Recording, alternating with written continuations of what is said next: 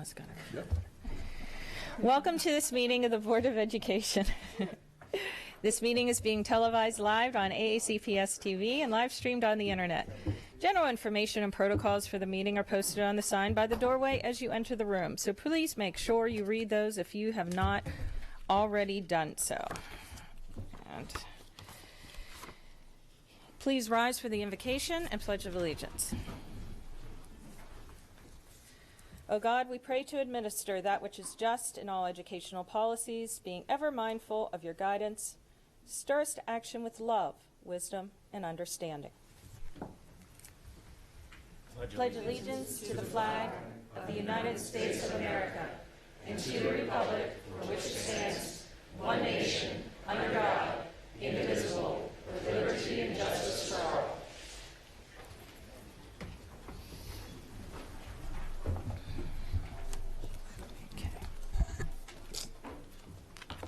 Good morning. Okay, item 2.03, approval of the minutes. Second. Any edits, comments? Seeing none, any approval to move? It has been made. All those in favor? Minutes have been adopted by consensus. Establish agenda order, item 2.04. Seeing no amendments, agenda is established. Item 2.05, recognitions. There are no board recognitions this morning. Item 2.06, school and community highlights. Ms. Alvey. Good morning. I first want to inform the board and the public that the Board of Education Student Leadership Forum has been rescheduled, considering our very busy budget season, to March 12th from 6 to 8 p.m. at the Severna Park High School cafeteria. The goal is to provide a platform for students to voice their concerns to myself, my fellow board members, and Superintendent Dr. Arlotto, and an invite will be extended to student representatives from each high school, magnet program, and class leaders. However, the event is open to any AACPS student that is interested. Secondly, this week I had the wonderful opportunity of participating in the PAGE program as a Senate page at the State House, and want to thank Senator Ed Riley from District 33 for being so welcoming and shedding positive light on the uniqueness of the Anne Arundel County SMOB position throughout the week.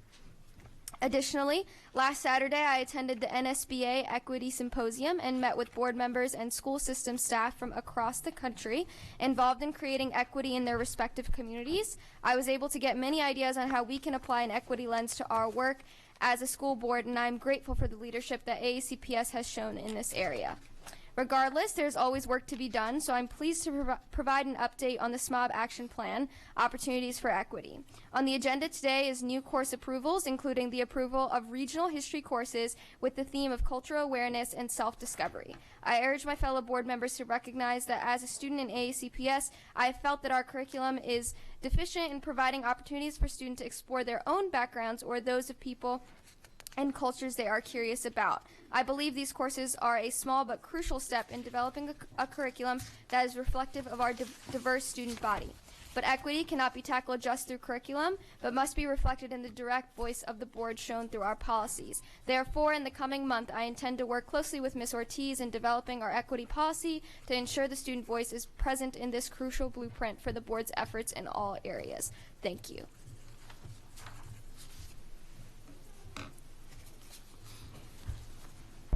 I have Ms. Antwine, Ms. Hummer, Ms. Schalheim, and Mr. Gilliland.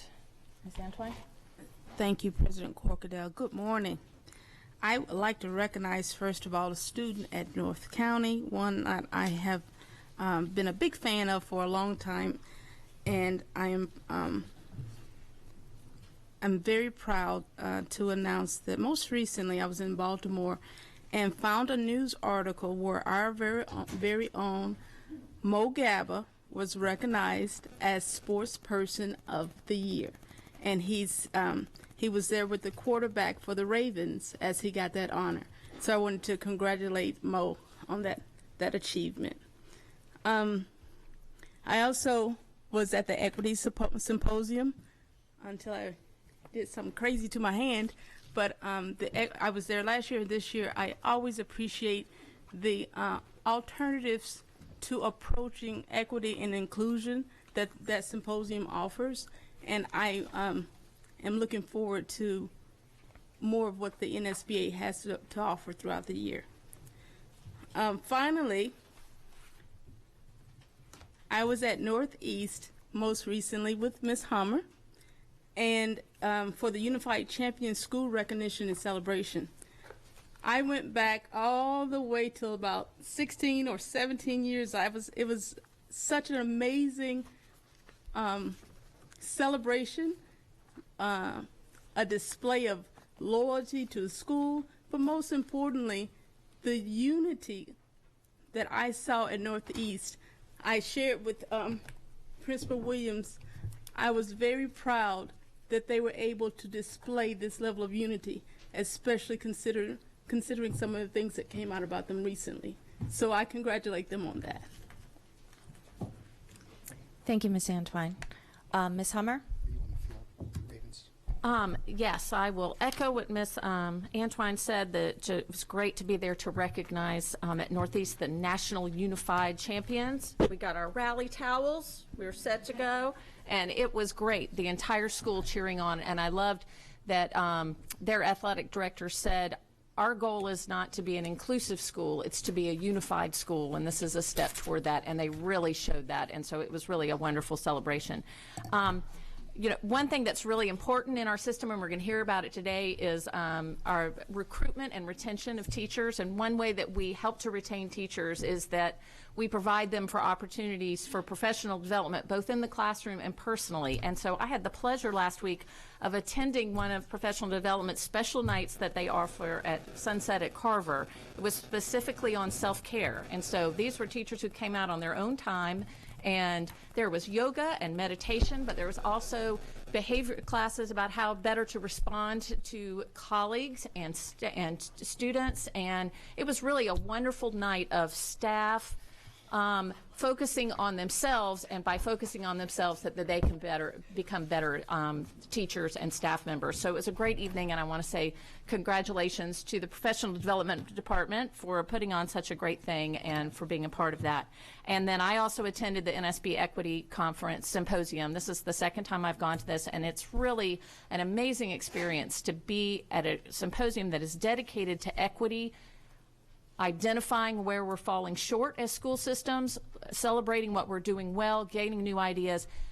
Everyone there came from all over the country because equity is their focus. And so to be in that room with that energy of people who all had that same mindset is really exciting.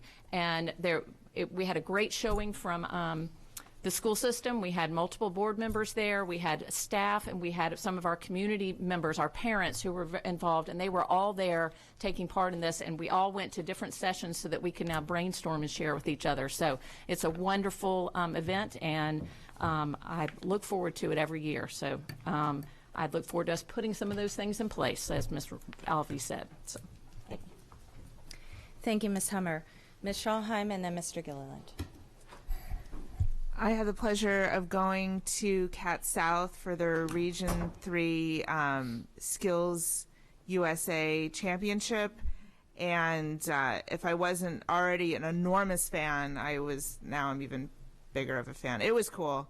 So the students competed in a variety of different areas. There was carpentry, there was welding, there was electricity, culinary arts, cosmetology, some stuff regarding, I think it was in their nursing assistant program, and it was just super, super cool. So yeah, mass kudos to all of the students who competed, and I'm just such a huge fan. So it was a pleasure to be there.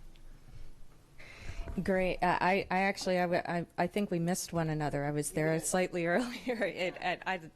I'm just amazed at the skill tests are just an amazing demonstration of the education that they're getting through those programs. Mr. Gilliland. Thank you, Madam President. I just wanted to say a very quick thank you to the faculty, staff, and above all students at Fort Smallwood Elementary School.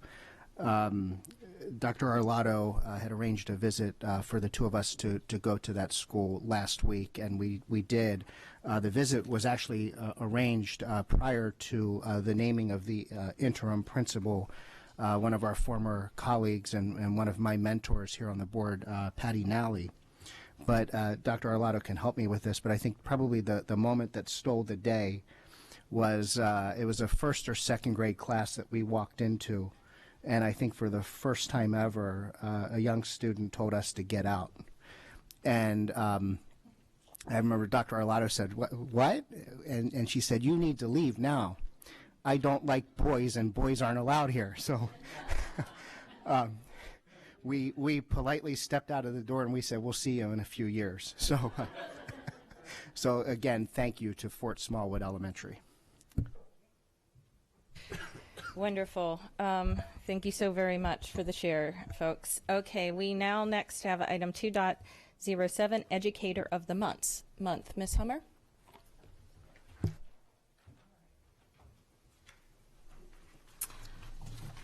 Today, we recognize an educator in our school system who maintains the largest program in the Cat North building. She coordinates students, testing, business partnerships, higher ed relationships, scheduling of the program, and 3 other teachers who all teach the same class. This is no easy feat for any one person, but Ms. Jennifer Montanino does all of these things and with ease. Jennifer is the department chair for the Academy of Health Sciences Department. This department affords students the opportunity to learn about health professions, including nursing, medical assistant, and pharmacy technician. She has helped her department maintain over a 93% pass rate on industry certification exams.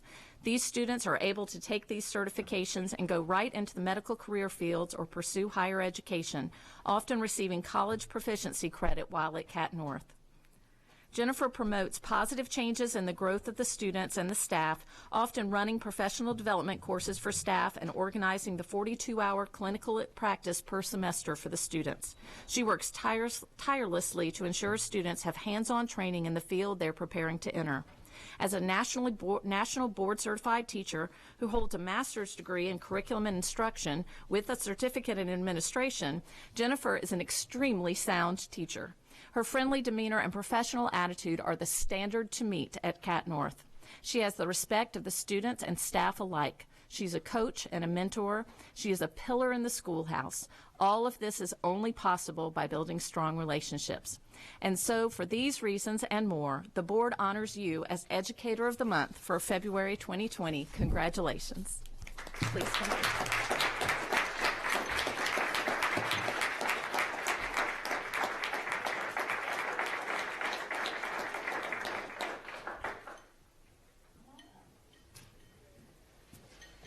Congratulations. So how did they get you here today? They told me I had to talk about the Farm Tech program. Well, there you go. And we were happy to talk to you about that later. And so who's here with you today? Mr. Schaffhauser, my principal, my husband, Steve, and my wonderful next-door neighbor, Marianne Younger. They kept it secret from you. Yes, they did a did. good job. Well, we have a certificate for you and a bell to get everyone's attention. And then stick around and we will take some pictures right afterwards. Congratulations and thank you for all you do. Thank you.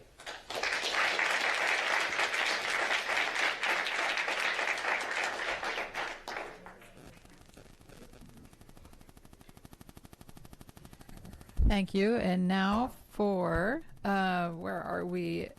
Employee of the Month, Miss Antwine. No, I haven't. Oh. Sorry. She wrote. Miss Schauheim. No. Watch the arm. Thank you. For more than 26 years, this outstanding, willing, and courteous employee has been dedicated to Anne Arundel County Public Schools. She doesn't quit until the job is finished to perfection. Ms. Benita Jones, custodian at the Center of Applied Technology South. Ms. Jones never rests. She is constantly on the move, tackling any job she can find in the building. She follows through quickly, competently, and professionally on absolutely every task she is given. She checks in with her supervisors even after completing the smallest job to make sure everything was done correctly and goes above and beyond to keep the building in exemplary condition. Ms. Jones displays a high degree of willingness to assist other staff members and or students, often not even waiting to be asked to do something. She jumps right in and lends a hand. She answers any request cheerfully and willingly. She has an infinite amount of patience and an excellent sense of humor. Ms. Jones somehow manages to make everyone happy while never once losing her patience or smile. She contributes to the positive environment at Cat South, keeping the building running like a well-oiled machine. She interacts with students in several ways, too. Ms. Jones is just the woman for the job thanks to her calm, approachable demeanor. On occasion, she works with students who are assigned to campus cleanup. She is able to get them to cooperate and complete their tasks without argument. She is a great example of whatever it takes and is universally liked and respected. Ms. Jones exemplifies the high standard of customer service that AACPS asks of its employees and always sets a positive and professional tone in her interactions. For these reasons and more, the Board of Education is honored to recognize you as its Employee of the Month for February 2020. Congratulations. Please come join me up front.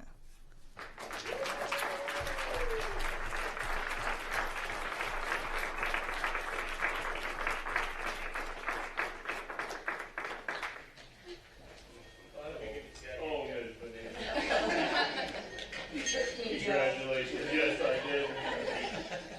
Yes, I did.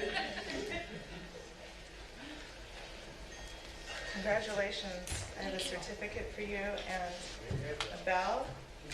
How did they get you here today? Mr. Joe, my principal, told me we needed to come here and talk about some cleaning. I actually used Dr. Arlotto. Dr. Arlotto and Michelle and I were just in our building. Sorry, Bert, I had to bring you into the light. And who's here with you today? My principal, Joe, assistant principal, Adam, Kim Dillon, Anna James, and my co-worker, Cliff Diggs. Fantastic. Well, this is for you. Thank you. And we'll just take a quick photograph. All right. Thank you so much. Congratulations.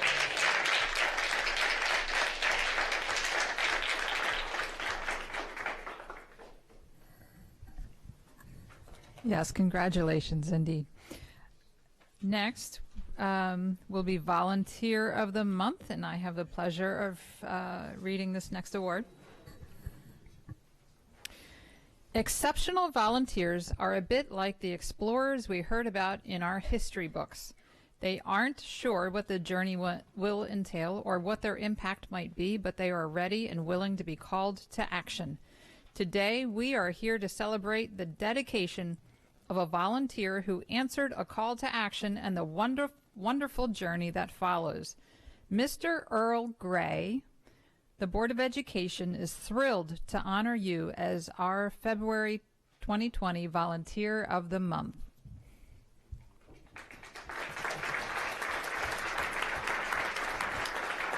Over the last 2 school years, Mr. Gray has played a pivotal role in the life of a young student from Bulgaria. The story goes like this. In 2017, a mother arrived at Millersville to register her newly adopted son. She shared that her son Logan was from Bulgaria and knew very little English. He'd spent years in an orphanage, and she was understandably concerned that he would have a difficult time adjusting to an American school. As fate would have it, Mr. Gray, today's wonderful awardee, chose that same week to reach out to the school counselor about possibly volunteering. The counselor told him about Logan, asking if he would be interested in helping the new student. Mr. Gray responded without hesitation, "Of course," and just like an explorer, the journey begins. Since that day, Mr. Gray has been coming in weekly without fail, helping Logan learn English by reading, talking, and writing. But his assistance doesn't end with academics. Mr. Gray has also helped him acclimate to our culture, teaching him soft skills like how to interact with his peers. According to Principal Toth, Mr. Gray also understands the importance of helping Logan take pride in his own roots and showed an interest in learning about the boy's life in Bulgaria. The two have quite obviously built a strong relationship. Third grade teacher Jennifer Schlankiewicz shared My students' face lights up each Monday afternoon when Mr. Gray arrives.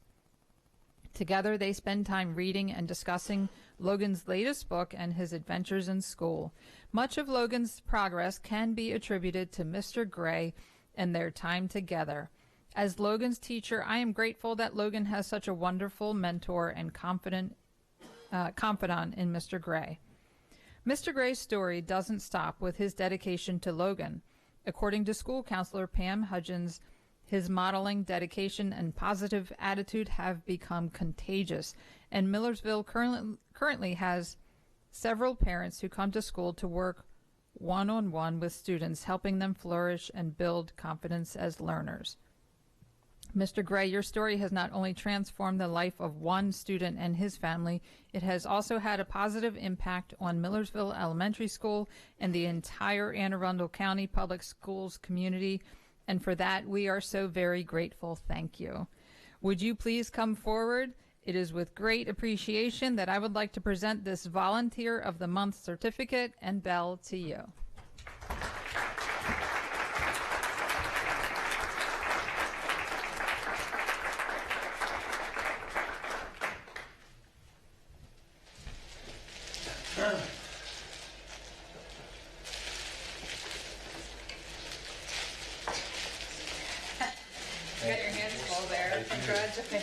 Thank you so much.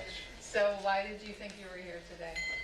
Pam said just to stop by and say some of the things that Logan and I worked on. Yeah, so that was a surprise. Thank you. You're all so kind. Thank you for the opportunity. Pam. Well, thank you so much. Millersville is very special to me. I have 2 children attend there. It's a wonderful community, and I thank you for all your work. Thank you. I'm honored.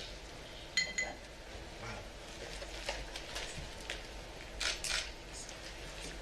you so much. I have no words.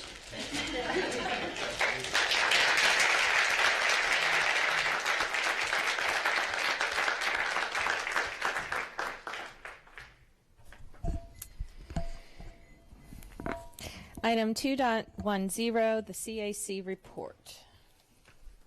Ms. Howard.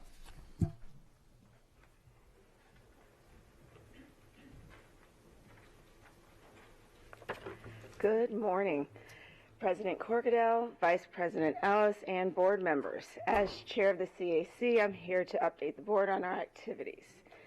The CAC met on January 13th with the guest Q&A presentation from Monique Jackson, Deputy Superintendent, Student and School Support, and her team members, which we were very pleasantly surprised in.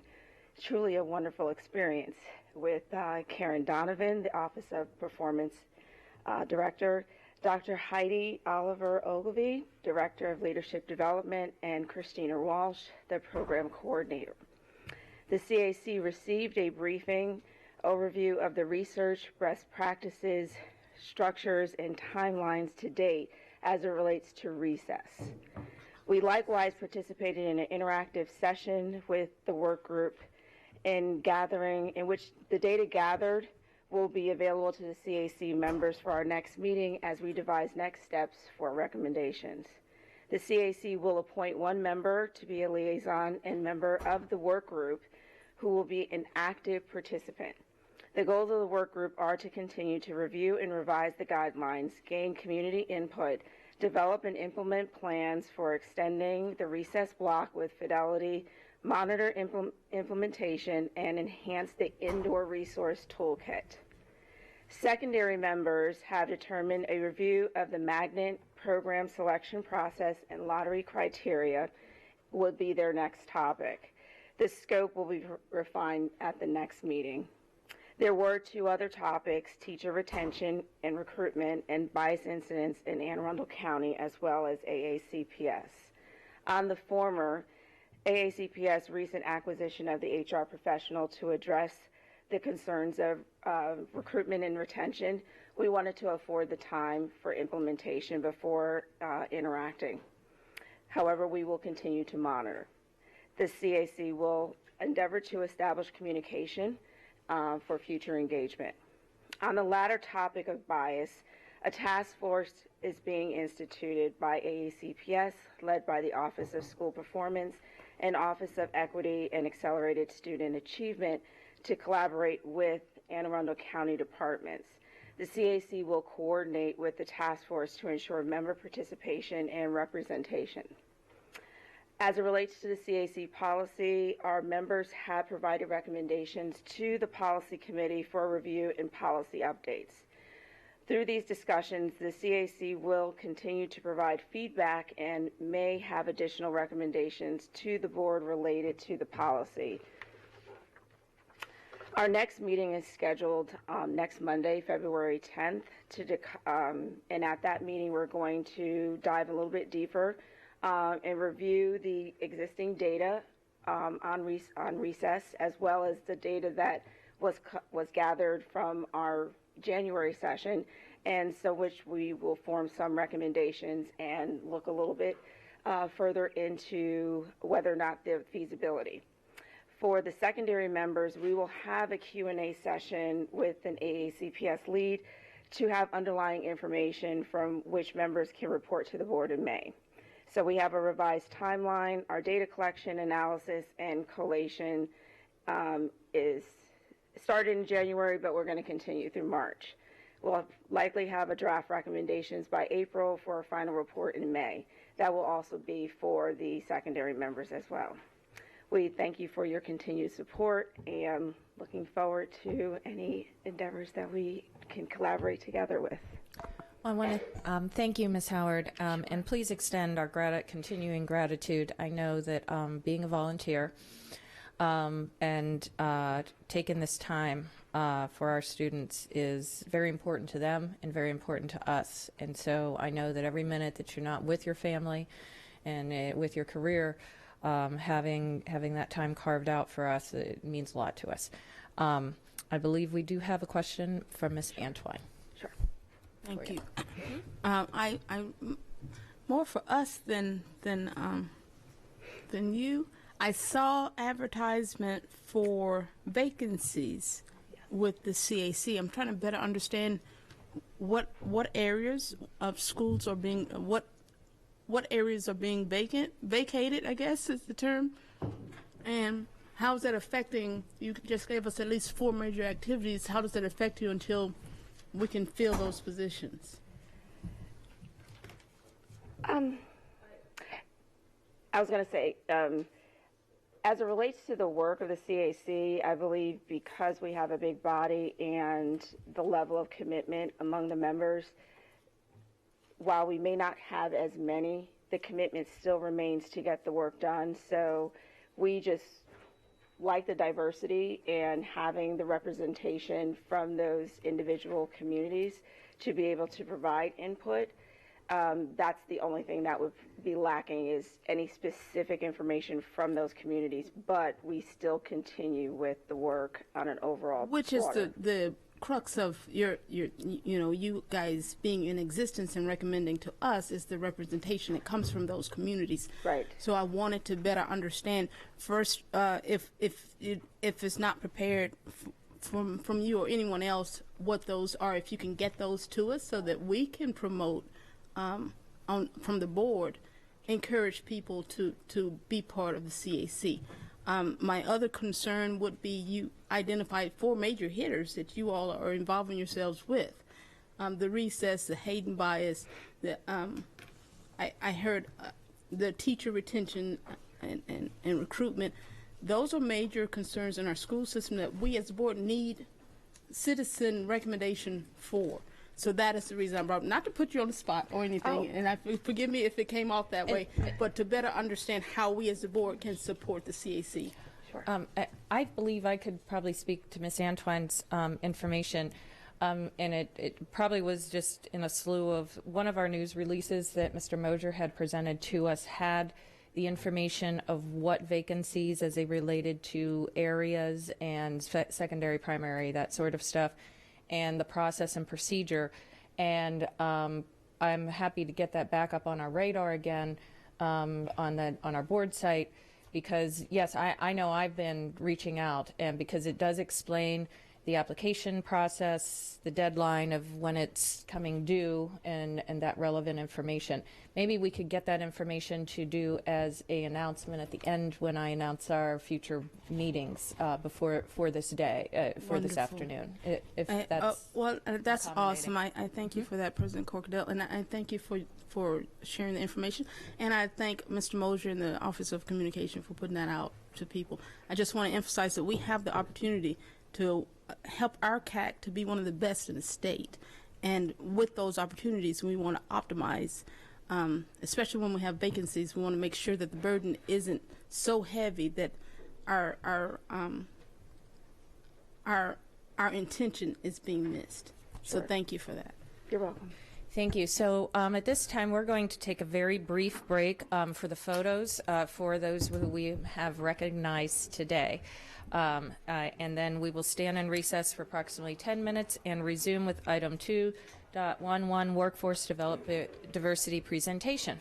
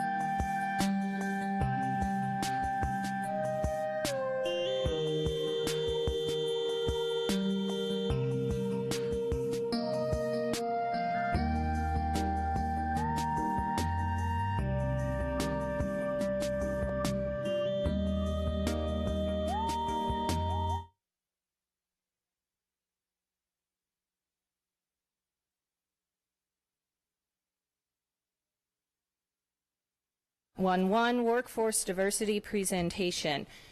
Thank you so very much, folks, for joining us. Give it. Good morning. My name is Jessica Cutchess, Executive Director of Human Resources. Good morning. I'm Sue Chittum, Senior Manager of Human Capital Management. Good morning. Shanika McKenzie, Workforce Diversity Specialist. I'm excited to sit before you today and share a review of the 2019-2020 hiring season. During this presentation, we will provide an update on both the recruitment and retention of educators in our school system. AACPS continues to strive to build a workforce that is reflective of the students we serve. As we have shared in the past, this is no easy task and many challenges remain. The number of college students pursuing teaching as a major continues to decline. Enrollment in teacher preparation programs dropped by 33% between 2010 and 2018. Across Maryland, school systems need to hire far more teachers than state institutions of higher education produce. According to the 2017 data released by the National Center of Educational Statistics, the teacher workforce remains overwhelmingly homogeneous, with 80% of public school educators identifying as Caucasian. The percentage of African American teachers nationally has dropped from 8 to 7% of all teachers, while the percentage of Hispanic teachers has risen from 6 to 9% of all teachers. Finally, only 76% of African American college students who pursue education as a major actually go into teaching as a career, versus 95% of Caucasian students. Despite these challenges, we remain steadfast in our goals and continue to look for innovative ways to tackle these issues. As enrollment in traditional teacher preparation programs decline, our recruitment strategies have evolved to expand our candidate pool and recruitment approaches. We continue to make progress in our goal to increase the diversity of our teacher workforce, and will share some of our successes with you today. As of October 8th, 2019, Anne Arundel County Public Schools hired 872 Unit 1 employees for teaching positions. This is a 28% increase in the number of teachers hired versus that same time last year, and the largest number of teachers hired in the last decade. It is also worth noting that of those hired, 43 were AACPS employees working in other capacities who became certified teachers. 57 of our new hires completed their student teaching internships with AACPS, and 200 of our new hires were graduates of AACPS. The effects of the teacher shortage are evident in our increased hiring of conditionally certified teachers. This year, 26% of the new educators we hired were conditionally certified. This represents the highest percentage of conditionally certified educators in recent history. The national, state, and local teacher shortage and our hiring of more conditionally certified teachers underscores the need to evolve our recruitment practices to attract high-quality candidates from both traditional and non-traditional pathways. We will discuss our efforts on this in greater detail later during the presentation. We recognize the enrichment and benefits diversity brings to our students' educational experiences and have an unwavering value for diversity within our district. So we are excited to report that approximately 23.2% of our new teachers were diverse, and nearly 20% were male as of October 8th. This percentage is very close to our all-time high of 23.7% reached during the 2018-2019 school year. Considering the significant increase in teachers hired, this percentage is a testament to our continued focus on recruiting a diverse workforce. Now that I was able to share some context and background to our hiring season, Ms. Shanika McKenzie will discuss some of the efforts that contributed to our recruitment success this past hiring season. Good morning. During the 2019-2020 hiring season, AACPS recruitment staff attended 38 recruitment events, which included college career fairs, statewide teacher job fairs, and military-focused hiring events. 25% of the events attended were diversity-focused job fairs or visits to colleges and universities with higher proportions of students from underrepresented groups. We are continuing to evaluate additional recruitment opportunities with more diverse colleges and universities, including historically black public colleges and universities, also known as HBCUs. As we continue to face an unprecedented teacher shortage, the early identification of highly qualified candidates for open contracts is essential in attracting high-quality, diverse applicants who are sought after by multiple school systems. During the 2019-2020 recruitment season, AACPS extended 264 open contracts to strong candidates in order to secure their employment with our district. This is nearly double the 136 open contracts offered during the previous hiring season. We continue to focus on top diverse applicants and high-performing student interns. 143 of the candidates who were offered open contracts accepted positions with AACPS. 25% of the candidates who accepted our open contracts were diverse applicants. In addition, human resource representatives continue to proactively reach out to principals to help identify highly qualified student interns and offer open contracts. Our human resource recruiters have already scheduled visits with all AACPS interns to share information regarding the hiring process and answer any questions. On October 10th, in partnership with the Office of Professional Growth and Development, Human Resources hosted an intern job fair where 6 interns were extended open contracts. On April 6th of 2019, AACPS hosted our Teacher Diversity Job Fair. Held at Severna Park High School, the event was attended by over 190 teachers and representatives from AACPS schools and curriculum offices. Teachers eligible to attend our Diversity Job Fair must fall into one of the following 3 categories: professionally certified educators from underrepresented racial and ethnic groups, male educators professionally certified in elementary or early childhood education, educators of all races who are certified in hard-to-fill areas. 101 of the candidates who attended our job fair were ultimately hired. Our 2020 Diversity Job Fair will be held at Old Mill High School on March 7th. We are hosting this event earlier in the recruitment season in order to attract more highly qualified candidates. In January of 2019, AACPS returned to San Juan, Puerto Rico to host our 3rd recruitment event. Nearly 40 teacher applicants were interviewed during this 2-day event, and 12 candidates were extended open contracts. Ultimately, 7 educators started the school year in AACPS schools.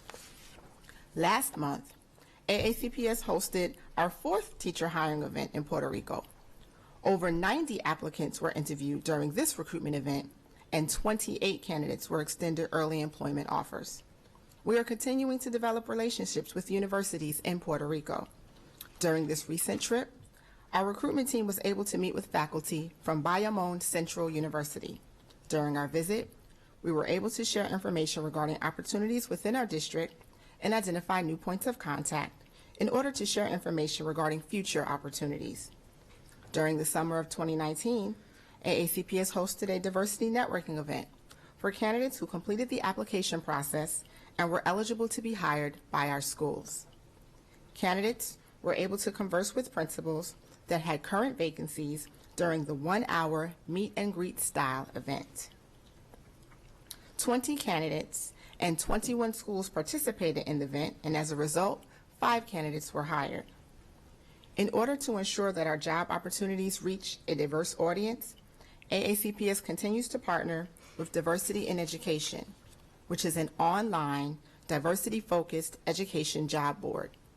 All external AACPS teacher postings are pulled directly to this site.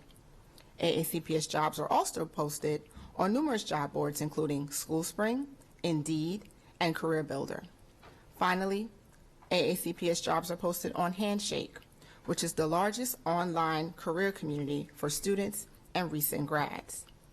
Handshake is used by colleges throughout the U.S. and allows AACPS job opportunities to be visible to students even when face-to-face recruitment is not feasible. In our ongoing effort to harness the power of social media and meet the needs of an ever-changing workforce demographic, we continue to build our following on Twitter and have also started an AACPS jobs page on Instagram. Our AACPS jobs page provides job-related information, relevant content such as professional development tips, and enhanced engagement with partner colleges and universities. We continue to provide job-related content on the school system's main Facebook page, such as information on upcoming job fairs and job announcements for hard-to-fill openings. A social media subcommittee of the Teacher Shortage Task Force has met multiple times, cementing a strong partnership between Human Resources and the Communications Office. Finally, we continue to host recruitment events designed to attract career changers or others who may wish to consider a career in teaching. This year's annual So You Think You Can Teach Career Changers workshop was split into 2 parts. Candidates were first encouraged to attend one of 2 sessions where they had the opportunity to learn about the available pathways to teacher certification and could have their questions answered by one of our certification specialists. Nearly 150 candidates participated in one of the 2 information sessions. Candidates who attended one of the first 2 sessions were then invited to a second event hosted by the Office of Recruitment and Staffing. During this event, attendees gained additional information regarding the hiring process, learned about specific content areas, and had the opportunity to meet with curriculum specialists as well as county leaders. This second event was an opportunity to actively recruit candidates into full-time teaching, substitute, or teaching assistant positions. By dividing our Career Changers event into 2 parts, candidates had an opportunity to gain a better understanding of the requirements needed to become a fully certified educator and could make a more informed decision as to whether to pursue teaching opportunities.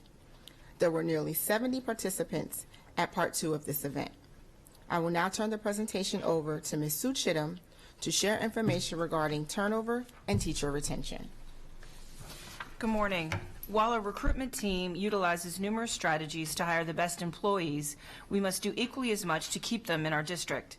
We are all aware of the challenges that face school districts when it comes to retaining teachers. This challenge is even greater when you consider the smaller numbers of diverse educators within our system and their high demands in all areas. At the end of the 2018-2019 school year, teacher turnover was 11%. A review of data for that same school year shows that AACPS retained nearly 79% of diverse professionally certified educators for a second year. This represents an increase from the previous year when retention was 76%. Factors that affected teacher retention include teachers who were separated by principal non-renewal, teachers who resigned for personal reasons, and teachers who resigned to teach in other districts. We continue to evaluate ways to provide additional support to teachers who may require further professional development or who may be struggling with issues pertaining to work-life balance. The retention of diverse conditionally certified educators for 2018-2019 school year was 71%. This number represents an increase in retention from the previous year when retention was 56%. Can we get back to where we were? Yeah, it went all the way to the end. I don't know why it's going to go back. Pardon us. Sorry. I just don't want you to have to stare at the same slide.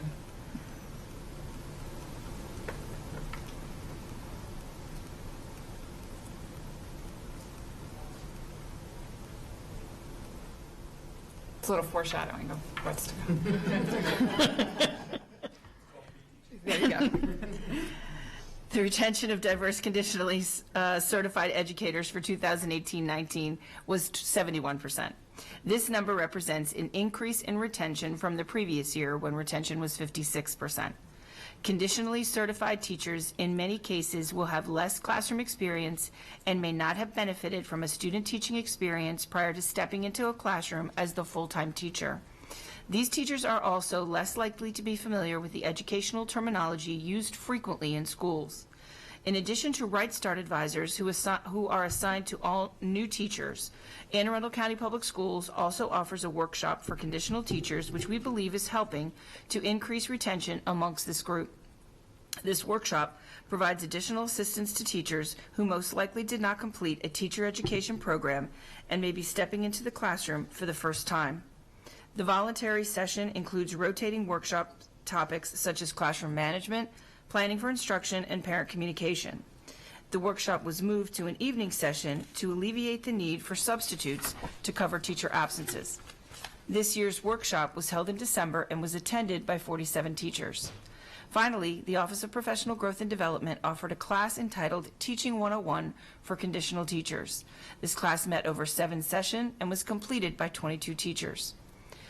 In an effort to include central office staff in the conversation on the importance of diversity and inclusion, the Office of Workforce Diversity partnered with the Office of Equity and Accelerated Student Achievement to host the first AACPS Diversity Week from October 1st through the 7th. During AACPS's Diversity Week, employees had the opportunity to participate in various activities that focus on the importance of diversity and inclusion while connecting with colleagues from various departments. In addition to our Diversity Week, Anne Arundel County Public Schools will host additional diversity and inclusion activities throughout the year on dates preceding school-wide professional development that is conducted by AACPS equity leads and school-based staff. We are striving to support diverse educators within our county in a number of ways. We continue to host networking events to provide our diverse educators with an opportunity to connect with colleagues outside of the classroom. These networking events are a great way for our newer teachers to form relationships with other educators from across the county. We also continue to support diverse educators through our LEADS program. LEADS stands for Linking Educators to Ensure Development and Success. The LEADS Professional Development Series was established last school year to provide quarterly professional development workshops for diverse educators that are new to our school system. This year, the program has been extended to provide support to all non-tenured diverse educators. The LEADS program has already hosted 4 workshops during the 2019-2020 school year, which have been attended by 91 educators. Funded through a grant, these paid professional development sessions provide teachers with an opportunity to gain valuable information to help navigate their first few years within AACPS, connect with diverse educators from across the county, reflect on their personal experiences in our schools, and discuss the importance of diversity and inclusion within AACPS.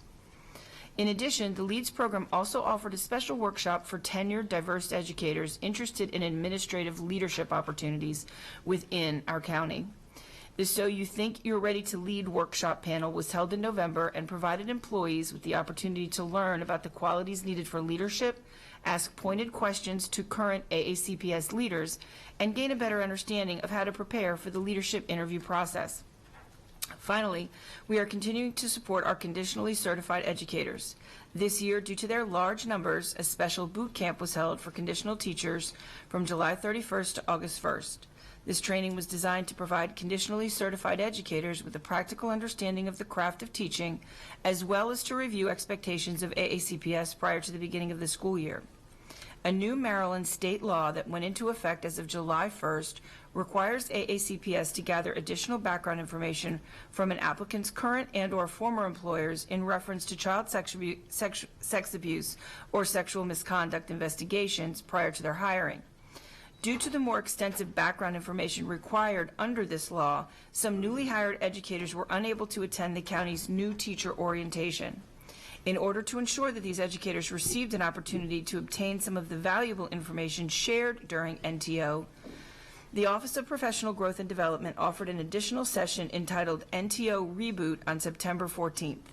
Nearly 40 teachers attended this session.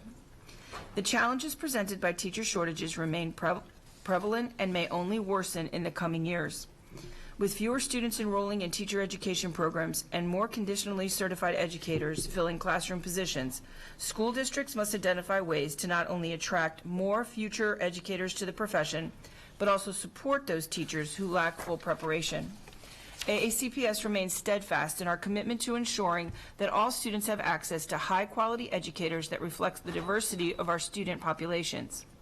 We realize that the teacher shortage is not the problem of any one department, but is a collective system-wide issue that requires a system-wide response. Our established partnership with AACPS offices, including Professional Growth and Development, Equity and Accelerated Student Achievement, academic and strategic initiatives, curriculum and instruction, school performance, and communications are crucial in our efforts to recruit and retain the next generation of educators. This concludes our presentation, and we're happy to answer any questions that you may have at this time.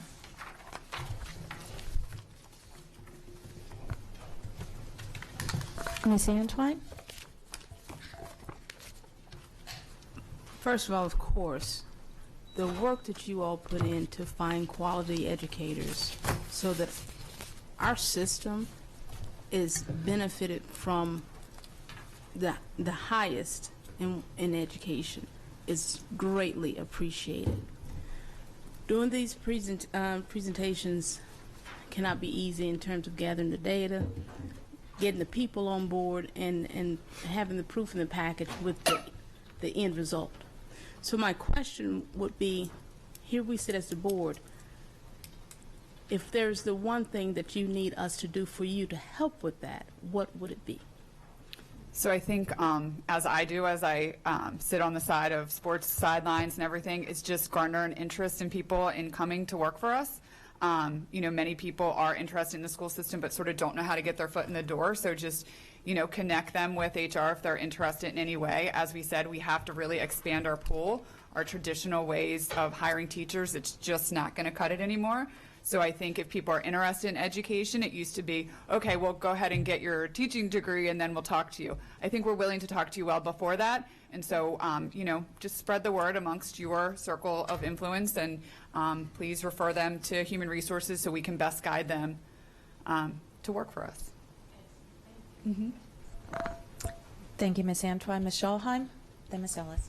Thank you for the wonderful presentation. I'm grateful for the work you do every day. There was, you mentioned that you hired 872 teachers so far. From what time period, you know, what time period are you looking at with that to get that So that figure? was as of October 8th, 2019. But when did you, when does the? March 1st. Thank you. So March 1st to October 19th. Okay. Yeah, and just to clarify, because we're often asked, we use the same date in October every year so that we're comparing similar numbers. But just for your reference, as of yesterday, we had hired 998 teachers from March 1st till yesterday. Yesterday. Okay.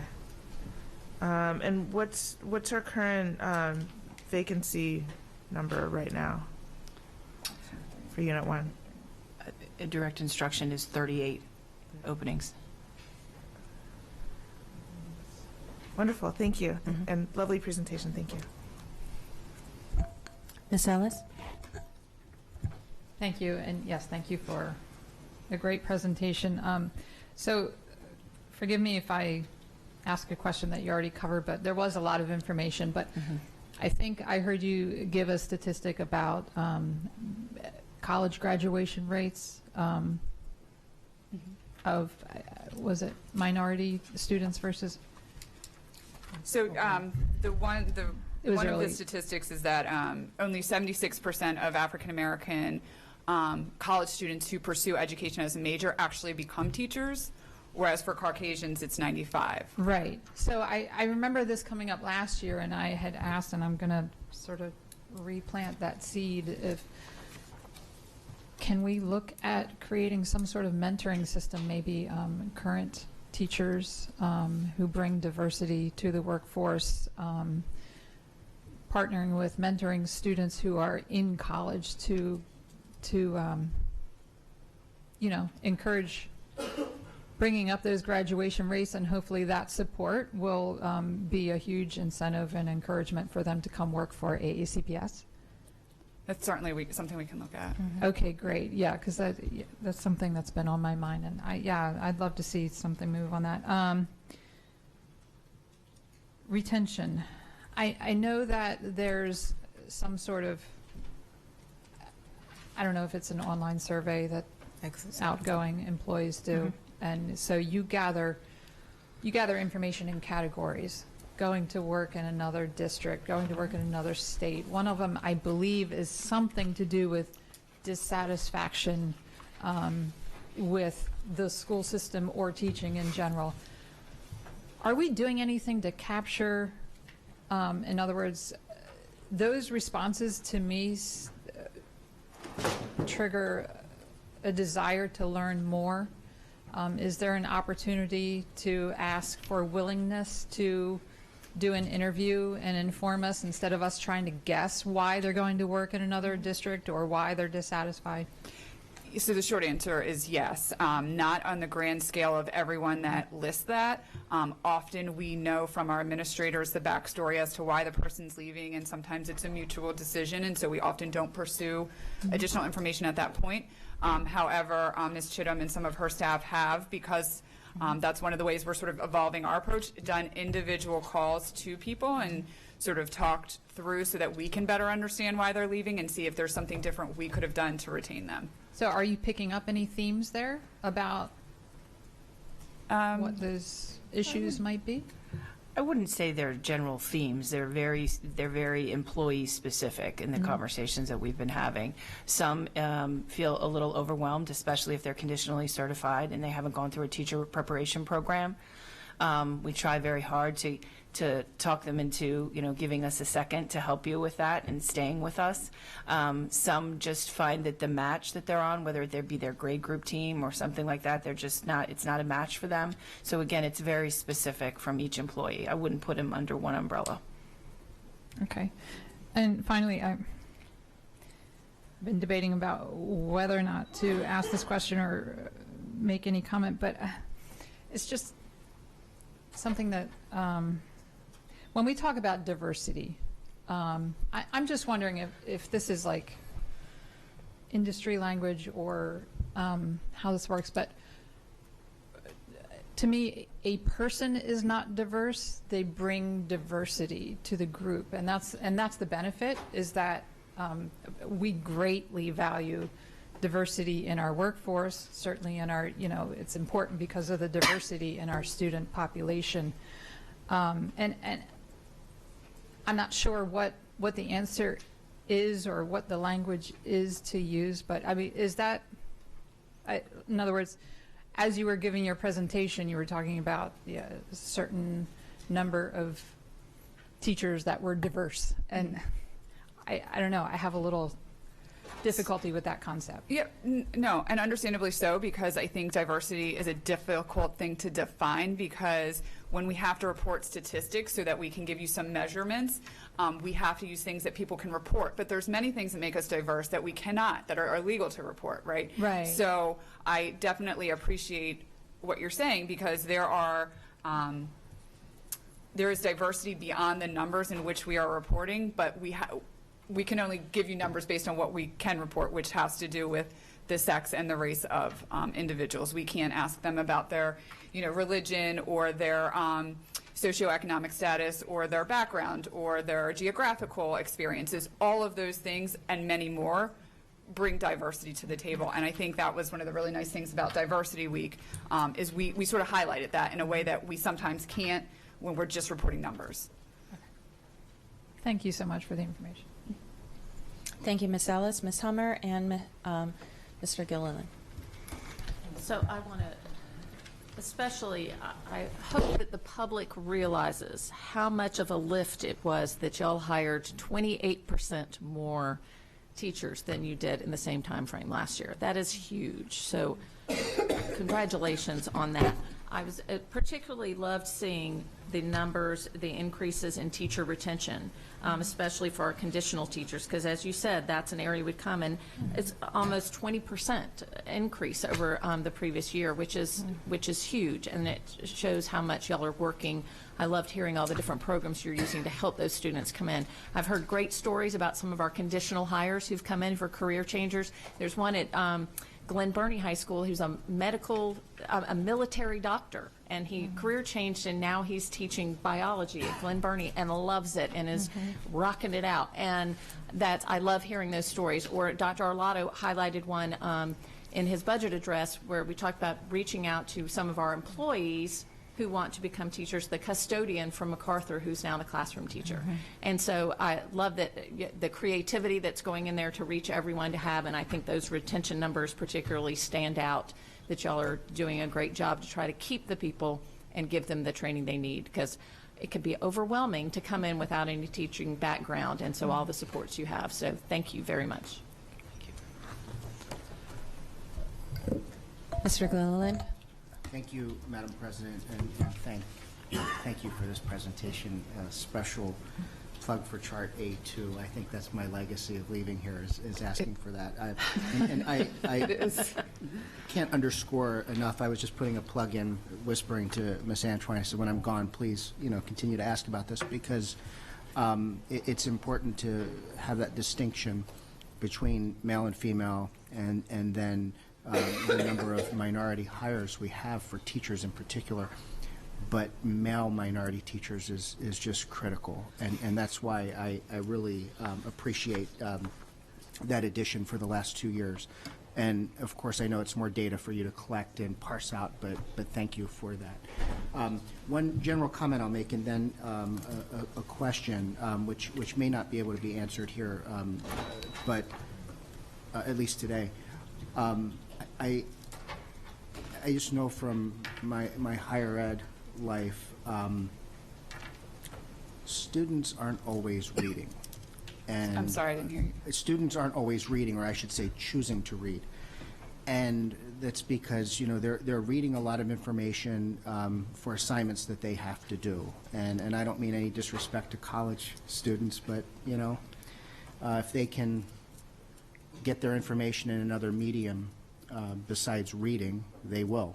And, of course, when we see, the evolution of social media and, the 24/7 news cycle, we're a headline society now, unfortunately, to a degree. But when I look at social media and what students are using, they're watching videos. And whether they're these 30-second videos, or it might even be something more substantive like somebody's playing with the volume here. Something that might be a 3-minute video, hopefully not too much longer than that. And I think one of the things that we have as a school system that we have done so well, superintendent has, I think, done very well in bringing a lot of presentations before us. We had one a month or two ago where some teachers came forward to talk about Triple E. And remember, it was the gentleman sitting on the end in Ms. McKenzie's seat. He was paper bag man. That teacher was so dynamic, and I'm thinking of that freshman in college or sophomore in college that still doesn't know what he wants to do yet or what she wants to do yet, but they're going to class and they're getting ideas of what's next for their next chapter in life. And I think those testimonials are so impactful and profound, because with all due respect, they're not reading.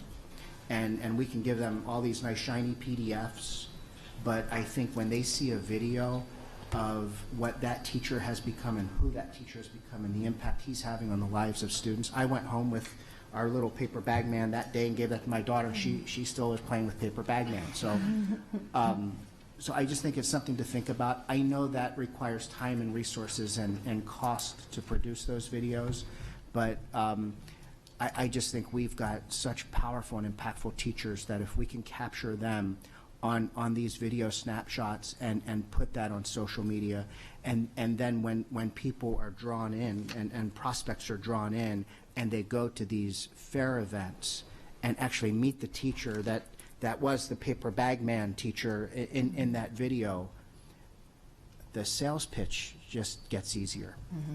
So it's something to think about. My question, I remember, and maybe it's this seat, when Ms. Sasso sat here and was talking about Puerto Rico and the outreach, and I know that's one of her lasting legacies here. For obvious reasons, Puerto Rico is a little bit easier for us to draw because of our relationship there. But does it get more complicated with other countries? Yes. Okay. That's probably the easiest answer to give. Why I'm asking, I just know the number of education degrees that are coming out of some of the institutions owned by my former company in Latin America, and then the teachers are students are graduating with other degrees whereby they could come here with a provisional. I just think it's an opportunity to consider at some point. I know there's complications and complexities that are probably exponential in nature to cure, but I just think it's something to look at. I can, if that door or opportunity is open, It means so much to me. I will help with it. I'll even fund it. I'll fund it. But that part down. Let's go. And so because it does mean a lot to me. And again, it goes back to A2 and that chart. So again, I know it's the complexity of this, the nature and transnational agreements and so forth, but we've got a Baltimore-based company that owns universities in Latin America. I think it's 40 universities right now. And it might be an opportunity for us to look at. So it's just a thought. Thank you. Also, if I may, Mr. Gilliland, thank you so much for the idea about the videos. Mr. Mosier and I are currently working with my department and his department on creating such a video. And one last thing, Ms. Chittum, can I get you to say "Go Knights"? Why? Thank you. I'm not sure I can say that.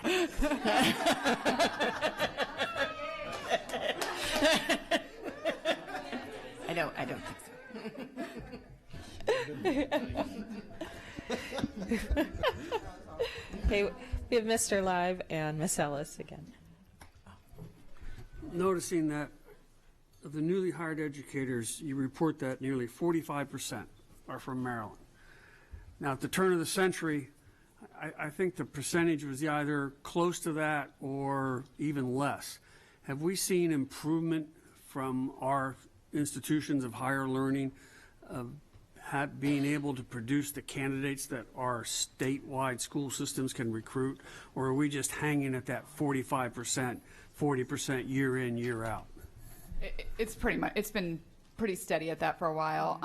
We continue to be an import state. Yeah. So I think, hopefully we can continue to work with the colleges, but again, we have not seen much improvement. And just following up on Ms. Ella's idea and her concern regarding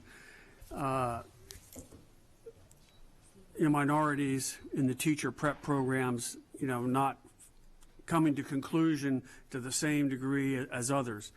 Are we aware, Mr. Superintendent, does MSDE have any efforts with MHEC, Maryland Higher Education Commission, that perhaps can identify that and perhaps build on the idea of Ms. Ellis, that perhaps that might be a more appropriate, place of emphasis from MHEC and MSDE together, looking at that and seeing if there's anything that can be brought to bear?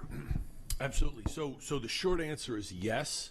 Mr. Leib, MSDE and MHEC, MSDE has begun a program in that recruitment and retention area. I don't know it well enough to explain it to you, so I won't attempt to. I do know that a week ago Tuesday, I happened to spend much of the day at MSDE for the state board meeting, and the state board was getting a similar presentation on recruitment and retention around the state, and this program that you are referring to was discussed. I don't know it enough. Let me get you some information, and I'll forward that to you and the board. But I know that MSDE is working similarly with the Institutes of Higher Education in attracting more folks to go into teaching across the state, and then to complete their degrees and go into teaching. Thank you. Yeah, let me work on that.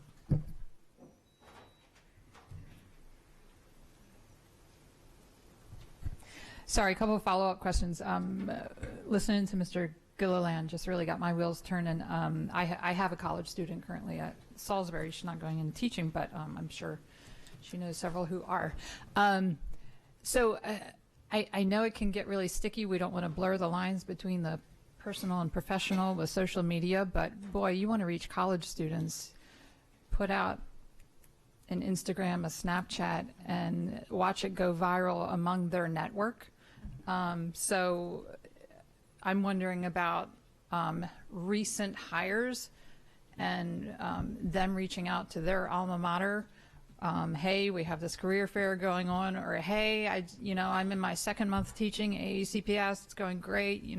Those kinds of things could really take off, I would think. And then follow-up question, and just based on everything I'm hearing today, I think I know the answer, but so is there any reason to be more optimistic in hiring for next year than we were for this year? I know you tackled a big recruitment effort, and I know that was a major feat. Do you anticipate, should we hire at the same rate next year, it's going to be as challenging? So I think the challenges will still exist, but one of the things that we're very excited about is we moved up our job fair, and by our numbers, we increased the amount of open contracts that we gave last year, and we intend to follow that trend again this year. So if we can lock folks in early, then we're confident that we'll be able to fulfill the positions that are allocated to us. Okay, but you think the conditions remain the same as far as yes, we're still competing. Okay, yes, just trying to understand. Thanks a lot. Ms. Antwine? So I heard about the social media use and the videos that can go on those, but I heard in your presentation that you guys had instituted a new Instagram or something like. Could you elaborate on your use of social media one more time for us, please? Certainly. I'm chairing the subcommittee of the Teacher Shortage Task Force. It's a social media subcommittee, and we have dedicated a member of my staff to be the point person for that. She has started with our collaboration, our entire team's collaboration, AACPS Jobs Instagram page, going with our AACPS Twitter page. And the page is full of resources. We highlight teachers when we can. We did a marketing campaign last year where if new teachers that were hired took a picture of themselves with our I'm hired sign and then tweeted it, we put them in for a drawing, and a teacher from Annapolis High School won that drawing. Really and truly, a teacher from Annapolis High School won that drawing. So, so we have tried to really work collaboratively with the communications office, and I'm really anxious to see where this goes. And we would love for all of you to follow us on our AACPS Jobs Instagram page. Oh, wonderful. I was trying to better understand that source and the use of that particular Instagram page. So it could be possible the existing Instagram page that you have a resource for some of what yes, Mr. Gilliland and Ms. Ellis have. That's a hope. Yes, advised. absolutely. Okay, good. Thank you. Okay, seeing no further comments, I want to personally thank you guys for coming. Excellent presentation, good questions and thought. Thank you very much. Thank you.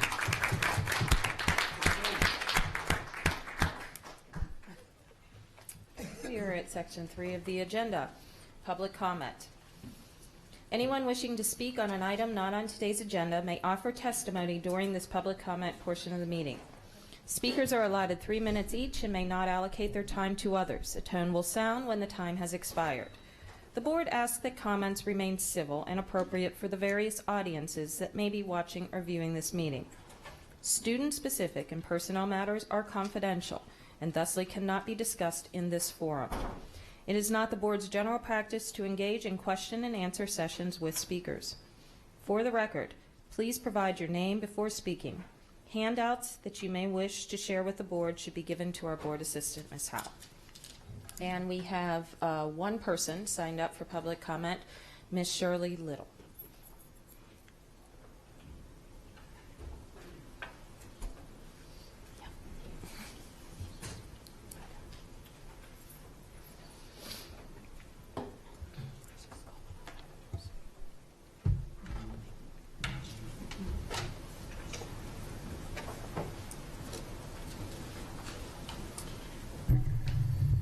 Hello, my name is Shirley Little. I'm a tax-paying senior citizen in Anne Arundel County who has great difficulty and has had great difficulty for 6 or 7 years with parking at the pool. I've worked for 10 months now, almost like a part-time job, with numerous county government officials, employees, and departments to find ways to keep non-pool participants from parking in our designated pool lot. I'm talking about the pool right out front here.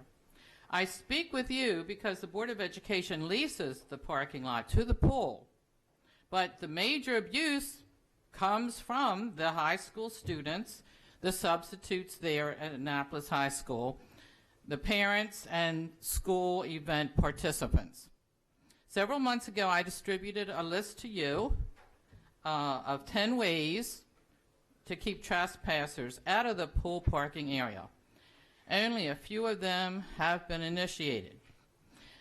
Number one, they have put a heavy-duty movable bar. It was erected by the Recreation and Parks after I had a discussion, and I'm hoping other people have too, on one end of the pool parking lot. It's being used to close off that side of the pool parking lot during the school's morning and afternoon rush of parking traffic. An employee, I think it's a school employee, uses cones now to stop the traffic from the other side, and he lets people into the pool only if they say they're going to attend the pool, and he watches them. I've had other events where I've seen county employees monitor parking, and the people just walk up to the high school anyway. However, students and school visitors will quickly realize pretty soon that it's already happening, that nobody is watching except during that rush hour. It's like at maybe an hour and a half in the morning and an hour and a half, if that long, in the afternoon. More actions need to be taken. Secondly, the small faint signs explaining that the parking lot is for the pool only were removed several weeks ago, and I was told that larger ones will be put up soon. I spoke with a student who was parked at the pool that day against policy, and she said she didn't know that she shouldn't park there. Well, there were no signs, although there had been, although they were difficult to read. She spoke only Spanish, and I know a little bit of Spanish, and with our conversation, I realized that she was a student who needed a parking place, and that was the only one she could find at the time. She spoke only Spanish, mostly only Spanish, so I hope the new signs are in Spanish and English. I spoke with Miss Davis, a high school business manager. Ma'am, please summarize. Okay. Your time is up. Yes, and I have the rest of what I'm going to say that you'll be given, and I appreciate any assistance in this problem. It's going to be ongoing, but I think it's important to the students and to senior citizens and people at the pool. Thank you. Thank you, Ms. Little. Anyone else not already pre-signed for items not on the agenda? Seeing none, item 4.01, our safety and security report. Ms. Jackson.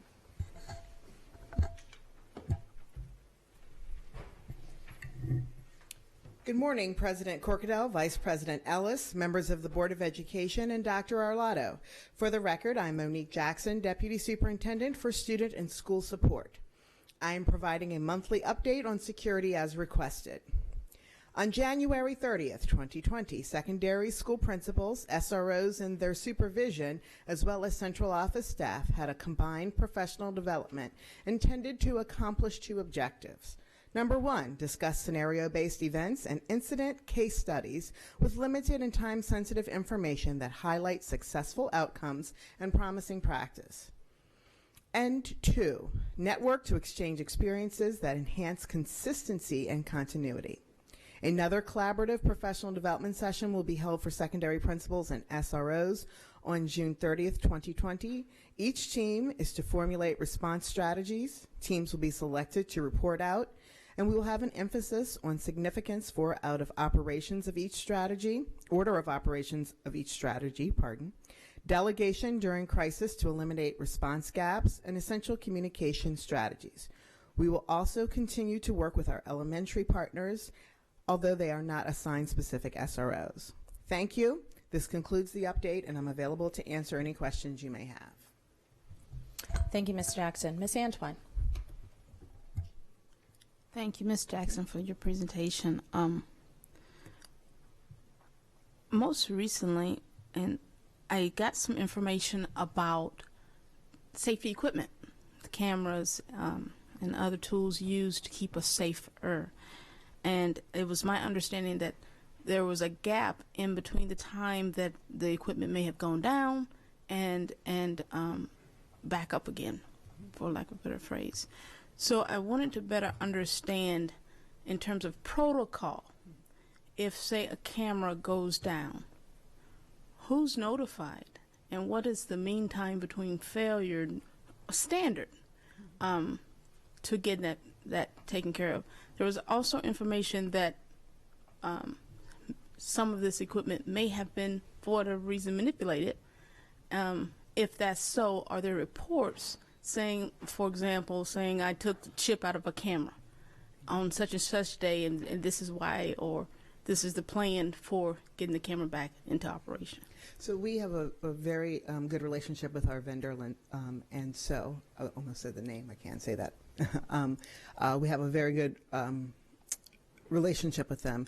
Our principals know, and I'm speaking from experience as a principal, to report it immediately to the Office of School Security. What I would ask for you to do is those instances, if you would immediately let me know through Dr. Arlotto so that we can get on that, those instances I'm not familiar with because they typically don't happen. The turnaround time is within, several hours, maybe a couple of days if it's over a weekend or something, depending upon the extent of the damage or what have you. So please, if you would, through Ms. Howell, if you would forward that information to me, I would really appreciate it, and Mr. Batten and I will make sure that we work through that. But typically, and again, as I speak from experience as a principal and as an assistant principal, you forward those concerns immediately to our Office of School Security. They work with our vendor to get those things rectified. Oh, wonderful. Almost certainly from where I sit, if I get that info, and Dr. Arlotto has worked with me previously on such incidents, I just wanted to better understand absolutely how that works, because when I get it, that means likely a parent has gotten it, which is kind of means it's gone a little bit too far in terms of the preventative maintenance and the maintenance and meantime between failure and getting it back up in operations. And of course they give me their side of the story when I get it. So I wanted to better understand and the public to know how we're managing those especially our safety equipment that's put into place. So what I'm hearing is we outsource the maintenance for those, so that then within our contracts there is an opportunity for calling out people, and within hours we get that equipment back online. And depending upon the problem, it could be something that could be, with technology, it could be something that could be a server issue that we could rectify, remotely. So that's what I mean by hours, or it could be a day or two, or over a weekend, or it depends on the issue. Yes, so, like I said, please forward that information to me, and we'll get on that. But I think those instances are few and far between. And again, my experience as a principal, it never happened to me as a principal that I waited for service for a camera. So. Yes, ma'am. Thank you very much. Thank you. Next, seeing no more comments, anybody public? Seeing none. Item 4.02, Bullying Prevention Report. Ms. Jackson. Good morning again, President Corkadell, Vice President Ellis, members of the Board of Education, and Dr. Arlotto. For the record, I am Monique Jackson, Deputy Superintendent for Student and School Support. I am providing an update on bullying prevention as requested. As of January the 31st, 532 bullying reports have been filed, which is slightly down from last year, as well as 148 bias reports. The Office of Safe and Orderly hosted a bullying prevention workshop on Monday, January 13th for middle school counselors. The workshop discussed the pros and cons of the resiliency approach to bullying prevention. Specifically, how can we help students practice being resilient while still encouraging them to seek assistance and support? The suggestions included possible implementation of second step at the middle school level during advisory, school counseling curriculum and lessons around advocacy, professional development on building resiliency for school counselors. The work group is examining ways to increase student voice, which, as you know, has been very important to us, around the topic of bullying prevention. Ideas include advocacy projects, teaching constructive voice skills, establishing principal-student advisory cabinet, creation of public service announcements, exploring the Change Project, which happens at MYP schools, and looking into instructional strategies. The Middle School Kindness Challenge will begin on Monday, February the 10th. Teachers will issue students recognition slips after observing their acts of kindness towards others. The kindness recognition slips will be displayed on a wall or bulletin board within the school. The first middle school to reach 1,000 acts of kindness will be the winner of this year's Kindness campaign and holder of the Kindness Trophy Cup. Last year, Marley Middle School and Old Mill Middle North won those challenges. Thank you. This concludes the update, and I'm available to answer any questions you may have. Thank you, Ms. Jackson. I'm not seeing questions from the dais. Any public comments? Seeing none. Item 4.03, Diversity and Inclusion Report. Thank you, Maisha.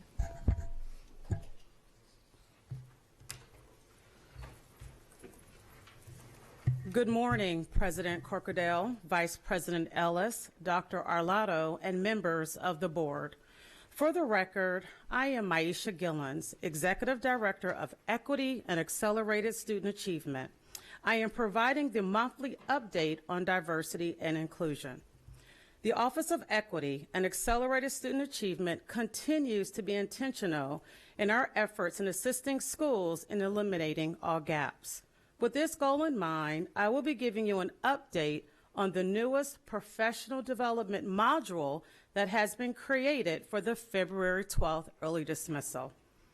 In response to the 2018 Maryland State Police report on hate crimes in Anne Arundel County and the number of bias-motivated reports filled out at schools, my team created a module based on teaching tolerances, speak up at school, how to respond to everyday prejudice, bias, and stereotypes. Teaching Tolerance is a resource that emphasizes social justice and anti-bias. Their anti-bias approach encourages children and young people to challenge prejudice and learn how to be agents of change in their own lives. This module provides the tools for educators for how to respond to remarks made by students and by other adults. Modeling the kind of behavior we want from students is one of the most effective ways of teaching it. I will give a quick overview of 4 strategies covered in the module. Strategy 1 is interrupting. It means to speak up against every biased remark, every time, in the moment, without exception. Strategy number 2, question. Ask simple questions in response to hateful remarks to find out why the speaker made the offensive comment and how you can best address the situation. Strategy 3, educate. Explain why a term or phrase is offensive. Encourage the person to choose a different expression. Hate isn't behind all hateful speech. Sometimes ignorance is at work, or lack of exposure to a diverse population. Strategy 4, echo. If someone else speaks up against hate, thank him or her and reiterate the anti-bias message. One person's voice is a powerful start. Many voices together create a change. I will end with a quote from Dr. Martin Luther King Jr. that summarizes the importance of this new module. In the end, we will remember not the words of our enemies, but the silence of our friends. We can replace friends with teachers, administrators, staff, etc. Thank you. Thank you so very much. We have several questions for you this morning. Ms. Schalheim, Ms. Antoine, and Ms. Ellis. Ms. Schalheim?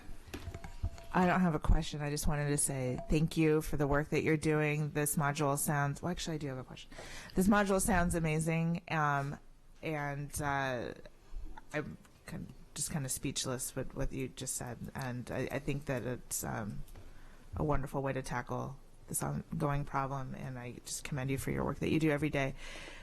The 2-hour early dismissal, all teachers are required to go to that, right? And is it all teachers or is it all staff? All staff. And is there a penalty for missing those opportunities, or are they required to make up that work out during another point in time? And so I'm looking at my OSP colleague. She supervises the Office of School Performance, and I'm doing that because of supervisory role, right? Yeah. And so the expectation is for all staff to participate in early dismissal. Right. And many schools provide structures of how to make it up, whether it be during the collaborative planning time or a substitute for a faculty meeting. So through my lens, there is an expectation for the learning to take place elsewhere and to find another structure in the school. Do they, when they complete this, is there some proof of completion? So you're sick that day, you have the flu, it's a horrible flu season, totally get it.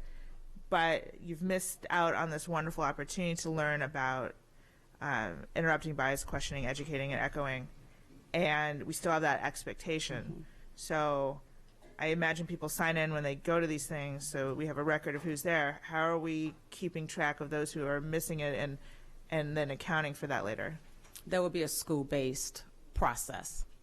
Okay. Are we keeping track of that? I don't know.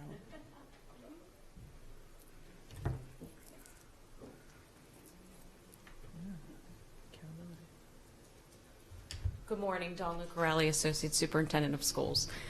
So it is a school by school. Some schools do that very well. They have makeup sessions. I cannot say that every school has the opportunity for a makeup session within this current schedule that they have, and that really is dependent on level. It's much harder to do makeup sessions at an elementary level where there's not as many extra time periods sometimes or time in the schedule.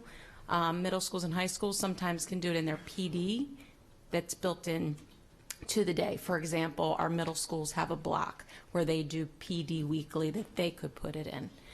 However, the suggestion is wonderful.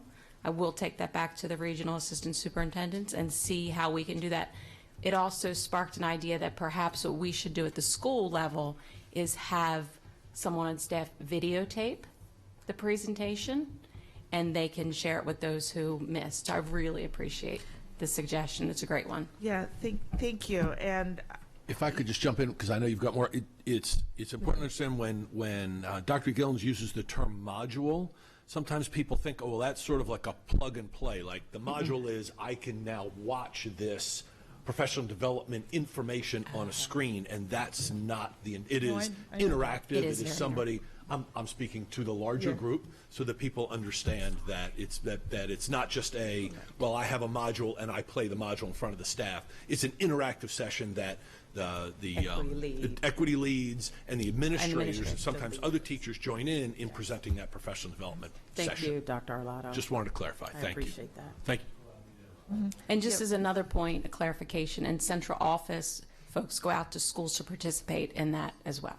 So, I mean, we're putting a lot of importance on these 2-hour early dismissal PD days, and so that sort of bolsters the argument. Every staff member must participate, and if they're missing out on the interactivity of this, then we need to make sure that we provide those opportunities for people who are away for good reasons, illness, etc., and make sure that there's an accountability piece. Absolutely. Because I want this to be heard and by everyone, and I want to know from y'all that everyone has indeed participated. Thank you so much. You're welcome. Thank you. Ms. Antwine. Thank you. Thank you for this presentation, for the effort that you're doing. You all have something that's coming up tomorrow night, right?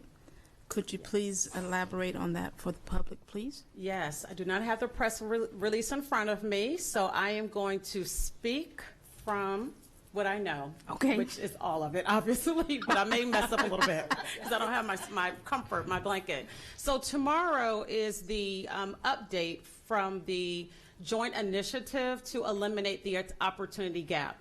That event started September 23rd at Arundel High School. Since then, subcommittees have been created based on the feedback we received that evening. And so tomorrow evening at Broadneck High School, the purpose is to get kind of like a touch point to let the community know where are we with the work that's been done by subcommittee, which is a partnership with different agencies through the county and the school system, and to get some feedback as to this is where we are, how should we move forward. So that will be the purpose of tomorrow evening at Broadneck High School at 6 p.m. You're welcome. Thank you. How did I do without a script? Thank you. Ms. Ellis? Thank you. Quick follow-up. Ms. Schalheim really asked my questions, but the 2-hour early dismissal days, those modules that you teach, are they 2 hours? It's a 2-hour early dismissal. Are they longer than 2 hours? Good question. So what we do is the expectation is for the early dismissal to land on the school's long contractual day. So for instance, if the early dismissal falls on a Wednesday, but the school, their Tuesday is typically a late day, is contractual late day, the school principals, they shift that day, and schools know ahead of time, right? So we know an early dismissal module is coming up next week. Principals would have already communicated with their staff that we're shifting our long day so we can have 3 hours of professional development. Okay. So each week a school has a longer day, is that right? Yes, typically schools have one day Right. designated where Right. they can have meetings, school improvement Right. team meetings, and other meetings they need to have. Right. Okay, thank you. You're welcome. Okay, any further comments from the dais? Seeing none. Any comments from public? Seeing none. Thank you so very much. Item 4.04, Transportation Report. Alex?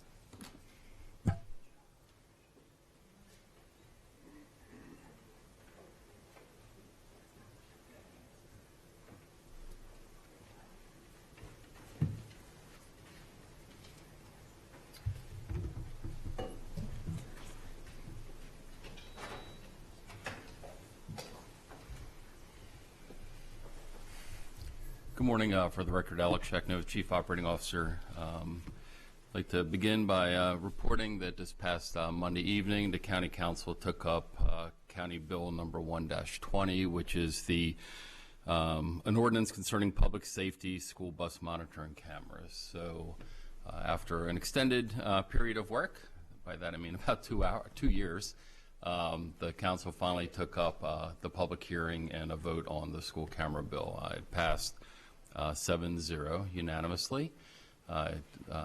Really appreciate the support that we as staff received from the superintendent and from Ms. Corkadell, who appeared and testified on behalf, and the entire board for taking up essentially the letter of support and resolution. So now the easy part's done. Our project plan basically is to put together a team to develop an RFP. We're going to have to go out through a solicitation process. We're fortunate that Montgomery County has already done that, and Howard County just recently completed that. We've already met with the Montgomery County folks. We've been in close communication with the Howard County folks every step of the way, but now that they've actually closed their RFP and awarded their project, we're going to meet with them and their project team to get up to speed on it. This is going to be a collaborative procurement, and Arundel County Public Schools is going to be the lead agency on it. But the county government is going to have to be a partner with us the whole entire way. At a minimum, the County Office of Law and the County Police Department have already committed to be part of our project team and, in fact, to be part of our solicitation and scoring system, because the end product obviously has to be a product that works for them, because they're going to be the enforcement agency. They're going to be the ones that are going to be dealing with revenue collections, and if a matter goes to court, they're going to be relying on expert witness testimony, et cetera. So we plan to do this jointly. We're going to create a scoring rubric and a weighted scoring methodology that's going to be acceptable to both the county and us here within the school district as well. So I think with Monday night's vote, the law will come into effect 45 days upon signature of the county executive. And our plan would obviously be to begin work on that solicitation. A second item that's somewhat aligned is there is some discussion, and I'll say it's preliminary, some discussion in some parts of the county of exploring the interest of school speed zone cameras.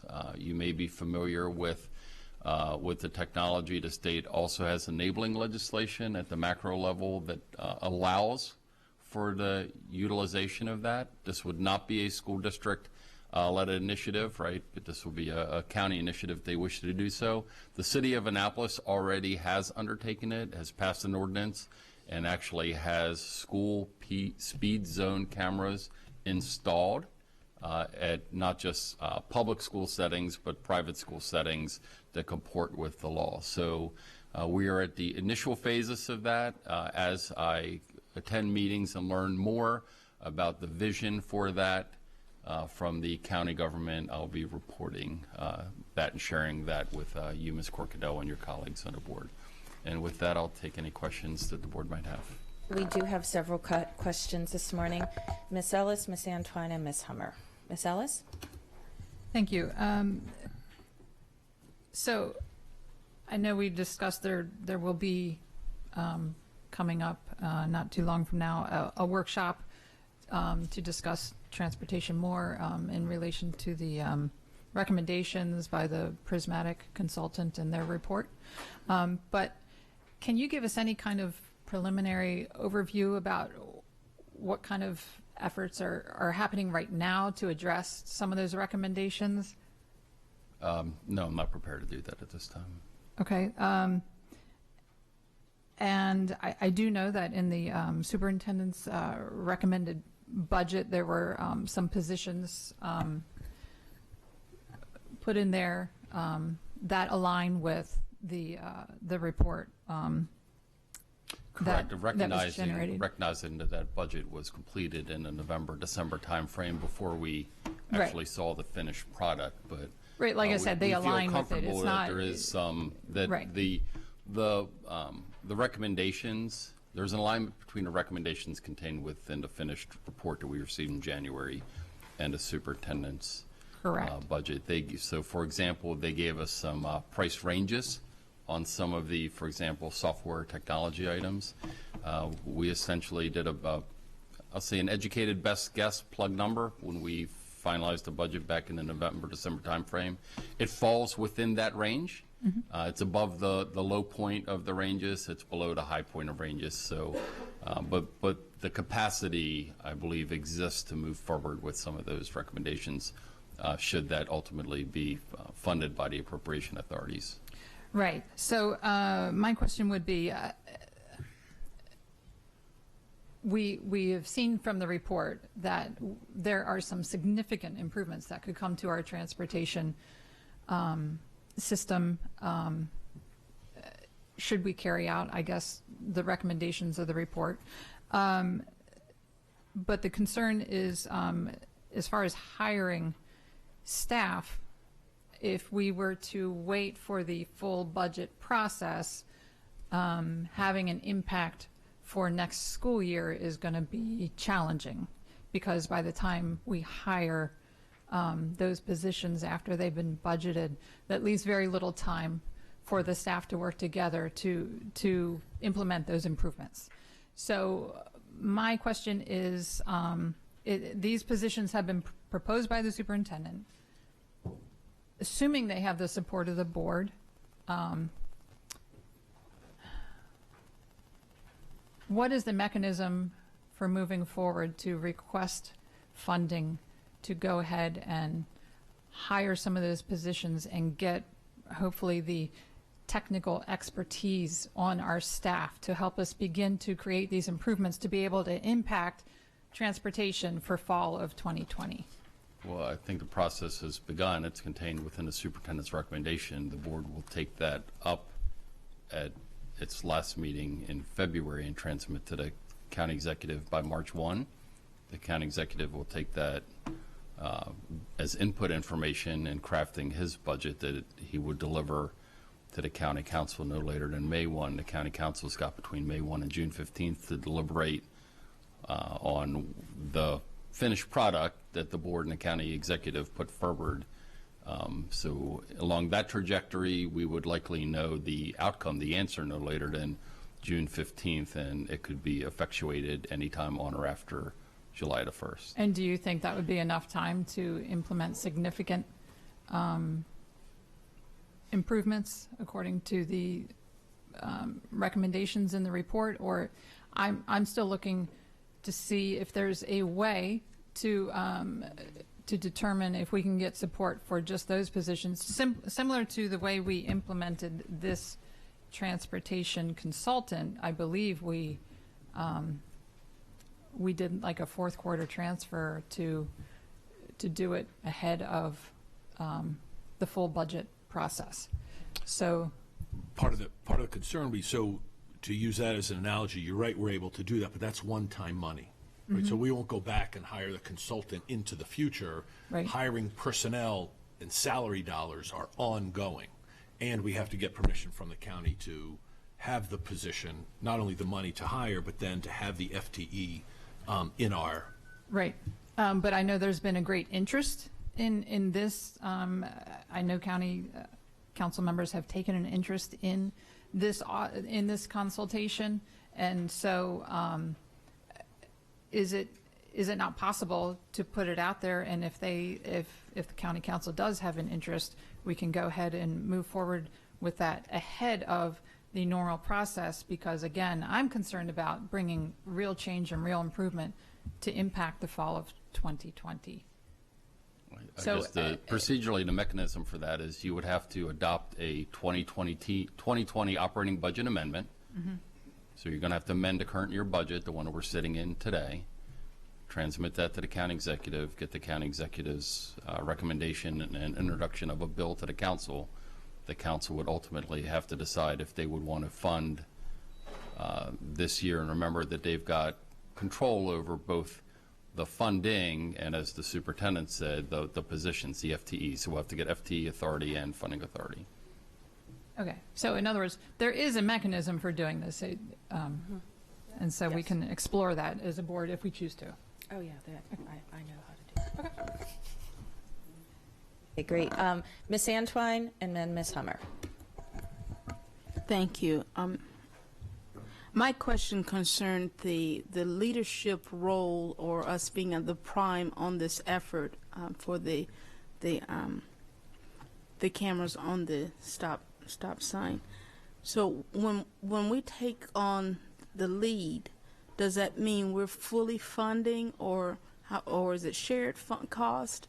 How does that work normally? Sure. So we're going to take on the administrative load of crafting the solicitation, putting it out on the street for advertisement, and participating in the review cycle. But as we envision the school bus stop arm camera, there is no outlay of public funds up front. There's certainly time and effort to put together a bid and issue it. Right. But the model that most school jurisdictions that I'm familiar with does not require that the county or the school district outlay any funds. The vendor actually furnishes the equipment, the installation, does the maintenance, the calibration, etc., and then negotiates a portion of the revenue in return. That's typically the model. So there's no upfront cost to either Anne Arundel County government or Anne Arundel County public schools. That's the traditional model, and that's the model that we propose to follow. That's the way all the other jurisdictions in Maryland, in Virginia, in West Virginia have done. So. Okay, and then my second question, kind of a fun question, but a very serious one at the same time. So in my area, there are several buses that come through, and some of the buses immediately put their stop arm out, and others kind of put the yellow flashers on for a little while. So in doing this, I'm trying to understand how the camera is capturing and determining you know, you did a no-no, so to speak. So for example, if there's a person that is seeing the yellow, so they ease by, the yield is slow down, but then the arm comes out about the time the tail of the car is at the arm, is that person caught or? So there's a micro switch in the system. It requires two positives to essentially engage. Okay. So the school stop arm the school stop arm has to be fully deployed, and the red signalization system needs to be on. So so the state law says you cannot pass a school bus that is stopped and has its emergency signalization system deployed. Right. The yellow that you're speaking of is kind of like a warning light. You won't get a ticket for passing a bus that is pre-positioning or has its advanced warning systems out, but when it has come to a full stop, it has its school bus stop arm fully deployed, and the lights have switched from yellow to red, from amber to red. It is at that point that you're in jeopardy of violating the state motor vehicle laws, and that's when you could potentially be subject to a civil violation. Understood. Final question was about the implementation time for this. I know you said the law will be in effect within the next 45 days.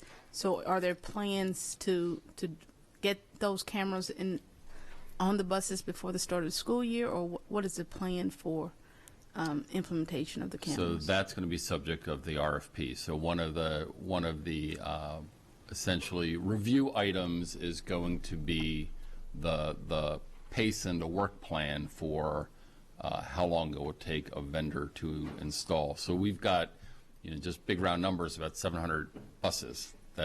You're not going to get that installed in 700 buses overnight. So, one of the requirements for the vendor when they respond to the solicitation, amongst the many requirements, one of them is going to be a conceptual or a proposed installation schedule.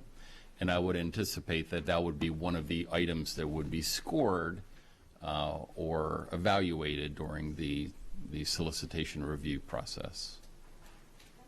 Yes, ma'am. Thank you, Ms. Antwine. Ms. Hummer.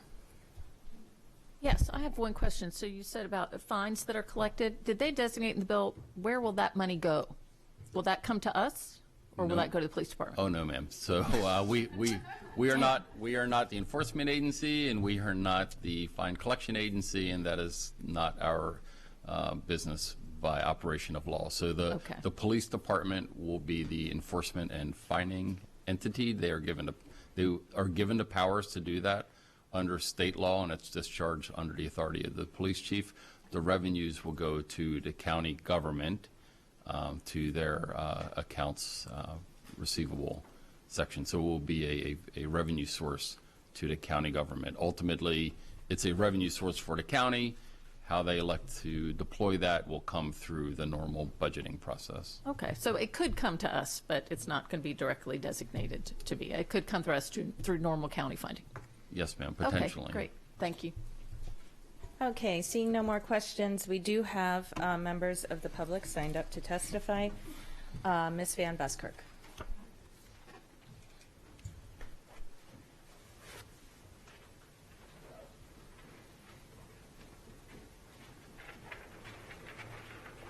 Good afternoon, Board of Education. Lisa Van Buskirk, Start School Later, Anne Arundel County. Now that we've had a month to review the 179 pages and 27 recommendations of the Prismatic Report, I think it's time to start getting down to addressing some of the specifics. So I think Ms. Ellis's questions to Mr. Sheknovich about how we move forward with our plan to implement recommendations, I'll call it 2 through 26, exclusive of the facility thing, because that's a bigger issue, and the COMAR is a bigger issue for the legislators to discuss. So how do we go about that? I think is a good question that hopefully in future transportation updates will be provided. I am confident that, especially thanks to Ms. Ellis's conversation about how to forward fund, if you will, the 7 positions and anything else. So I'll support amending the current year budget so that we can get the personnel on board by the end of the school year, let's say, so they have all summer to work on implementing many of the recommendations so that come September 7th, 8th, whatever the first day of school is, we're improving our transportation systems already. And I'd like to thank Dr. Arlotto for his op-ed that about the school bus camera legislation that mentioned possibly integrating in the GPS, which then can integrate in with the communication systems. I think that would be a great idea. I know Monarch Academies have that interactive type thing, so it would be great to extend that beyond as well. I think that's all I have. Thank you. Thank you. Anyone else? Seeing none. Item 5.01, Section 5, consent items and awards of contracts. 5.01, football helmet and shoulder pads. Dr. Arlotto, do you have a... I'm not hearing any bundle. Do I have it? Yeah, move to bundle. Second. Okay. All those in favor? Okay, seeing consensus, the items are bundled. Dr. Arlotto, do you have a recommendation for the board? Yes, ma'am. I recommend board approval of the contracts as listed on today's agenda 5.01, 5.02, and 5.03. So moved. Second.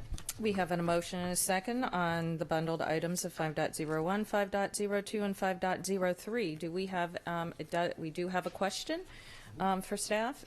Ms. Antwine. My question concerns the safety in terms, of course, with the football helmets.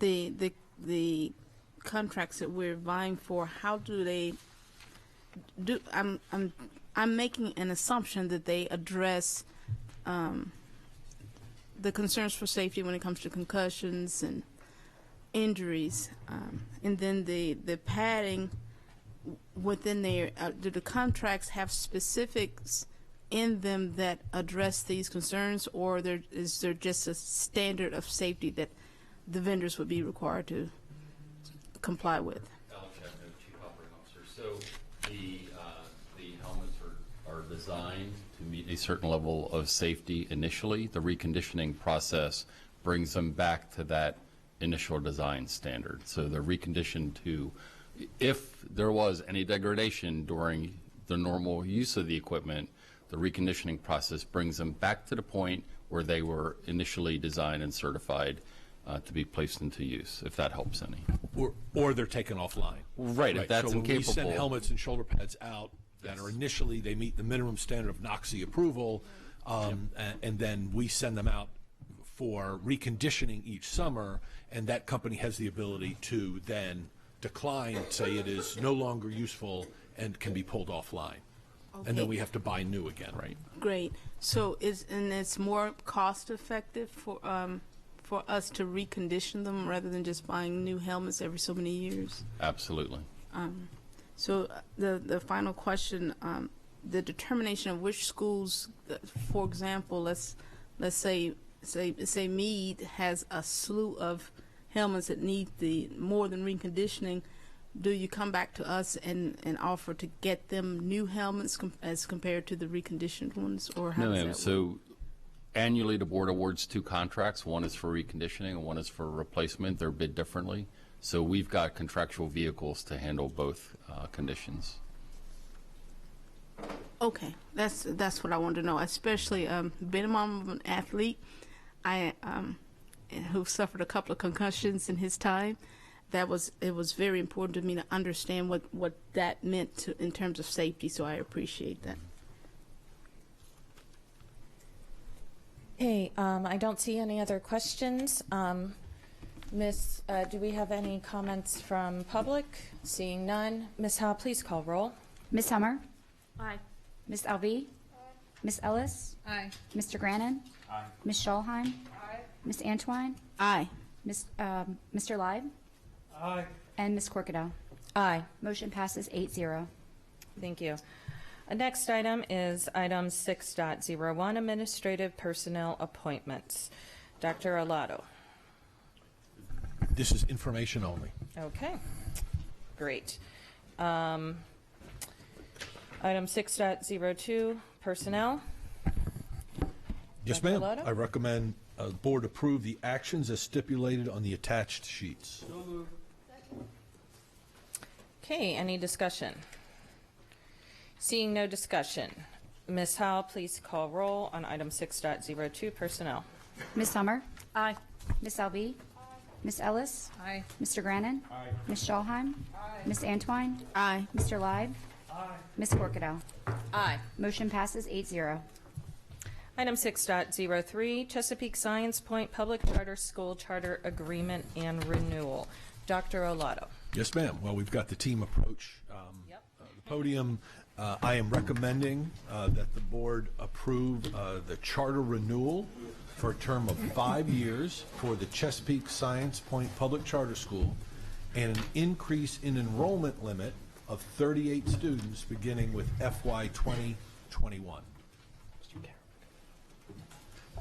Okay. Okay. Thank you. Good afternoon. President Corkadell, Vice President Ellis, Dr. Arlato, members of the board. For the record, my name is Pat Crane, Director of Alternative Programs. I would like at this time to take the opportunity for my colleagues at the table to introduce themselves. Sally Egan, Assistant Superintendent for Student Support Services. Good afternoon, Dwight Jefferson, Principal, Chesapeake Science Point. Haki Karaman, Chief Executive Officer for Chesapeake Lighthouse Foundation, Operator. Thank you. The 2019-2020 school year represents the 5th and final year of Chesapeake Science Point's charter contract. AACPS staff began to work in early August with Chesapeake Science Point's leadership, governing board operator, to initiate a comprehensive charter renewal process. The charter school renewal process included many steps and levels of review. Specifically, the renewal process included a rigorous renewal application, which was submitted to AACPS staff in October, as well as a 2-day site review, which included both an operational and instructional review, as well as stakeholder interviews with parents, students, and staff. It is important to understand that although the charter renewal process began this past August, AACPS has been monitoring the progress of Chesapeake Science Point on a regular basis by way of ongoing AACPS staff oversight, annual site reviews, and compliance monitoring. The 2 renewal reports that you have in front of you, the cumulative performance report and the application report, were developed using a variety of both qualitative and quantitative data compiled over the school's current charter term.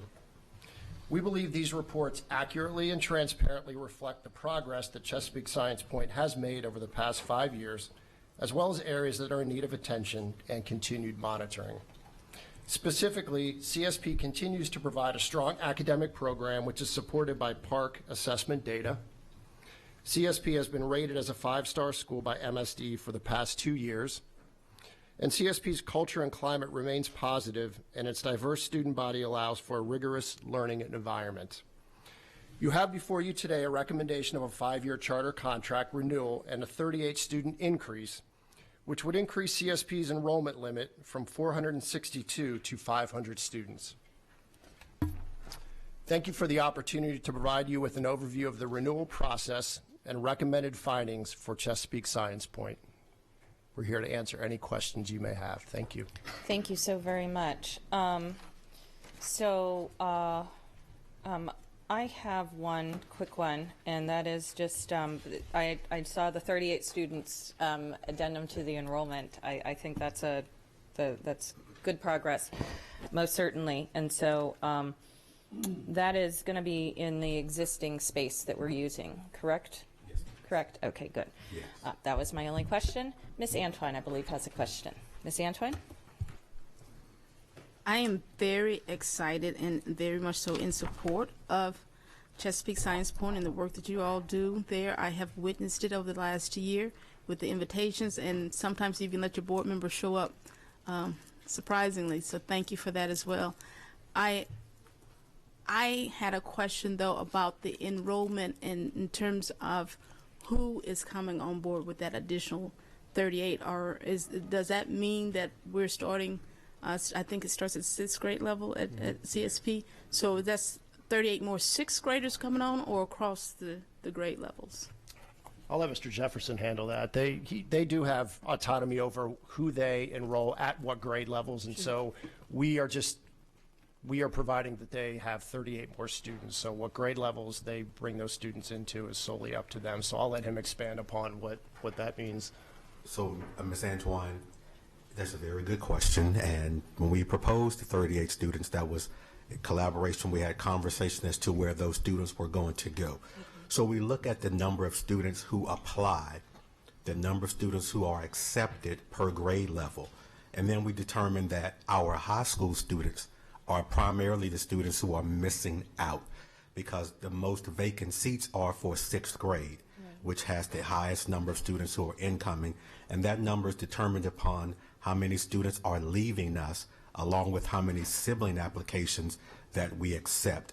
So we have many parents who have voiced at our town hall meetings that it is unfair to them that their children have been on the wait list since 6th grade, and now they're in 9th, 10th, and 11th grade, and it minimizes the opportunity for them to experience what we're doing at Chesapeake Science Point. So we would like for those 38 students to be spread across the high school grade levels.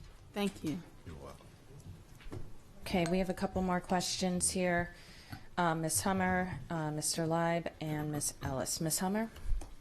Yes, I want to say it was a pleasure to read the report and see how well everyone is doing. I have lots of friends and neighbors whose students go to CSP and who love it and speak well, and so this just highlights what we're hearing from families.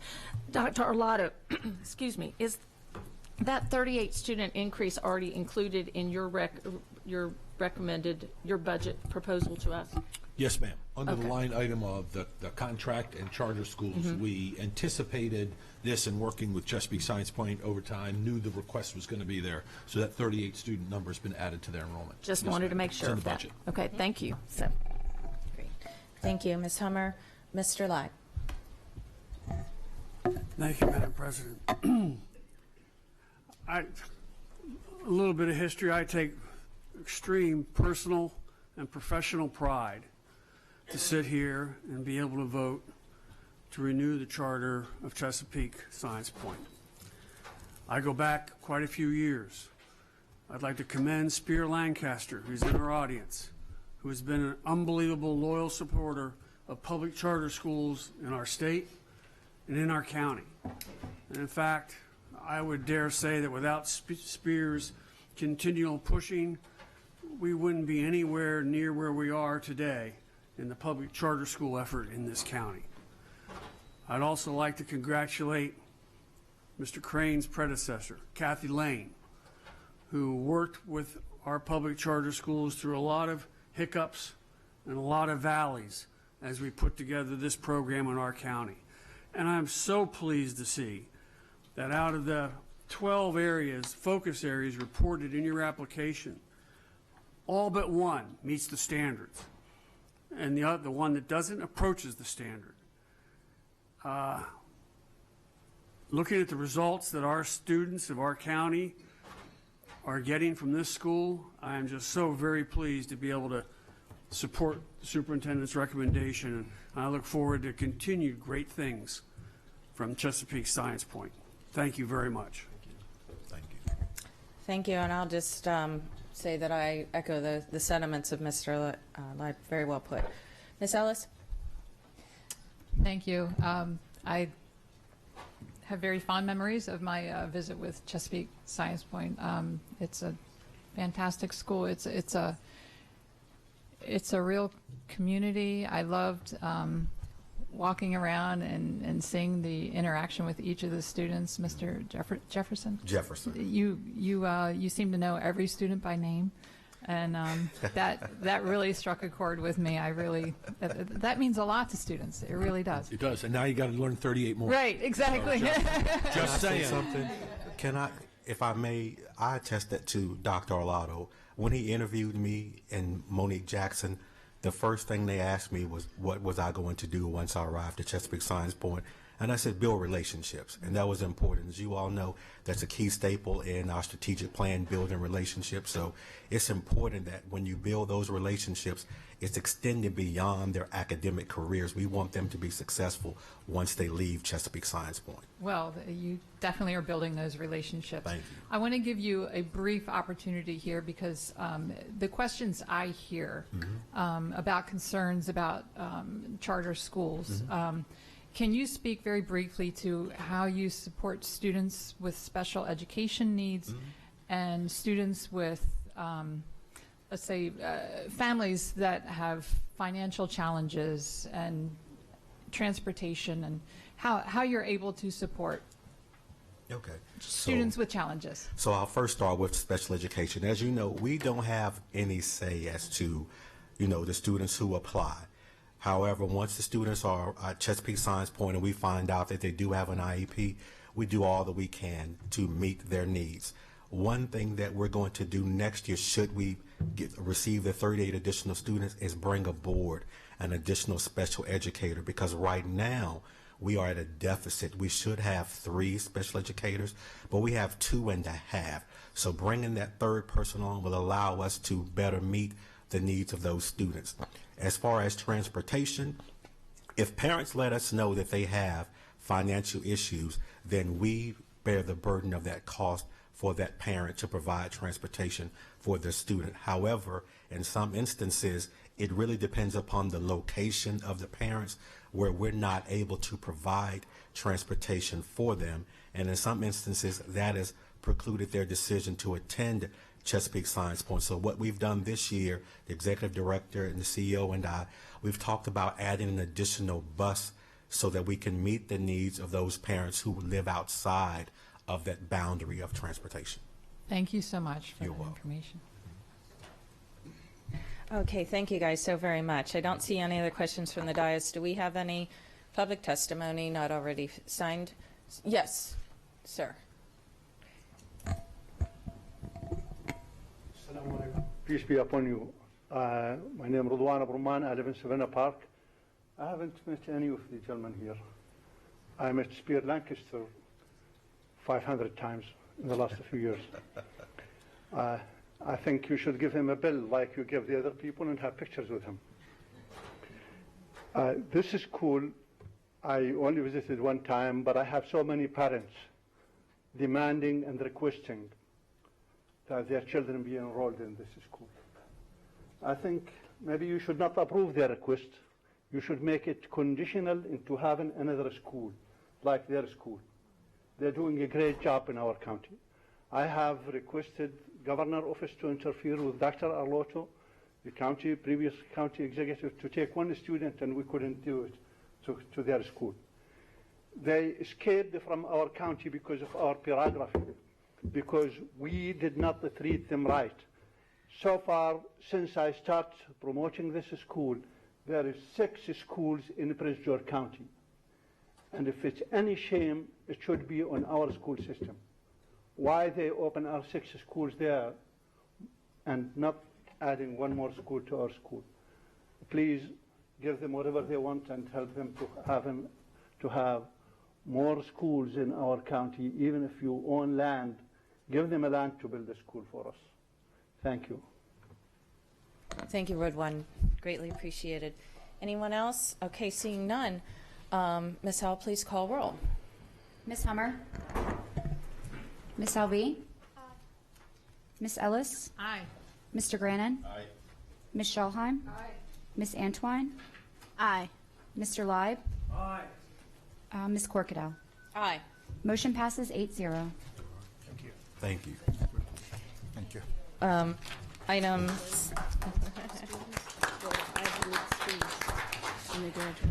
6.04, new course approvals. Dr. Arlotto. Yes, ma'am. I recommend that the board approve these courses as listed, beginning for the 2020-2021 school year.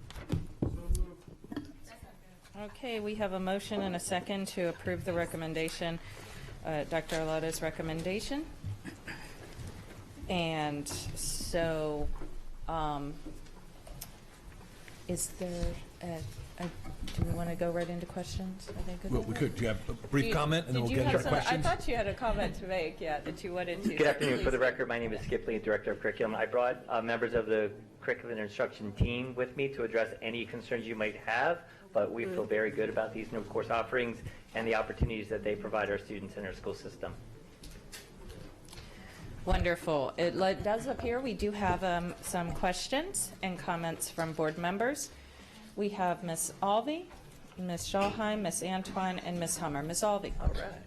So firstly, I just want to express my thanks towards you all because I have requested these courses, specifically the ones about cultures and context, to Dr. Arlato, and it was something that I was really passionate about and excited to see. And I wanted to just highlight how essential the part is of how has the diverse history and culture of whatever region they're studying shaped its place in the modern world.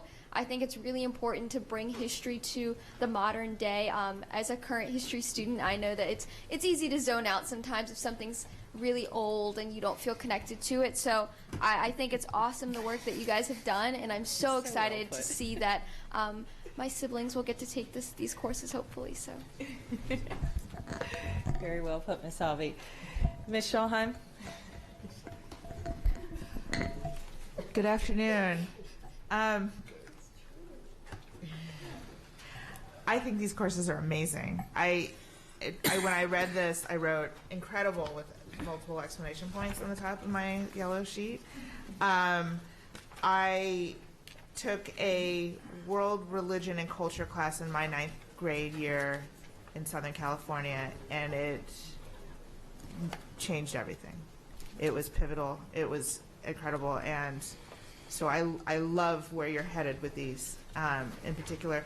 I also have to say, because I have a green building background, that the DIY carpentry and DIY plumbing and electricity, very super rad. I'm all about all of these. I have one question for you. How are you rolling these out? Are these going to be immediately available to I saw one middle school and the rest are high school. Are they going to be in all high schools? How are we doing this? So these are all proposed as what we call the Passion High engagement courses. They'll be the quarter courses, and because we have already initiated the fall 2020 student scheduling process, it'll be very difficult to impose these on them in large quantities. However, specifically to the DIY courses, Ms. Davenport from Arundel High School has been instrumental in encouraging us to make sure that that is a course option, and we didn't want to jump the gun, but thinking that you probably thought they were pretty rad too, we did make sure that she was aware that they were being proposed today. So it's kind of like it got its own holder, but for the rest of the courses, 2 of the courses that Dr. Pugh has developed with the contemporary context and issues are very well vetted and ready to go. The opportunity for the schools then to include them in the course offering, that's really the unknown at this point. So will any of these courses be available? You know, I represent District 5, so I'm just going to go there. Broadneck and/or Severna Park next year. Any of these?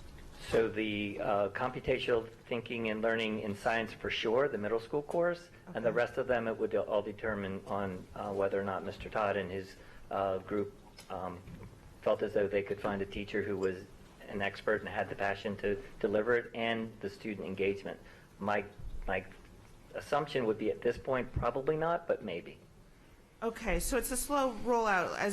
I assume this is typical of any new courses, right? It is. Yep. So you feel it out and you get the teachers on board, and then it rolls out further. When do you see all of these being available pretty much system-wide? So our articulation process is typically in the middle of November. That's when all of the courses, regardless of when they were brought before the board, are really endorsed, marketed, pushed, if you will, and then that becomes part of the cycle for the student scheduling and student course selection process. So fall of 20 will be when these will really be made most available. Fall of 20, but we've already... To be put into, students will be sitting in seats in the fall of 21. And fall in the fall of 21. 21, right. okay. Yeah, I love everything about it. I thank you all for your work on this, and I thank our student member, Ms. Alvey, for advocating for having these courses. I'm a huge fan of all of this, and I'm really, really pleased to vote yes on this today. Thank you. Thank you, Ms. Schallheim. Ms. Antwine. Thank you, President Corkadell. So I applaud you all and the research you've done, especially most recently at our diversity conference. Our focus was on our courses and if they align with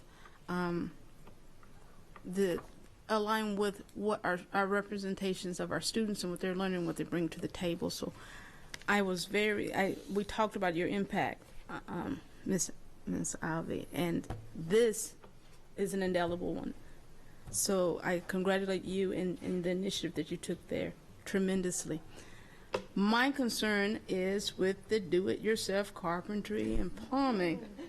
You want to take it, right? No. Well, I actually have a plumber who went to CAT North and received his certification in plumbing. In doing that, there was a lot of math, science, and a lot of safety concerns when applying that, even at its most basic levels. So I wanted to know if these courses were going to be taught at the CAT centers where those safety parameters are already in place, or are we modifying classrooms to introduce those safety features? How are we applying this, or are we too early to determine how those applications? So that's a great transition. I'm going to let Mr. Hines, our Career and Technology Education spokesperson, speak to that. Jack? We're not going to modify any classrooms. We've worked with the CAT centers and MSDE to identify any safety concerns, and we're able to address them all and meet all safety requirements in our regular classrooms. We do choose to use a technology education classroom because of storage and because of machine and tool use. Okay, so then I also have a question about the tools. The cost is the cost for the tools if we approve the courses, you're not doing it with these alone. So we're looking at hundreds of dollars in tool usage. Are we recycling tools from our CAT centers, or are we budgeting for those tools that will come along with these courses? Most tools are already in place in our technology education classes. Some specific tools would be absorbed in my office's budget. Excellent. Thank you. Thank you, Ms. Antwine. Ms. Hummer. Yes, I just want to say that these are all fabulous, and I wish I could take the carpentry and the plumbing and electricity, and that my children could too. I still have a couple coming through high school, and I might insist that they take those to help at home. But I think these are all wonderful, and I love that you're continuing that process of moving on to the quarter classes to get those passion projects in there. So thank you for all your work. This is great. Yes, sir. Would you all do me a favor and introduce yourselves to the board? They don't know how hard you work and how you toil in this building and throughout the school to really bring some of this awesomeness to light for our students. And what these represent is what we talk about, and their opportunities. And you help provide opportunities. Would you do me a favor and introduce yourselves to the board? Absolutely. Again, my name is Skip Lee. I'm the Director of Curriculum. I get to oversee this work, but I work with an incredible team to make it become a reality. Hi, my name is Shannon Pugh. I'm the Manager of Assessments for Curriculum and Instruction, but my passion really is in a lot of curriculum work and in with social studies and art history, and so I really do appreciate the opportunity to work on the courses that Ms. Alfie suggested earlier in the year. Thank you. Jack Hines, Teacher Specialist in the CTE office. This is Justin Sirota. I'm the Computer Science Resource Teacher. Hello, Valerie Wessner, Science Coordinator. Thank you guys so very much. Dr. Arlotto is right. You guys are superheroes in your own right. I don't see any other comments from board members. Do we have any comments from public? Yes, ma'am. Yes. Dr. Doden. Apologies. I mispronounced your name. Oh, no. Absolutely all right. And we do have one other, too. Thank you. Yes. Good morning. We're here today to speak on behalf of the Anne Arundel County branch of the NAACP. What I'm about to say has been reviewed and approved by Branch President Jacqueline Boone Alsop and Education Committee Chair Latika Hicks. We have reviewed and support the proposed new courses. We support the inclusion of technical and trade courses as well as the exploration of other cultures and their importance to the modern world.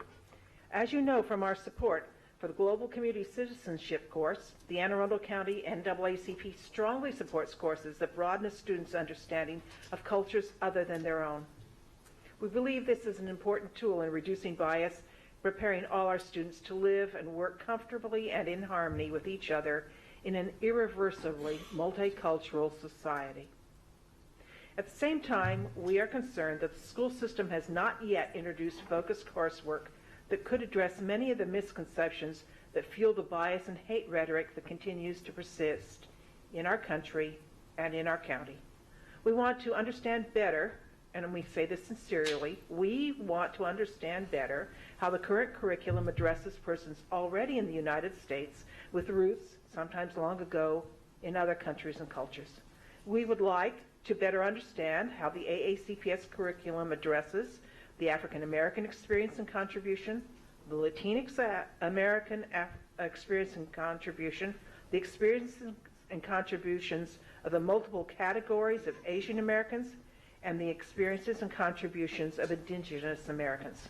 Moreover, we would like such courses to be equivalent in academic importance to more Eurocentric U.S. history courses and to be mandatory rather than elective. Thank you in advance, AACPS, for introducing courses that work to reduce the chance for insular biases. Please continue in this direction. In particular, we look forward to working with you to address the types of courses I have just described. As a moment of personal aside, thank you so very much, Ms. Alfie. You and your colleagues continue to remind me to avoid the arrogance of age. Thank you.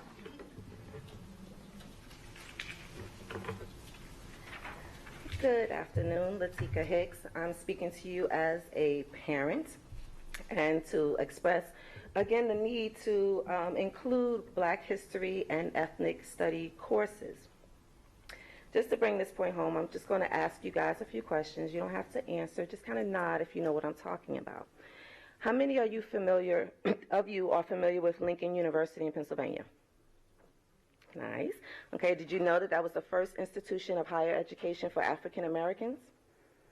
Did you know that it paved the way for the 104 historically Black colleges we have now? Are any of you familiar with Tice Davids? Nice, okay. He was a runaway slave from Kentucky who was the inspiration for the first usage of the term Underground Railroad. Okay. How many are you familiar with the 1921 riot, massacre in Tulsa, Oklahoma?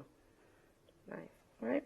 Where 300 African Americans were killed simply because they were a beacon of Black prosperity. How many of you are familiar with President Andrew Johnson, who was pro-slavery, his Reconstruction policy? Good, nice, yes. And did you know that it led to the passage of Black codes, as well as a number of other horrible things that happened to the newly freed African Americans? So for some of you that weren't familiar with some of the examples I provided to you, don't feel bad. I didn't know either. And that's sad. And that's the point that I want to make. I have 2 children right now in the public school system, and I don't want them to be my age discovering new things about our country and the contributions of African Americans like myself. So I wanted to, again, thank Ms.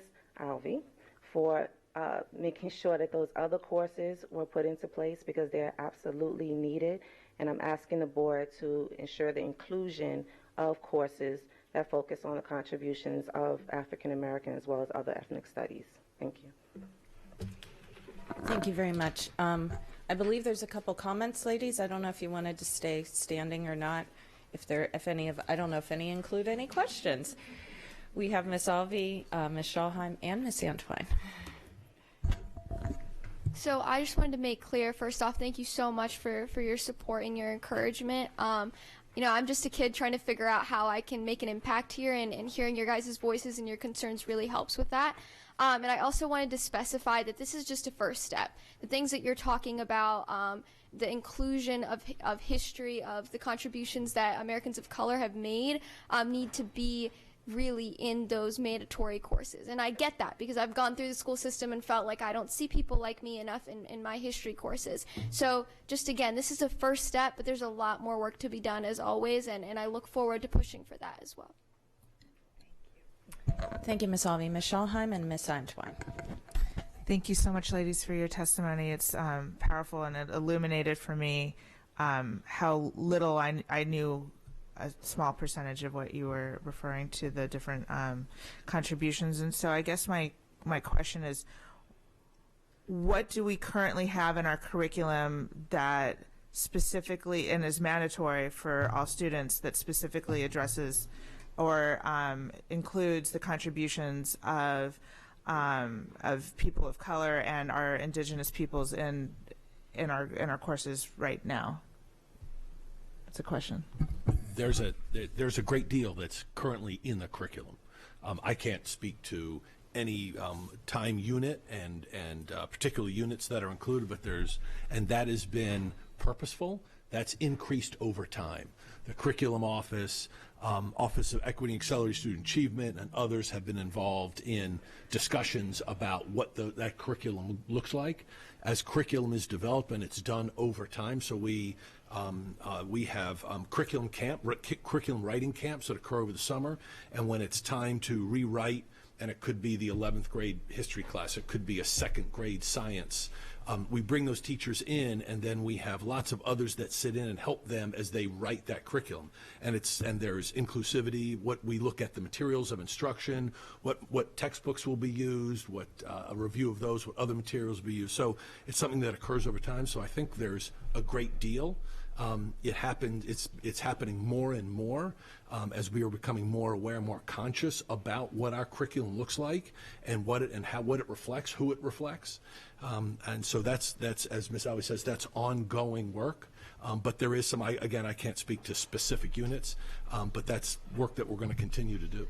That's wonderful to hear. So are we constantly looking for opportunities, not just in social studies and I guess history, I don't even know if history is part of social studies anymore, but those sorts of classes in English, etc., ways to highlight the contributions, not just in Black History Month, but academic year-round, grades K through 12. Are we looking to weave in those contributions of Indigenous Americans and people of color? Yes. So as we're writing curriculum, that's an ongoing conversation. Okay, good. I'm glad that we're putting emphasis on this, and I like I said, I think these courses are amazing, and I commend Ms. Alvey for her effort, and I'm glad that this is like a starting point. So maybe there's one next year that we talk about that talks specifically about Indigenous people and people of color, so that it's further highlighted in our curriculum. So great first step. It's my understanding that that curriculum has made available curriculum and lesson plans for teachers to use is at their discretion. So it would vary from school to school, from teacher to teacher, depending on what the teachers decide to do. So this is, of course, Black History Month, and so I think we need some leadership to actually direct more specifically that it should be taking place. You guys have an opportunity, as a matter of fact, because there is some curriculum materials already available that is supported by the NEA. It's called Black Lives Matter at School Week, and that week is happening right now. But I am suggesting to you that you don't have to say, oh, we missed it. It can happen any week of any month throughout this year. And the importance of the Black Lives Matter at School curriculum is that it focuses on the intersectionality of Black identities and the contributions to history, and it covers all areas. So we're talking about transgender as well. So it covers a lot of topics and areas with regards to inclusion and acceptance. Thank you very much, Ms. Hicks. Noted. Thank you so much. Thank for you that. so much. Yep. It's online. You can find it at blacklivesmatteratschool.org. So the information is there, lesson plans and everything. Okay. I would add that the public library system might be a willing partner, but they do not act on their own on this. They take direction from this body. I encourage you to engage with them as you explore Black Lives Matter at school. These are some very great points. Thank you very much, ladies. Moving along, Ms. Antoine, I believe had some comments and questions. Thank you for that. If the super squad could come back up as well, because I had some questions for them, and it's related to what you all have shared, though. Thank you. Could you go through what are your questions, Ms. Antoine, so we can make sure we've got the right people answering them? So most certainly, and I strongly depend on, if this can't be answered, that we get the right people to answer them. And I call you guys the Super Squad because although you introduced yourselves again, you came to us last year, and I think in between time we've had opportunities to grow our relationship as the board with you all in the work that you do. It was relayed to me that our curriculum had a constant eye on levels of diversity in, especially when we consider the African American contributions to our, not only to history but to our current state, and in our coursework, the considerations. For example, the authors, who's authoring this text before we issue it to our students. It was my understanding that this was an ongoing process. So with that confidence, I left with the understanding and the confidence that our students are getting a well balance in their focus in terms of their history within our country, our state, and our county. I understood that the students, if they had more information that they wanted to gather, from the teacher to the principal, otherwise, they would engage partnerships and resources with the community outside of it, and the libraries that were mentioned, and otherwise, to ensure that even if that one student wanted to know more, they would get the help to learn more about whatever that course or that question would be. So with that, I want to understand from you all sort of a response to what has been shared here, because I did identify some gaps that I would have liked to have seen in some of the books that my son had when he came.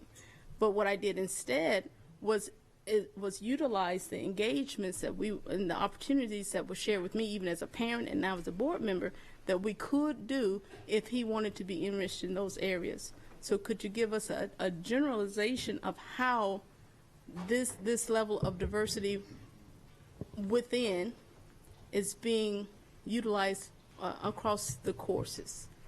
So, Ms. Antoine, again, Skip Lee, Director of Curriculum, I'm not sure that these folks are the ones that are best to respond to your questions, but I can definitely put into context a couple of the points that you raise.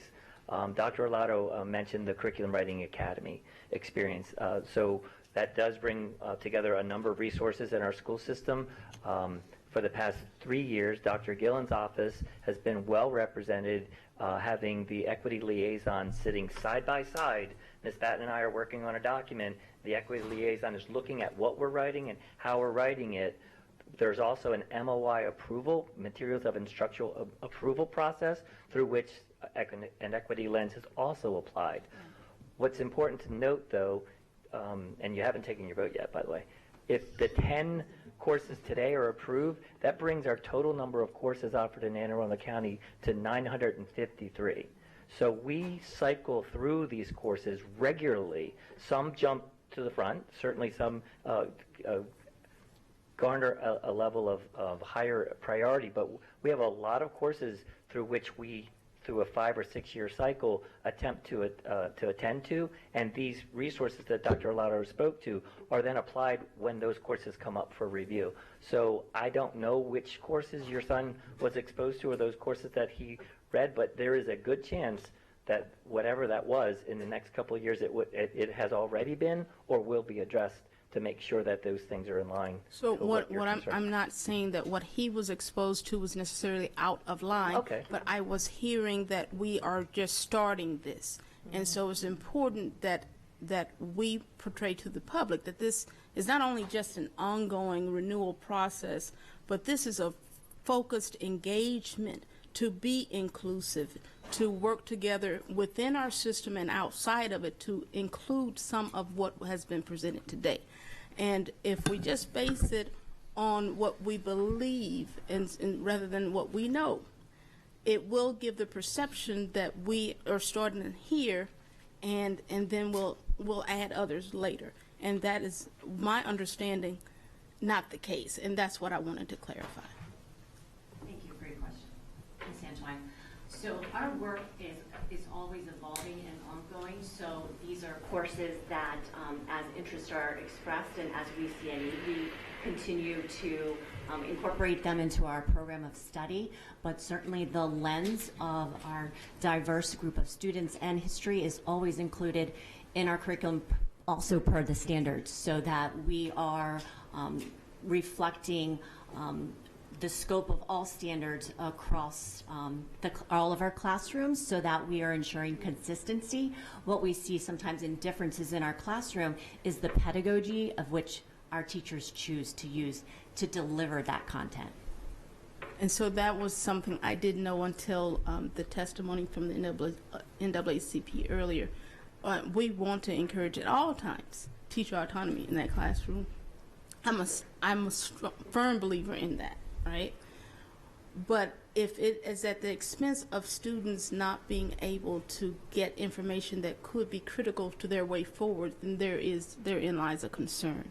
So I believe it would be important for us as a school system, Dr. Arlotto, to look at, in these lesson plans, for example, how they're being inclusive. If the material's there, but it's not being relayed, then therein lies that opportunity gap.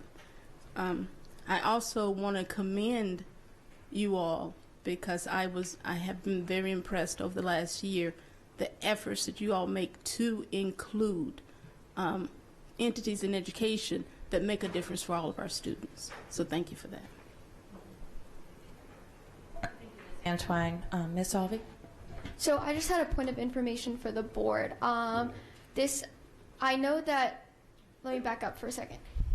When you're talking about inclusivity in the mandatory curriculum, I know that some of my CRAS colleagues have been involved in reviewing books to make sure that they're more inclusive at the elementary level. That's something that's taken place over my time in the Anne Arundel County Public School System. I've noticed changes in the novels that are given to us through our English classes. So years before me, students did not read the kind of novels that I'm reading now. And just this semester, I have 3 novels to read for English, one which is from a Hispanic author, one from an African American author, and one from a Vietnamese author. And these are books that have even been banned in other countries. So I'm noticing the exposure in my own learning. Just to kind of reassure you of the work that is being done by ACPS. So I just wanted to mention that to give some context. And the issue we're talking about, it's really a beast of a problem. And it's not something that we have just in Anne Arundel County noticed, but it's something that's happening across the nation where school systems are hiring consultants to go through their curriculum and see what can they change, what can they do to make that more inclusive. But it is a process that will take a long time because we have so much inclusion to add and so much material to review. And for that process to be done properly, I urge that we first, take a vote on the things that are on the table and think about in a deeper context after a lot more conversation what we can do to ensure that that review process is done properly. So those would be my 2 cents on that. Oh, I wholeheartedly agree. I also wanted to mention, I've mentioned it to you all before, and we've worked with Dr. Gillens on this one, capturing those oral histories. Right here in our county, there is history that's never written, but it's there. And or not even history, just ongoing contributions from people making a difference that will encourage our students to not only strive for those opportunities, but to maintain the present excellence that's in our system. So I certainly want to emphasize to the public that our system is definitely working to include and working to educate our students in a variety of ways. And as you shared, Ms. Alvey, it's a heavy lift, but it's one we're willing to take on.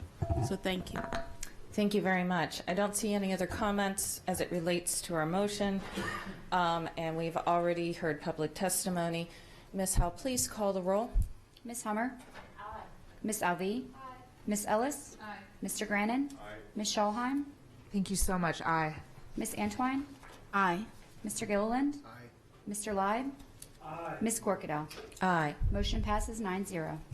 Thank you very much. We've got, although not a large quantity of items, we have items that do have a lot of information associated to them. So at this time, we're going to take recess for 10 to 15 minutes, at which time we will resume with item 6.05, which is a first reader of a policy. This is temporary. We are concluded and adjourned for moments.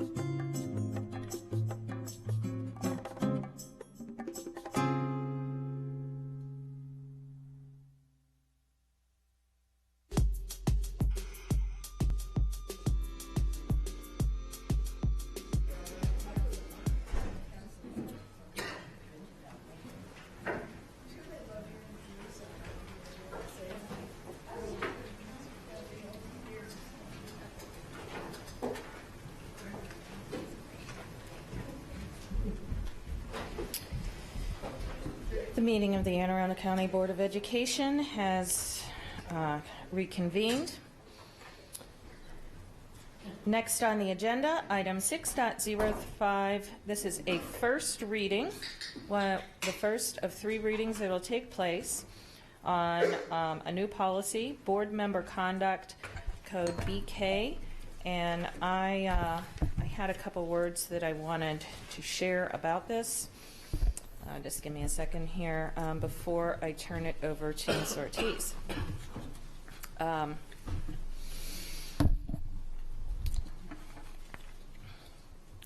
want to first thank you, Ms. Ortiz, and Mr. Mosier, and Dr. Olato for working with Mr. Gillen and myself, although I think I took more of a lead on that than anyone in this matter. But it's something that's always been near and dear to my heart, and this was one of my goals coming in here, was to build good governance and can improve on the good work that's already here. And so I just wanted to share just some thoughts for my colleagues before we move forward on this first reader. Our local school boards have been an integral feature of the U.S. public education system for nearly 100 years. They're widely regarded as the principal democratic body capable of representing citizens in our local education decisions. The formal institutional roles assigned to school boards and the designated position board members play as representatives of the community would lead one to believe that the school board has a decisive role in public education policy and school system administration. In the minds of many of our residents, school boards have considerable influence over educational decisions and provide a key social and political connection to the schooling process. Our local school boards function as legislative, executive, and quasi-judicial agencies. They must develop, implement, and assess policy, institute sound employee relations, conduct open meetings, recognize and conform to the legal mandates imposed by state and federal laws, and govern within the limits of a delegation of state authority. Additionally, the board has an obligation to assess its successes and failures, inform the public of all deliberations and decisions, promote accountability, avoid abuse of power, enhance public understanding of its mission, conform to standards of ethical behavior, provide a framework for setting goals, and develop strategic plans for the accomplishment of these goals. So why should a code of conduct come into play here and now? Well, Potter Stewart, who is an American lawyer and judge who served as an Associate Justice of the U.S. Supreme Court from 1958 to 1981, had much to say about the topic over his tenure. He made, among other areas, major contributions to criminal justice reform, civil rights, access to the courts, and Fourth Amendment jurisprudence. He summarized it appropriately well. He said that ethics is knowing the difference between what you have a right to do and what is actually right to do. Famed in penmanship, motivational good governance speeches, essays, and books video author Harvey Mackay summed it up quite well, the question some may be asking, why ethical standards? He explained simply and practically in many of his discourses, and I will quote it. Ethical decisions ensure that everyone's best interests are protected, and when in doubt, don't. Ethics is inherent in many great leaders, not just in the public sector, but can also be found to be regular course for most of corporate America, and is demonstrated outwardly, inwardly, and the fundamental philosophy of many of the great leaders of some of these corporations. We personally oversee an employee workforce of about 10,000 people, and our clients, who are students, are the almost 85,000 that we represent, we educate, and provide core services to. Ethics must begin at the top of an organization. It is a leadership issue, and the chief executive must set the example. Edward Hennessy, who is a philanthropist and the retired chairman and CEO of Allied Signal, Inc., a company we are very familiar with here in our region. I bring this up because, well, quite frankly, we just went through, over the last course of the last year, and probably prior to those of us who were elected and came in, we've come in and we have renovated most of our policies. We've re-examined implicit bias, bullying, hate, codes of conduct that we expect of our employees, and we demand and insist upon of our students. We'll be continuing to tackle these, including with social media and some other components. We've addressed some of those gray areas, such as with fundraising and ensuring that there's accountability at that level. And we've also just recently updated our financial disclosure protocols that did, out of all those policies, that is the only one that actually did directly apply to the board. In my previous position, when I worked for the county, I was held under ethics. There's ethics training there, and some may not have financial disclosures, but that was always in the forefront. And that goes back to when I was a volunteer. Our volunteers are expected to actually perform two well-defined, clearly stated, in the forefront codes of conduct. That same holds true with every single state agency and every single state employee and every single appointed person and every person that is assigned and charged with a commission and a board. Yet when you look at Anne Arundel County Public Schools' existing policies, handbook, duties, duty assignments, and the actual state law, you will find it peppered, not directly in one place, but a little bit over with the duties and a little bit over here with the state law on ethics. And then there's, of course, the financial.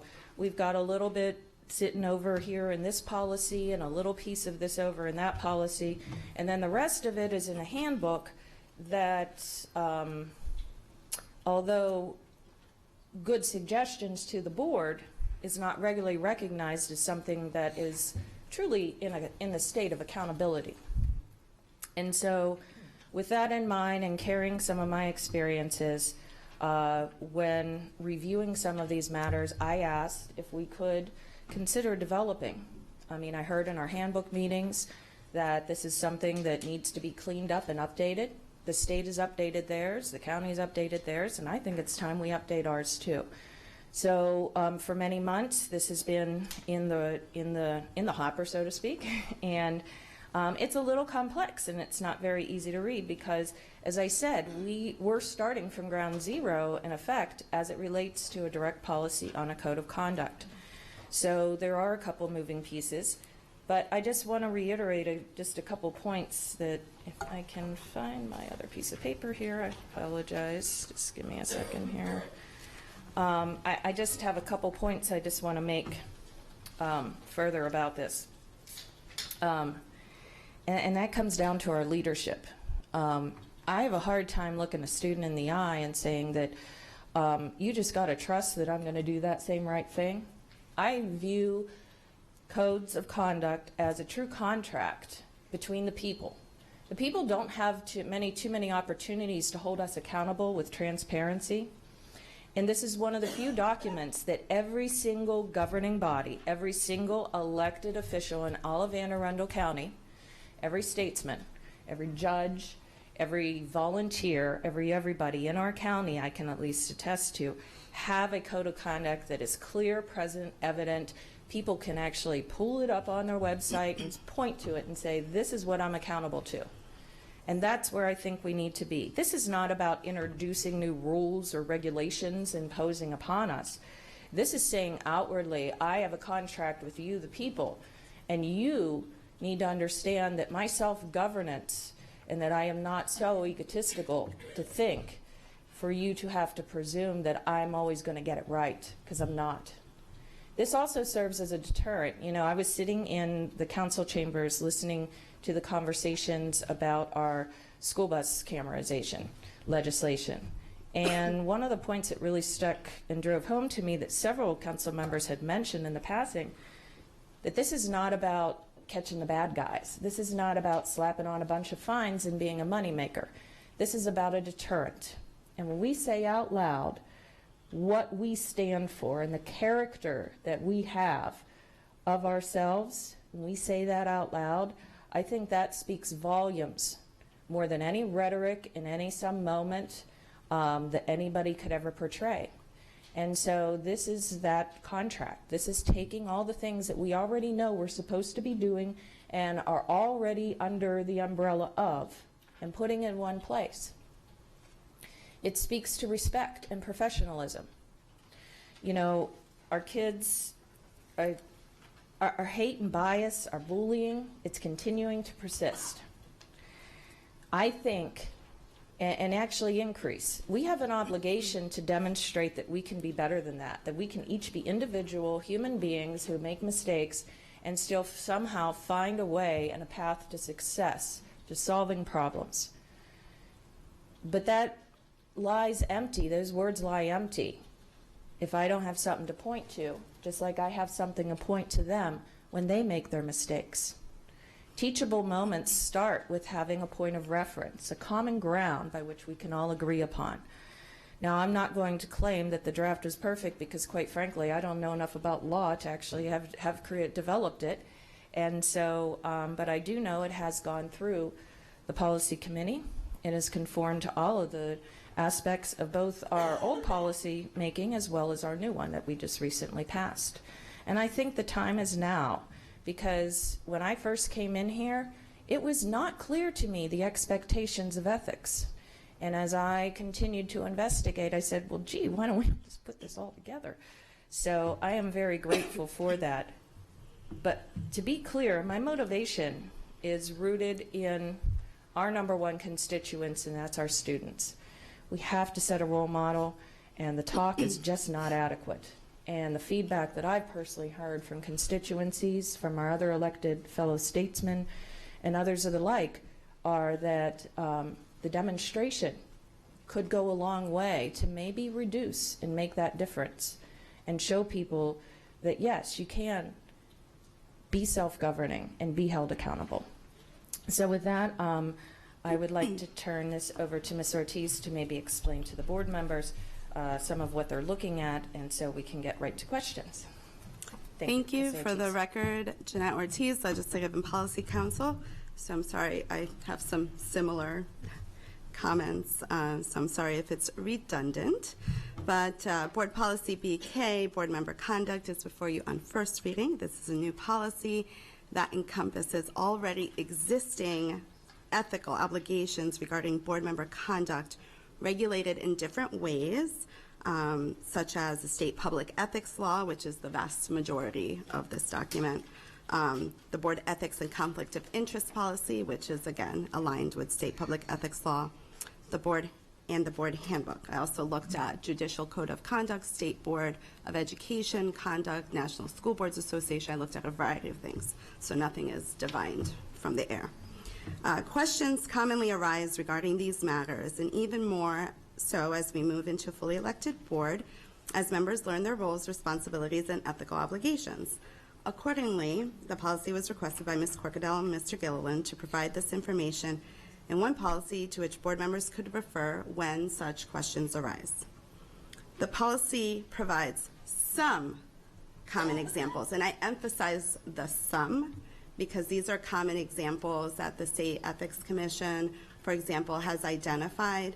It's impossible to list every potential conflict of interest or use of prestige or ethical issues, so we highlighted key ones. So the policy provides some common examples of issues regarding ethics and conduct. The list, however, is not exhaustive. It does provide for transparency as to what is expected of board members and serves as guidance and notice, somewhat similar to the AACPS Code of Conduct, Student Conduct for our students. This policy is of particular relevance given the board's legislative, quasi-judicial, and oversight role. The policy will be on our website for a 30-day public comment period, and I am happy to answer any questions. Thank you. Thank you very much, Ms. Ortiz. We have 3 lights. We have Ms. Antoine, Mr. Gilliland, and Ms. Schalheim. Ms. Antoine. If I may, I'd like to yield my time for now to Ms. Schalheim. Yes, ma'am. Ms. Schalheim. Thank you. Y'all covered some of what I wanted to ask, so I'm grateful for that. I don't have to ask those questions now. And thank you for confirming that this is indeed a collection of other policies, laws, the handbook, the superintendent's contract, right? That's Correct. Okay. So, and I need to preface this with, I have at least one motion, probably several, so just bear that in mind. We all know that laws change all the before I read that, let me say that I don't disagree with the intent at all. I don't disagree with the intent. I don't disagree with the spirit of this at all. But we all know that laws change over time and contracts change. Our handbook can also change to meet the current need of the board. And so my question is, with this current list of items written this way, I believe sort of confines us to this space, our current and our future elected board members, as well as our current and future superintendent. And I get that we want to have an umbrella policy with everything under here that references these laws, the handbook, the contract, et cetera, and eliminates creating a duplicative policy. I get it. But I have some very grave concerns about paraphrasing laws and other documents, and in that we create a situation where our interpretation of the law can be off. We also introduce a lot of subjectivity in this document, I find, and our individual definitions of these terms could also be different. So if we're going to try to do a well-defined, clearly stated document, I'm not sure this in its current form hits those points. And this also can, create lots of unintended consequences. So I took a crack at writing my own, and so I'm going to pass this out. I have copies for all members. I have some for the public if they would like to see it. Can I have a copy? Absolutely. Great, thank you. You too. And this is for y'all. And then let me get you a copy.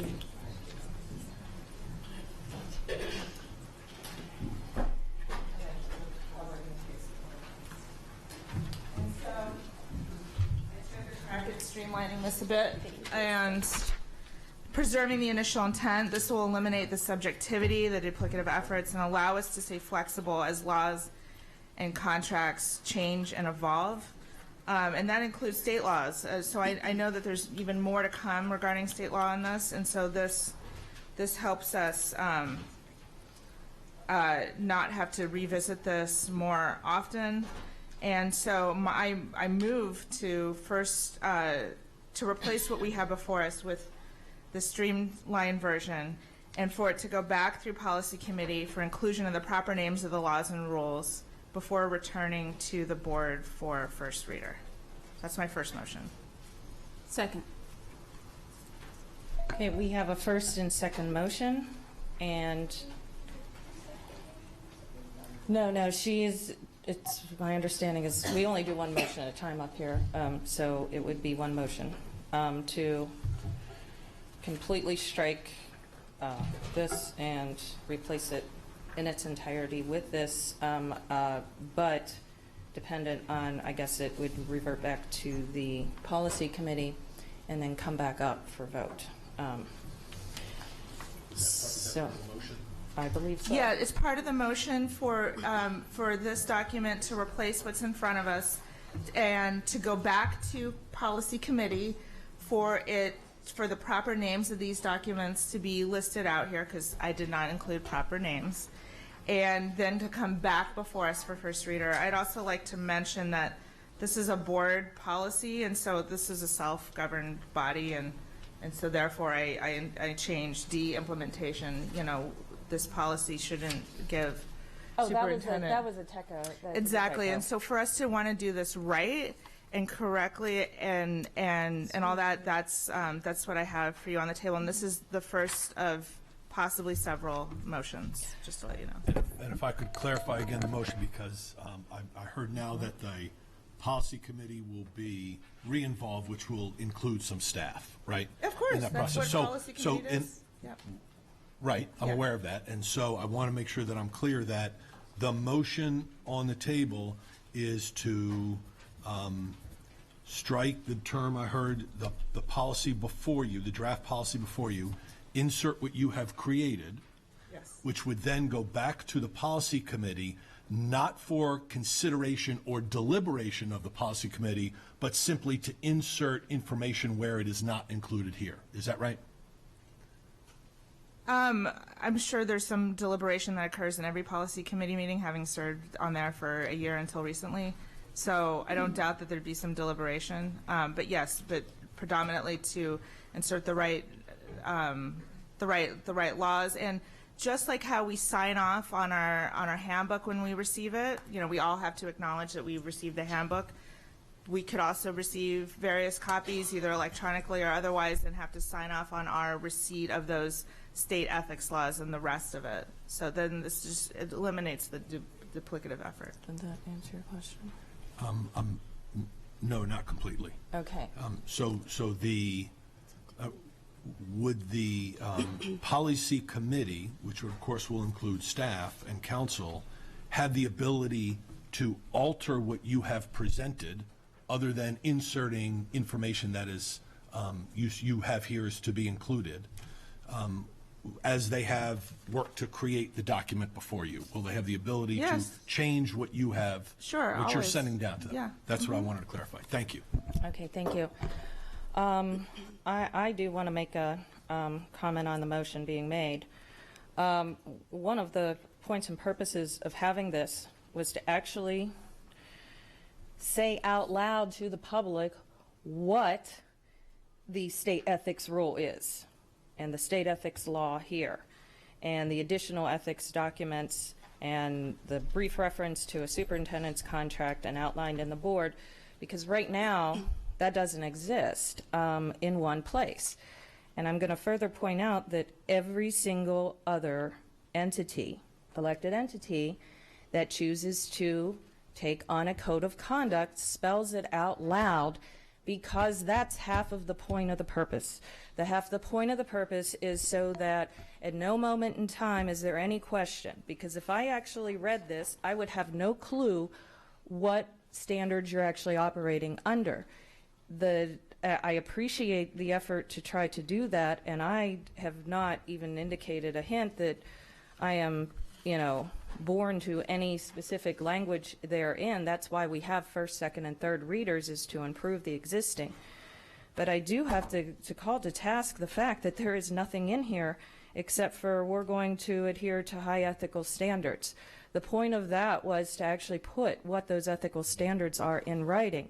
And when we deal with quasi-judicial issues, and we're dealing with some really serious issues for a lot of people, this doesn't do any of what the intent of that was. So I would be very opposed to this, even under a review, because if it's already gone through the policy committee under the broadest of stroke of arm that Mr. Gill and I had said, which was, let's consolidate everything, let's make it perfectly evidently clear and transparent, that is what ethics is supposed to do. And I've not ever, I guess, encountered an ethics code of conduct that says, go back to all these other documents because we're just going to follow them. That doesn't tell the member of the public what we're actually adhering to, unless they want to go, dive into a whole bunch of documents. And it definitely does make it twice as hard to hold members accountable should transgressions occur. This is also a forefront to abate things, and I think that this spells out perfectly clear that every single member has a clear understanding. And my understanding of the terms of the definitions that Ms. Ortiz had included, and I'm happy, was brought out that the definitions, I believe Ms. Schallheim, if I remember your intro correctly, said that my interpretation of this may be different than another member, so we should remove the language, except for the language is already defined in state law, and all of our policies have definitions that, and words, we do not put words in that are not well and clearly defined, and I would go back to the fact that if everybody else is already under these and they're willing to put it out loud and they don't have a problem doing it, what makes our board so special that we can just say, look, you can trust us, we're obliging by the highest of ethical standards, and if you really want to look at and see if we're doing something right or wrong, you're going to have to go look up the names of all these things, and the purpose becomes really, really convoluted. Can I respond to you? I was just making a statement. I was not asking you, but as the author of that, you'll definitely, you know, we do take turns with that, and so you will have that opportunity. And should any member ask any questions, I am responding. I am not asking, and you will have time for that. I just want to also point out that a lot of time and effort went into it, and I draw a great pause when an individual member chooses to come up with, coming up with an amendment is great. This is not amendment, this is a replacement. This is saying that what was presented was inadequate to the point that it completely needs scratched and replaced. And I just find that to be a very big disservice to those efforts. We do have several other people. That's all I have to say on that at this time, except for maybe, I think we need to bring this back about the students here. We need to make perfectly clear that our students deserve no less than an ethical conduct that is clear and concise by their board. This is truly a contract between us. And the code of conduct and the same type of language that's used in the presented first reader here is very similar to the code of conduct we uphold and insist that our students take into task. And they are 85,000 individuals with 85,000 individualized interpretations of it. And we find a way to make sure that that is upheld, because that is how we continue to conduct business. And I just think that that is completely unacceptable to say that we don't have to. And this amendment, this replacement policy is not an amendment, it is a complete replacement, which I'm not even sure from a motion perspective can be quantified as an amendment. And before we actually go to vote, I am going to ask our attorney to get clarification on that, because amendments are supposed to be germane to the main point, and the fact that the language does not map to the level and extent, I would like to find that out. In the meantime, we do have several people who would like to speak in on this. We have Mr. Leib, Miss Antwine. His light is no longer on. This is actually about, some of the lights came on for the original first reader, and so we're now actually discussing your motion only. And so we have Mr. Leib, Miss Antwine, Miss Hummer, Mr. Grannon, and Miss Ellis. Mr. Leib. So this is just about Ms. Schalheim's motion. I'd just like to clarify for the board that as chair of the policy committee, Ms. Schalheim did discuss this with me, and so I was aware of her concerns, and my reply to that, and it still is, that we are respectful of each other's positions, and we can have discussions that'll be fruitful on the dais and make progress. So this is not a complete surprise, as some may think. Ms. Schalheim and I, in our discussions, I did say I am not a fan of a laundry list of references. I remember that from my Navy days a lot. Refer to ComNav Surflant Instruction 55.62. You go to that, it refers you to ComNav Surf Pack 56.7. And you go down, and by the time you're done, you have no idea what you just looked at, but you know it sure sounded good. And so I do have reservations about that. And for that reason, I don't like look. Yeah, that's a good point, Eric. That's a good point. So that's just how I look at that, and the effort to try and make this clear, concise, precise, and publicly available at all times is a worthy effort of this board to undertake. And while we may have some difficulty getting to that, I believe we can all do that together. That's it for now. Thank you, Mr. Ladd. Ms. Antwine. I would like to comment on something that was, when you introduced this, you requested that it simply goes back to the policy committee. I think that's a fair ask. One, because the policy committee, I've sat on one meeting. I don't remember this one coming up but once before the policy committee. This gives the policy committee the opportunity to really think about what needs to be put into a policy such as this. We also, I will go on the record a couple of times today to say I am all about not only identifying a code of ethics, but abiding by a code of ethics. I'm very concerned that this particular policy, even with the motion to amend it on the table, is even being discussed at this point in time because it's out of cycle. It was not brought up before the rest of the board members, and here we are. We have a system that needs to be concentrated on, and the agreed upon policies that we have in place should not take a back seat to this particular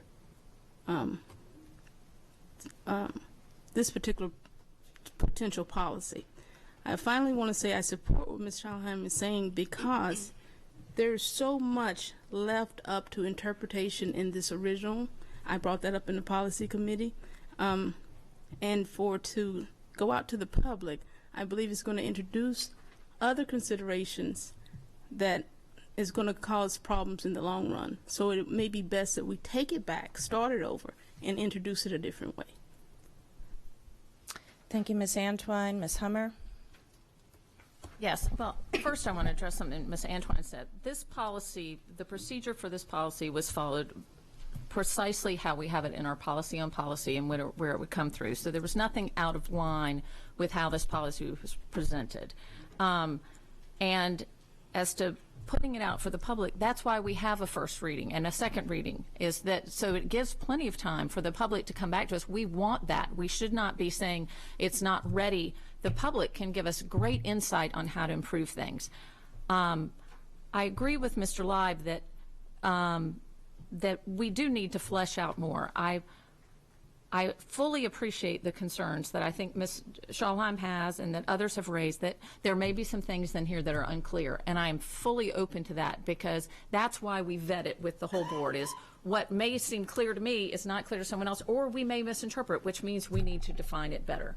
And I'm all for that, but I can't support this list of things because I agree.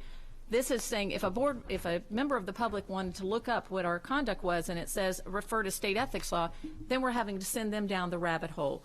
The expectations should be outlined and clear in one place. For it's transparency for us. It lets the public know what are the standards we are held to by the law, but also by ourselves and us as a body. And it doesn't make the public do more work to find it. It outlines for them. As for language being unclear, Ms. Ortiz, I believe she shared this with us in policy committee, she can cite where everything came from. So if language is unclear, unfortunately, as we often find, that is the fault of our legislatures that may not have defined it. And so we may need to work with that, but we can't change the language that's in the law and for it to have in there. So I am very open to this going back with suggestions from other board members, with their input and their concerns, for it to go back to policy committee for us to look at again and in greater depth. But I can't support replacing it with this one. But I fully support us moving it on, taking input from all the board members and going back to policy committee and working on it to refine it even better. Thank you, Ms. Hummer. Mr. Grannon? Thank you, Madam President. So I have 2 points I want to make. both, I'm going to keep them so that I think they're going to both be germane to Ms. Schalheim's motion. And if you let me make both points, maybe it'll be clear what I'm trying to do. I am entertaining voting for your motion.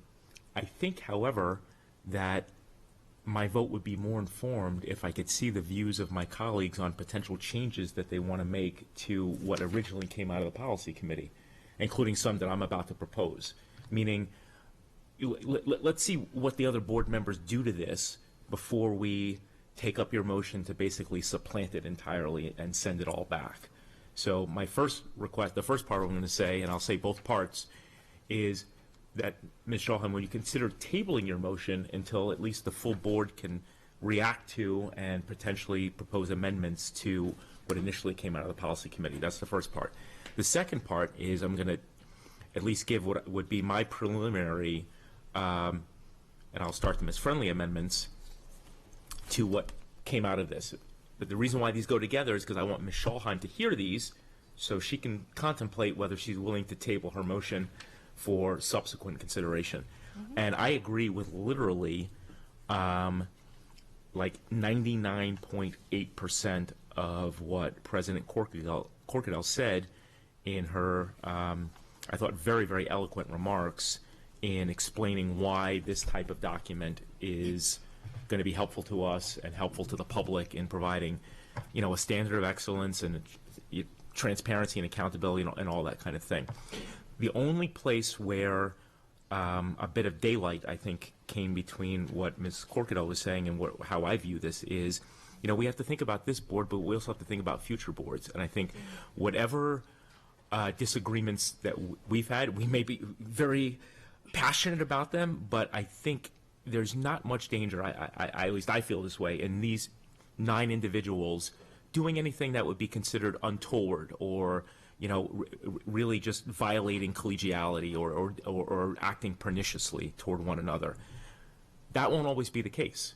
And the more we have, no offense to the elected folks, but the more we have elected people up here and the passions of elections and all that kind of thing, and people, you know, potentially even having very strong partisan and ideological affiliations, the more some of this stuff could be misused. So the only place where you started to lose me was when you started to talk about transgressions.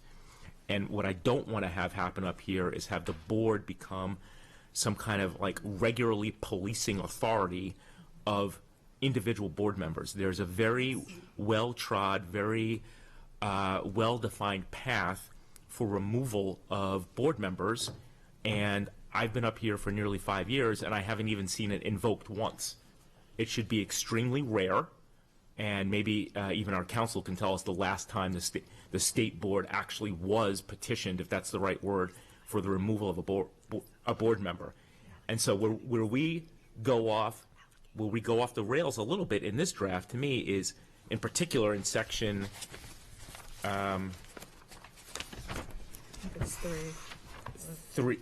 section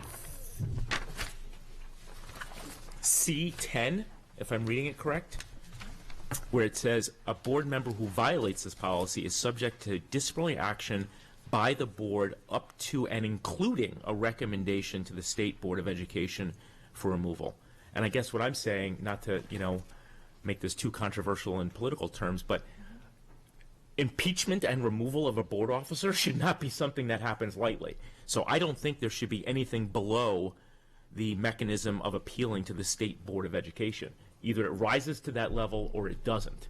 And we should not have board members, you know, motioning to censure other board members or discipline something short of that. Either it's at that level or it's nothing. And I will say, actually, if you keep in mind that the board moving to a fully elected body makes it even more important that it's the public accountability, right? So either it rises to the level of misconduct or malfeasance or non-performance of duties, that it's the state board process that's invoked, or the person is simply removed or not elected by the public.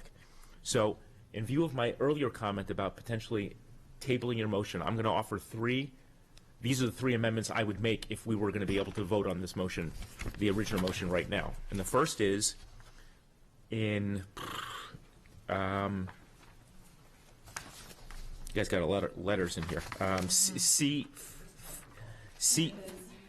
about this? I'll say on the bottom of page 3, the paragraph that says 5, where it says, unless agreed to or authorized by the superintendent, I would insert the phrase, and I ask you all to write it down, and then I'll explain why I'm inserting it, or a majority of the board. So that would be before the comma. And I know a lot of you, in fact, probably all 8 of you will be saying, well, wait a minute. It says expressly in the superintendent's contract that the superintendent has to authorize that no matter what. I'm perfectly fine with having that as a matter of contract, that if there's some issue that the superintendent feels that his purview has been transgressed sufficiently that he wants to raise that there's been a breach of contract. What I don't want is, for whatever reason, take an example, like we had the issue with the letters of apology or something like that, dealing with bias-related motivation. To be frank, if this is the kind of thing that comes before us and there's an urgency and the public is here and we need to react to it, we voted 9-0 to institute that letter of policy thing. If we direct the superintendent to do that, I don't want anyone able to say, well, wait a minute, your section 5 here says that you can't actually direct him to do that.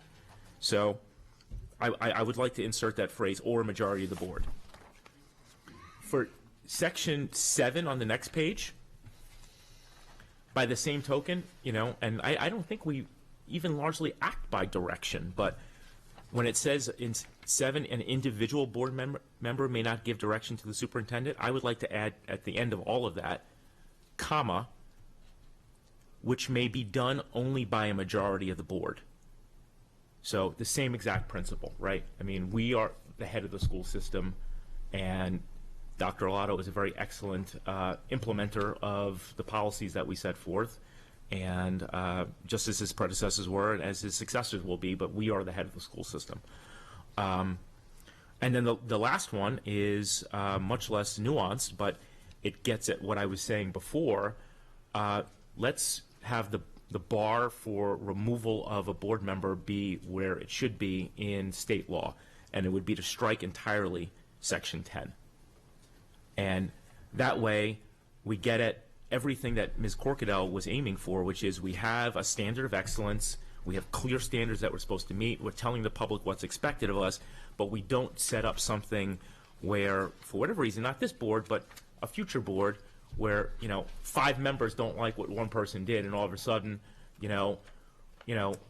or Ms. Smith, what you did, we agree, is not going to be something that we're going to submit to a petition to the state board, where you actually have all kinds of legal rights and can defend yourself. 5 of us are going to vote right now that you are, censured, or you are not allowed to attend the next board meeting, or something like that. I just think that opens up a lot of mischief. So those are the 3 that I would suggest, and I'll leave it to Ms. Schallheim whether you're going to consider tabling your original motion so that other members could make amendments, and then consider all of those together, because I still have not made up my mind. I may still very well vote for yours. Ms. Schallheim, you were addressed a question by Mr. Grannon. If you would. I want to hear from Ms. Ellis first. Thanks. Okay, Ms. Ellis. Thank you. And goodness, this is very complicated. So no one agrees more than I do that this board must meet very high standards, and we must be held accountable to being completely ethical. But looking at the policy, I do have a number of concerns, and so I like where you started this conversation, Mr. Grannon, because I have a couple other sections that I have concerns with, and so in other words, to summarize, before I get into the detail, that is what makes Ms. Schallheim's amendment appealing, is because there are so many considerations and so many things that could be misinterpreted or ambiguous that we should give it consideration. So to get into my points, So one question I have, because I did not take the time to cross-reference all of the law and board handbook and all those things, though I have read in the past. Again, I didn't dissect all this. So is the entirety, word for word, of what we are held accountable to in the law and handbook and so forth in this policy, or is it only pieces of it? So it's not word for word because the law doesn't have every potential example of a conflict of interest or use of prestige of office. However, the State Ethics Commission has an abundance of documents and guidance where they give specific examples, which I sifted through, and I included those things that are relevant, that would be relevant here. A lot of the other stuff relates to financial disclosures, which that's already covered in policy BAF, so it would make no sense to bring that up. And they have lots and lots of opinions on ethical conduct. And so based upon that is where I drew the specific examples. And the point of bringing the specific examples is to avoid this subjectivity and this potential for folks to say, oh, well, I didn't know. Well, now you know, because it's listed. And so this is how the state defines it and how the state lists it in this, numerous documents and pages of examples which they provide. And so while we may think it's subjective or we may not think it's clear, the state has determined that it is. The state public ethics law has been in place for a very long time. And so I don't see them loosening any of these standards, perhaps tightening them every year. We're in the middle of session right now, and there's always legislation introduced. And so with regards to the state law, again, the law doesn't list every potential example, and so therefore the State Ethics Commission, I also looked at the county ethics policies, laws, and all of that, and so, they're very similar. With regards to the other language, verbatim things were taken from your handbook because I wanted to make sure Jeanette was not coming up with her own language. I wasn't, I don't want to be accused of inserting my personal opinions into this policy. And so I pulled things from the handbook, which, Ms. Schallheim referenced that it could change. And so certainly you could always go back and change your policy. Same thing when the laws change, we're required to change our policies all the time because of laws changing. And then there are things that, from the superintendent's contract, which are aligned with state law. And so, there are certain things that his role as a superintendent versus your role as the board. So those couple of things were included in here. And again, yes, contract can change, but I think the things that are most of the things that were in the contract that were included in here, which I think were just like 3 or 4, are aligned with the law, right? So it's his role versus your role. And then finally, there was the language. So the state board, their stuff is much more stringent. So whereas we have not to make disparaging remarks, state board members can't make any opposing public remarks, disparaging, constructive criticism, or otherwise, right? And so we talked about that in policy committee with concerns about, did we want to go that far, for example? So some of the things came from national school boards, and that language in particular, the disparaging, and like I said, the state board language is even more stringent than what we have here. And so again, I didn't paraphrase in particular the things related to the law. They were not paraphrased, they were taken from various of examples that the state utilizes. And the reason why some of these things are even more relevant to a board in particular than, let's say, even like a legislator, because legislators legislate, but you have a quasi-judicial function and an oversight function. And so it's really like in the quasi-judicial and oversight function where you can see conflicts arise, right? I know there's been a lot of chatter about the advocacy piece and the concerns with that, but if you read it, right, It's saying you can't advocate in a manner that would impair your impartiality, right? So even if that language wasn't in there, you're still prohibited from doing it, right? So the thought was to have it in there so that there's no question. And so it took a lot of efforts to make sure that things were very, aligned with what's in the law, what's in your handbook, superintendent's contract, and other sources. Thank you. So one of the things that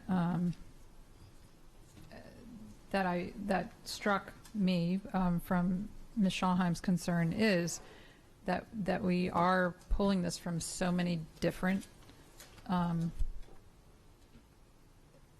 laws and rules that we are accountable to, that there is very likely to be continuous changes between the law, the superintendent's contract, and so I am concerned about that aspect of it. But I'm going to right now point out, you mentioned advocacy, and there's two sections that concern me greatly. And I fully agree that anyone who becomes impartial or lacks independent judgment should not be voting on a matter, but that to me is a slippery slope for fellow board members to determine whether or not someone is impartial, because we are transitioning to an elected board. 4 of us are elected. 4 of us ran on platforms. 4 of us made clear our positions on certain issues, and because of that, many individuals and groups flocked to those candidates because those issues are important to them. So in other words, there are some very strong and very passionate opinions on things that board members are sitting here because of those issues, and so they should not be deemed to be partial on that issue because of their alliances getting to this point. So I'm very concerned about how the top of page 3, section C, will be interpreted. And again, number 3, advocating on behalf of or becoming personally involved in matters before the board or matters that have the potential of coming before the board. I mean, there's an issue I've been very outspoken on, and I'm very personally involved because of how it has impacted my children. I mean, I'm personally involved. And so I use that parent perspective to inform me on the issue. Doesn't mean that I don't listen and gather all the information with an open mind and make a decision, but I am concerned about the interpretation and then what the fallout is going to be with those 2 sections. And then Mr. Grannon brought 3, I think, other sections of concern. So in its entirety, we have a lot of concerns. So I want to go back and say, I want to recognize the work of the policy committee and the staff. I know that you all work very hard, but we do have to get this right. So I don't think anyone should be offended by where this is going. I don't mean where the vote's going. I mean where the discussion is going, and where the vote might go. I don't know. But I do think we need to be, I think we all respect each other's time and hard work, and we also need to respect each other's opinions. And let me just, I think that's, that's all I have for now. Thank you. Thank you, Ms. Ellis. We have Mr. Leib, Mr. Grannon, and Ms. Schallheim and Ms. Antwine in that order. Mr. Leib. Thank you. Yeah, I agree with 99.8% of what our colleague Mr. Grannon said. And I would think a natural progression of this would be like we've done some of these things in the past. Board members have concern. That's terrific. Please submit those concerns to me and Ms. Ortiz and the policy committee. Copy in your email all other board members so they're aware of your concerns, and then we will get back together and we'll dig into those concerns. And I would make a commitment to the board that when we bring this back at second reading, we will make sure each of your concerns is addressed, in that if we don't believe of A12 of what Ms. Schallheim has proposed, we will explain why we didn't do that.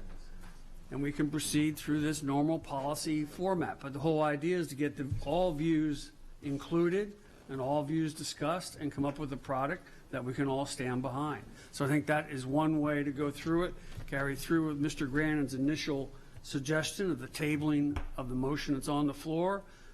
You know, submit your ideas, your concerns, and let the policy committee do its job. And we come back and we continue to go through the process. And that's why we have a second reader and a third reader. And who knows, if we go out, we may get some public comment that is very apropos and will help us as we try and make this into the best doggone policy we can. Thank you. Thank you, Mr. Leib. Mr. Grannon. Okay, so it's clear. Again, I was making that point about tabling the motion so that we could get to some of these amendments. My intention is that I'm going to move the three that I made before at least, and any others that are suggested by colleagues, for those to be voted on today, so that when it goes out for first reading, it goes out as amended by us at this meeting, as opposed to waiting for another meeting. So certainly the three that I made before, and then I have a question to Ms. Ellis for two other potential amendments. With the section C on the top of page 3, would it alleviate your concern if it were limited to just in carrying out the quasi-judicial responsibilities of the board? Because to me, I hear what you're saying about the board or certain members thereof questioning advocacy and that kind of thing, but the only place where it's clear is that we're, not supposed to cross that line is with matters that might be before us on appeal. So if we crossed out everything after the word out and just said in carrying out, we should keep the, sorry, crossed out executive, comma, legislative, comma, and just said carrying out the quasi-judicial responsibilities of the board, that would be the first suggestion. And then for 3 on the page below, incorporating that same idea, and it says that have the potential of coming before the board in its quasi-judicial capacity. Yes. So if Ms. Howell, you have those? So I'll read them one more time if you guys want to take them down. So these would be added on to the 3 I had before. Is for C at the top of page 3, we'd cross out in the penultimate line, we'd cross out executive, comma, legislative, comma, and the word and. So it would say in carrying out the quasi-judicial responsibilities of the board. And then in section 3 down below, we would add on at the end, have the potential of coming before the board, and insert in its quasi-judicial capacity. So, okay, so now I have 5 that when we're able to do, I would suggest we consider those all together. I call the question on the original motion. Okay, the question has been called. Ms. Howell, please call roll for closing out debate on the amendment that was proposed by Ms. Schallheim and going straight to vote. Ms. Summer? Ms. Alvey? Ms. Ellis? Mr. Grannon? Before I vote, are you going to table your motion? Yeah, I don't know. I didn't get a chance to respond, so I don't know why we're doing it this way. So I'm a nay when we get to me. Okay, yeah, I vote no. Ms. Schallheim? Yeah, do you want to change your vote then? I'll vote no. Yeah, I'm a nay. Did you call me yet? Where are we? Okay, I'm holding out. Ms. Antwine? Nay. Mr. Gilliland? Mr. Leib? Ms. Corkadell? Nay. Okay, debate continues. We had a reminder today. I apologize here. I hope I get it right. We were Ms. Schulheim, followed by Ms. Antwine, followed by Ms. Hummer, and followed by Mr. Light. Just a point of information, Ms. Howe, you have my amendments all together? Okay, great. I Okay. took instructions to make sure when we get to the. All right, so I first want to say that I don't like being misrepresented up here in any way, and so like I started out, I appreciate and totally agree with the intent and the spirit of this, and I also believe that we should hold ourselves to a high standard. What I have issue with is you know, as if we're going to do this piece by piece, I'm more than willing to do that. I have 16 amendments. Some of them have already been covered. But I was going to spare you all that with, you know, going down another pathway. That's fine. I just if we're gonna make an effort to get this right, then we need to take the time required to do that, and that is longer than one 90-minute session of the policy committee, in my view. And so I know that I've obviously ruffled some feathers up here. I stand behind everything I say, and I, like everyone else, wants to hold themselves to the highest possible way of doing things. I also believe that a lot of this language is subjective. And so if we want to jump down the rabbit hole of individually doing amendments, I'm fine with that, and I'm happy to table the first one to do that. I don't think anything should go to first reader before it's amended. So I have many. So should we just get started with that then? Well, actually, we need to dispel of yield to Mr. Live for a moment. I think that he has a solution to all of this. Sure. Mr. Live. Thank you. I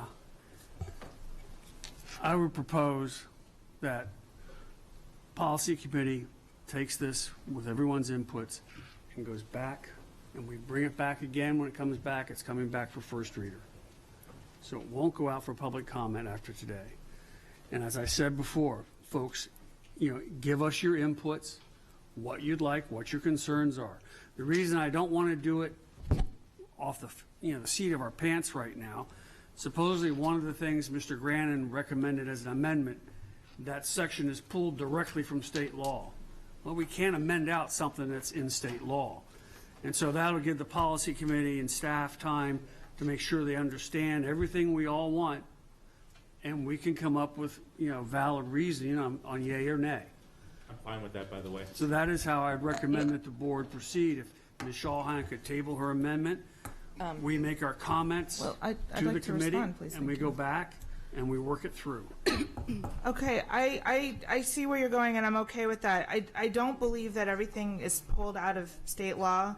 And the bit about advocating, this kept me up on Thursday night and Friday night, because I'm an elected official, elected to represent and advocate for my constituents in District 5, and do that I will.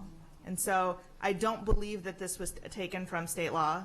And I've had totally taken from this wording and it's advocating taken from the on State behalf Ethics of or Commission. behalf of. Yes, so as I communicated with you over the last week, the language, so the employment language, and so it's C and D, talks about, so it's not in state law, because as I already mentioned, the state law does not give specific examples. That would be impossible.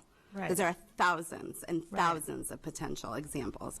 However, the State Ethics Commission does give numerous of examples, right? And so from that language, and things are different. So the quasi-judicial executive does not apply to legislators, right? So that language wouldn't go there, but it applies here. So that language from the state law. So I want to be clear, I didn't make up any of the language. It comes from sources in State Ethics Commission. And yes, ethics is a slippery slope. There's a lot of gray area. That's why there's a State Ethics Commission. This is why the board has an ethics panel to review these things, because there are a lot of gray areas, and there are things that, unfortunately, because every situation is so unique, that something could be a complete blatant violation of the law in one instance and not in another. And so again, I understand there's a lot of comments about it's subjective. Well, it's the State Ethics Commission, and so I hold them in high regard. I've taken lots of ethics training in my 15 years of doing this work, so I'm very intimately familiar with what's required. Right, and I'm not questioning your knowledge, just so we're clear. This was not, I think you feel like I've fired shots. That's not the case. I know from talking to members on the policy committee that the wording of this particular one was a source of discussion and conflict during that meeting. So yes, in the policy committee meeting, the language was actually not as tightened as this. So I went back to the State Ethics Commission and referred to their information, and it was further tightened to address that information. I sent the revised language to the policy committee before it went out to the board, and no one objected to that language. All right. I object to it. So it's one of, I like where Eric was going with that in his amendment. So yeah, I know we can, if we want to do better and make this right, then yeah, I'll totally send you my 16 amendments. It would have been great to have daylit some of those here in public for the benefit of those watching and those in the audience. But that's fine. I'll send them to you. And I definitely think that when it comes back, it's again first reader, and those are the terms under which I will table my previous amendment. Okay. So to be clear, you're withdrawing your current amendment. Yes, under the condition that this goes back to policy committee, that all of our individual concerns are heard, of which there are many, and that it comes back before us as first reader, does not go on the website today. Okay, motion has been withdrawn. We still will need to dispel of that formally because this is technically in first reader. So I'm happy to make a motion to take the to table.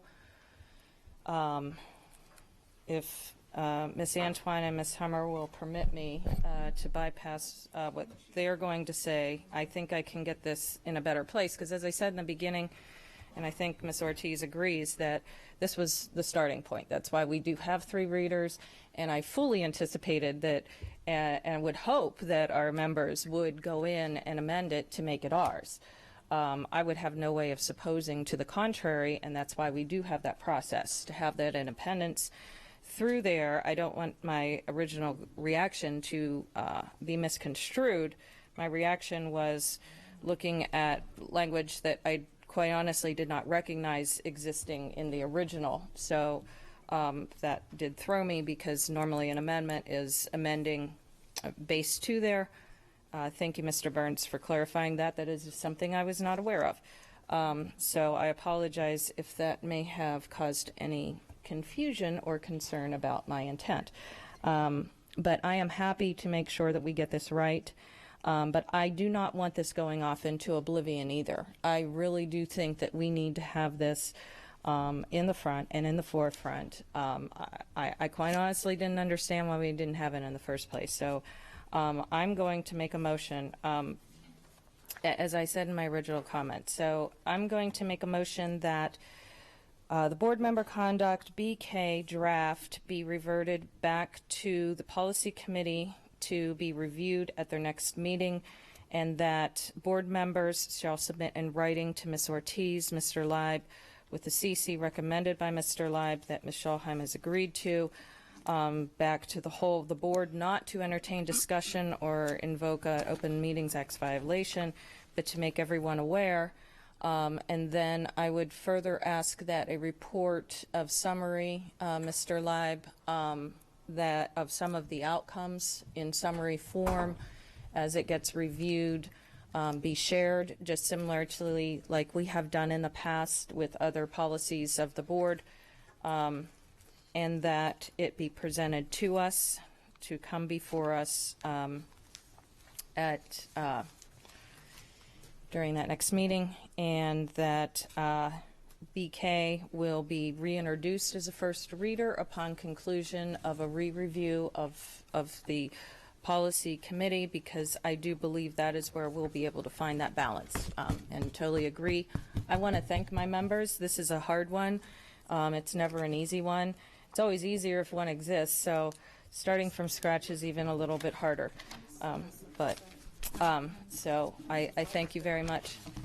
That is correct. So do we have that's a motion. Okay, you second the motion. Okay. Under the condition that she be able to speak. Well, of course she's able to speak. That's why I asked Ms. Homer and her if I could make my motion first, and they agreed to it. So, Ms. Antoine. Thank you, board members. I appreciate, Mr. Light, that you brought up this solution. I think it's very important that we go back and we have input into something so critical to our outcomes and our future. Even when we're not here, this policy has to be abided by. It also allows the work that Mr. Ortiz and team did to get it here not to go in vain. So thank you for that. I strongly recommend, as the representative of the Open Meetings Act on this board, that we post this policy to the public on our calendar of policies. It is not currently there. And it put us in a position bringing this up to the public before we have a meeting. That would be an unintended violation of the Open Meetings Act. So just to answer that, so we were not in violation of the Open Meetings Act because we have to provide an agenda ahead of time, and so the agenda was the week before the meeting, and so per Open Meetings Act, it has to be at least 24 hours. So absolutely, granted, but also per the same act, if you have an active calendar before the public, it needs to be updated each time that calendar changes, and that has not happened. Yeah, I'm happy to update it, but just wanted to indicate that we were not in violation.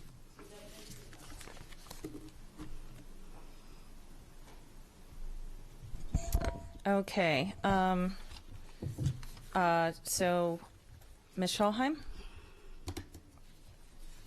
I'm grateful that we've had all this discussion. I just want to make one more little bitty point. Before I floated my ideas here today, and I had others, trust, I did fly them by our board counsel, so just so everyone is aware, and sought his advice, just like I sought Mr. Leib's advice as well.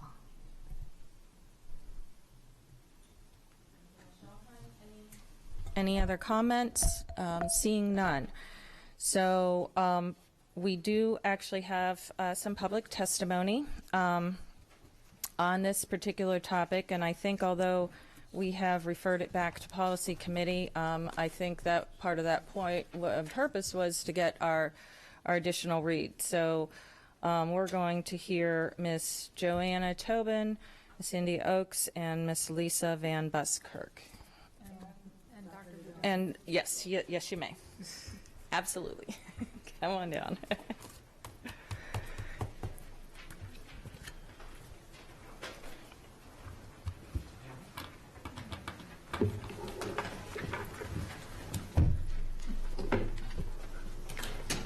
Thank you. This is to reiterate some of the concerns that have been raised. My name is Joanna Bates Tobin, and I come before you today as a parent, a voter, and a candidate for the Board of Education in District 6. Thank you, first of all, for writing an initial draft of this board conduct policy. As a professor of political theory and a longtime leader of leadership seminars, I feel very strongly that ethics lie at the heart of good governance at every level of government.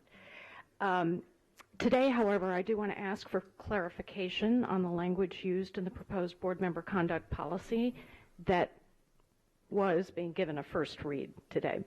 Specifically, I wish to inquire about the use of the word advocating, as has been raised, as it is used in section C3, which states that board members will seek an advisory opinion from the Board of Ethics panel regarding a potential conflict of interest, including, quote, advocating on behalf of, and then it goes on to say matters before the board or matters that have the potential of coming before the board. If addressing the issue of advocacy in this draft policy is intended to convey a concern with regard to receiving compensation from a group or organization that is advocating for a certain policy or budget item, I believe it is redundant because that concern is referenced clearly in sections C1, subsection D1, and C2, subsections D and I. If, however, the reference to advocacy is intended to suggest that board members must seek an advisory opinion and therefore possibly not participate in any decision around an issue for which they have advocated as a private citizen or as a candidate, it does raise significant concerns about undermining the democratic process. The change from an appointed to an elected Board of Education voted in by Anne Arundel County citizens in 2016 reflects a need and a desire on the part of voters to have board members who will speak for their constituents in the various districts and whom voters may hold accountable. If board members are prevented from participating in decisions on issues for which they have previously advocated, that will undo precisely the change that voters demanded in 2016.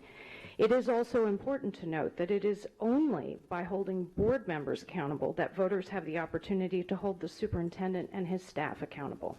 That chain of accountability is critical to a sound public education system. I ask that the board clarify the language in this policy and provide a public statement regarding the intent of this particular portion of the policy. Thank you.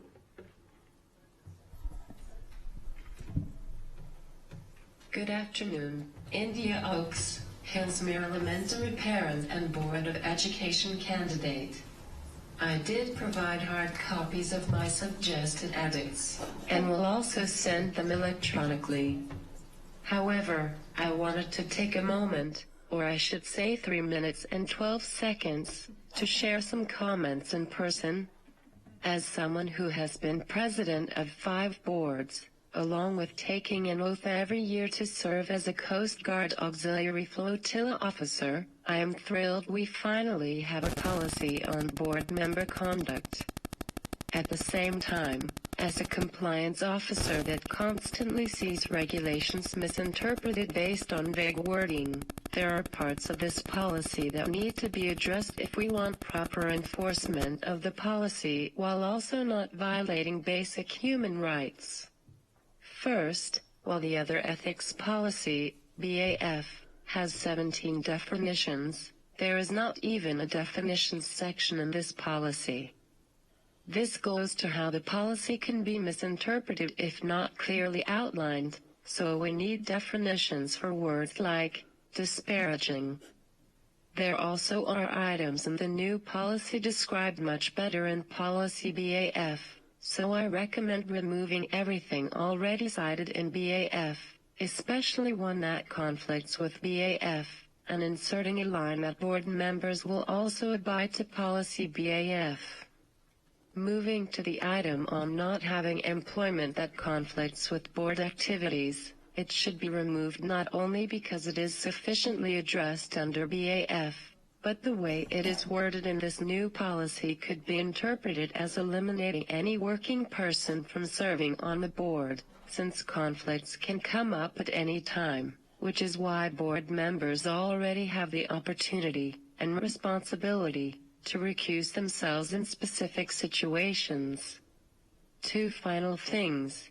The line about abiding by board decisions has the right intent, but one could easily interpret it as being a stop-all, with no ability to change things later, which is why it's important to put in writing that such decisions need to be abided by, until changed through proper board procedure.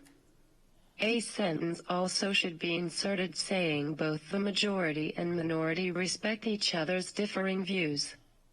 And that leads to my final suggestion of inserting language addressing right to free expression, so board members understand when they are allowed to speak on behalf of the board, while also clarifying when they are allowed to speak their personal views.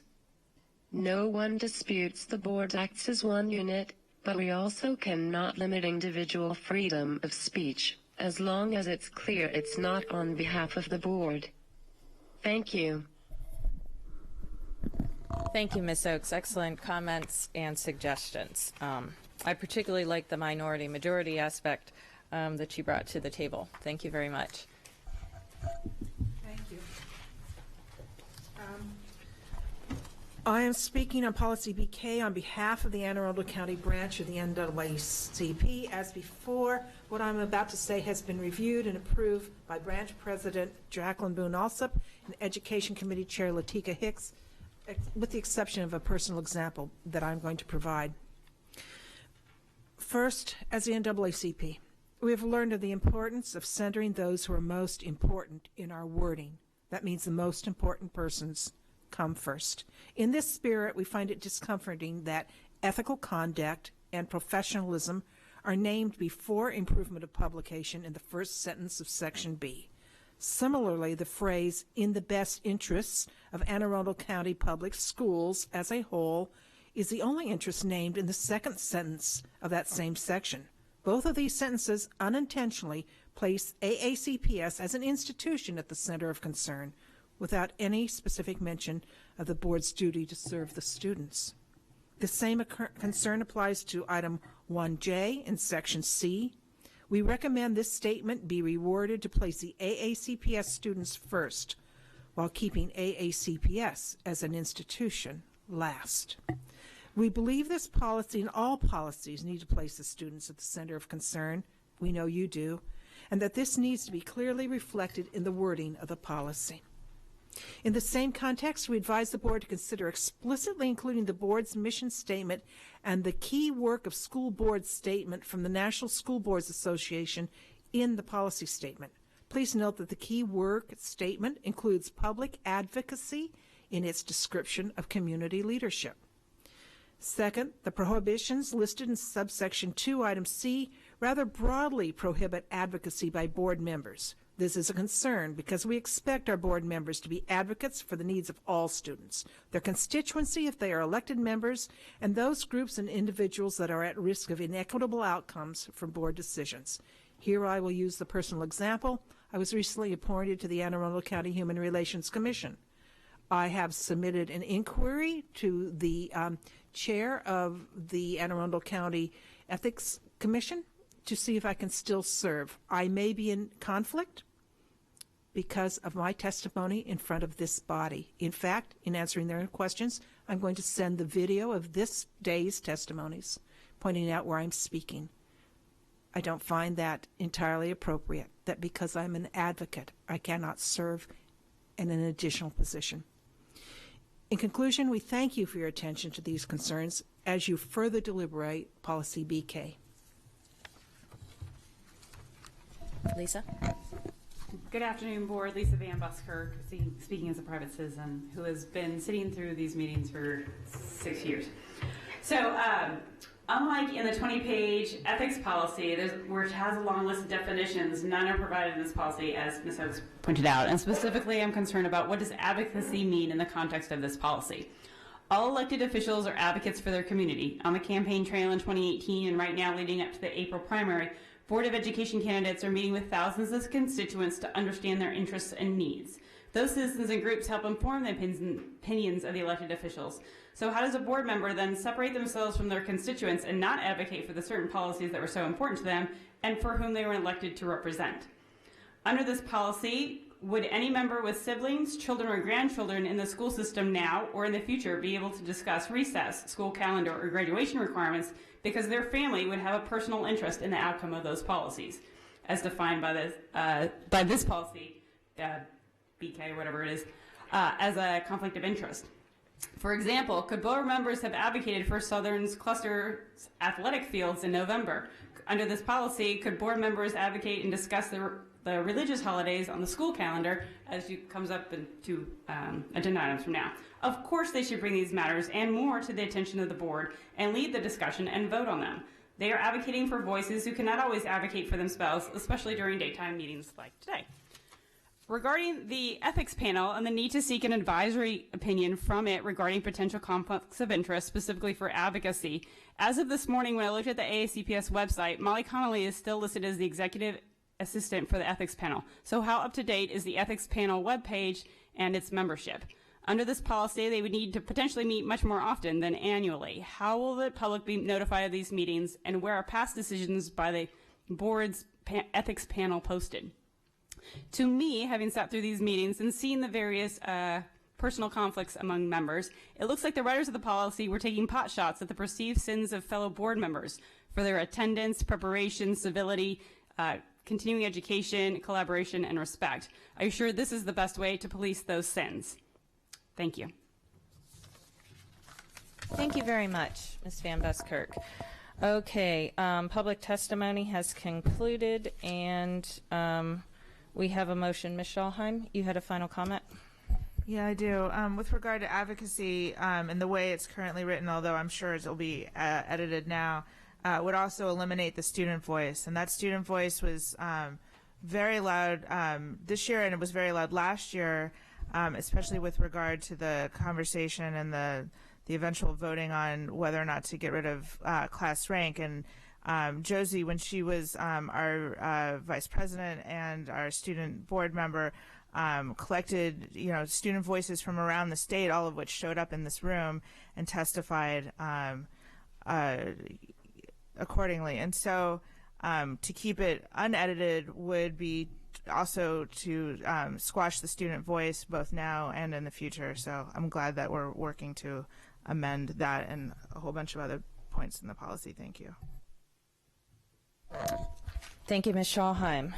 Seeing no further comments from the board, Ms. Howell, please call roll on the motion to refer the draft policy of BK back to the policy committee to return in the next 30 days as edited, with members submitting as defined earlier to the chair.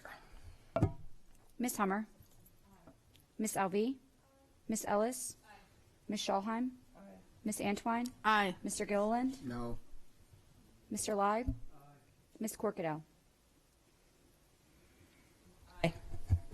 Motion passes 7-1.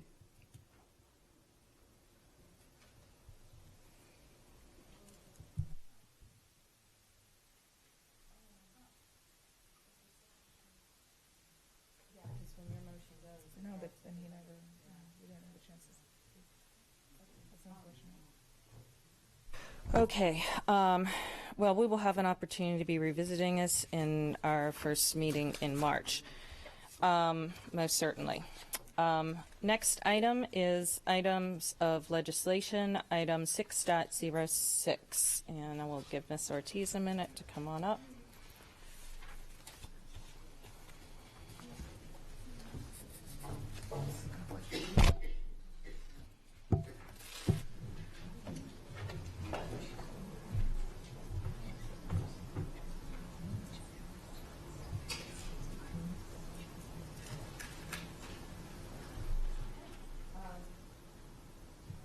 For the record again, Jeanette Ortiz, Legislative and Policy Council. I don't have any bills up on Section 1 for board vote, but I'd be happy to answer any questions about any other bills. Okay. Any questions from board members concerning the information provided to you?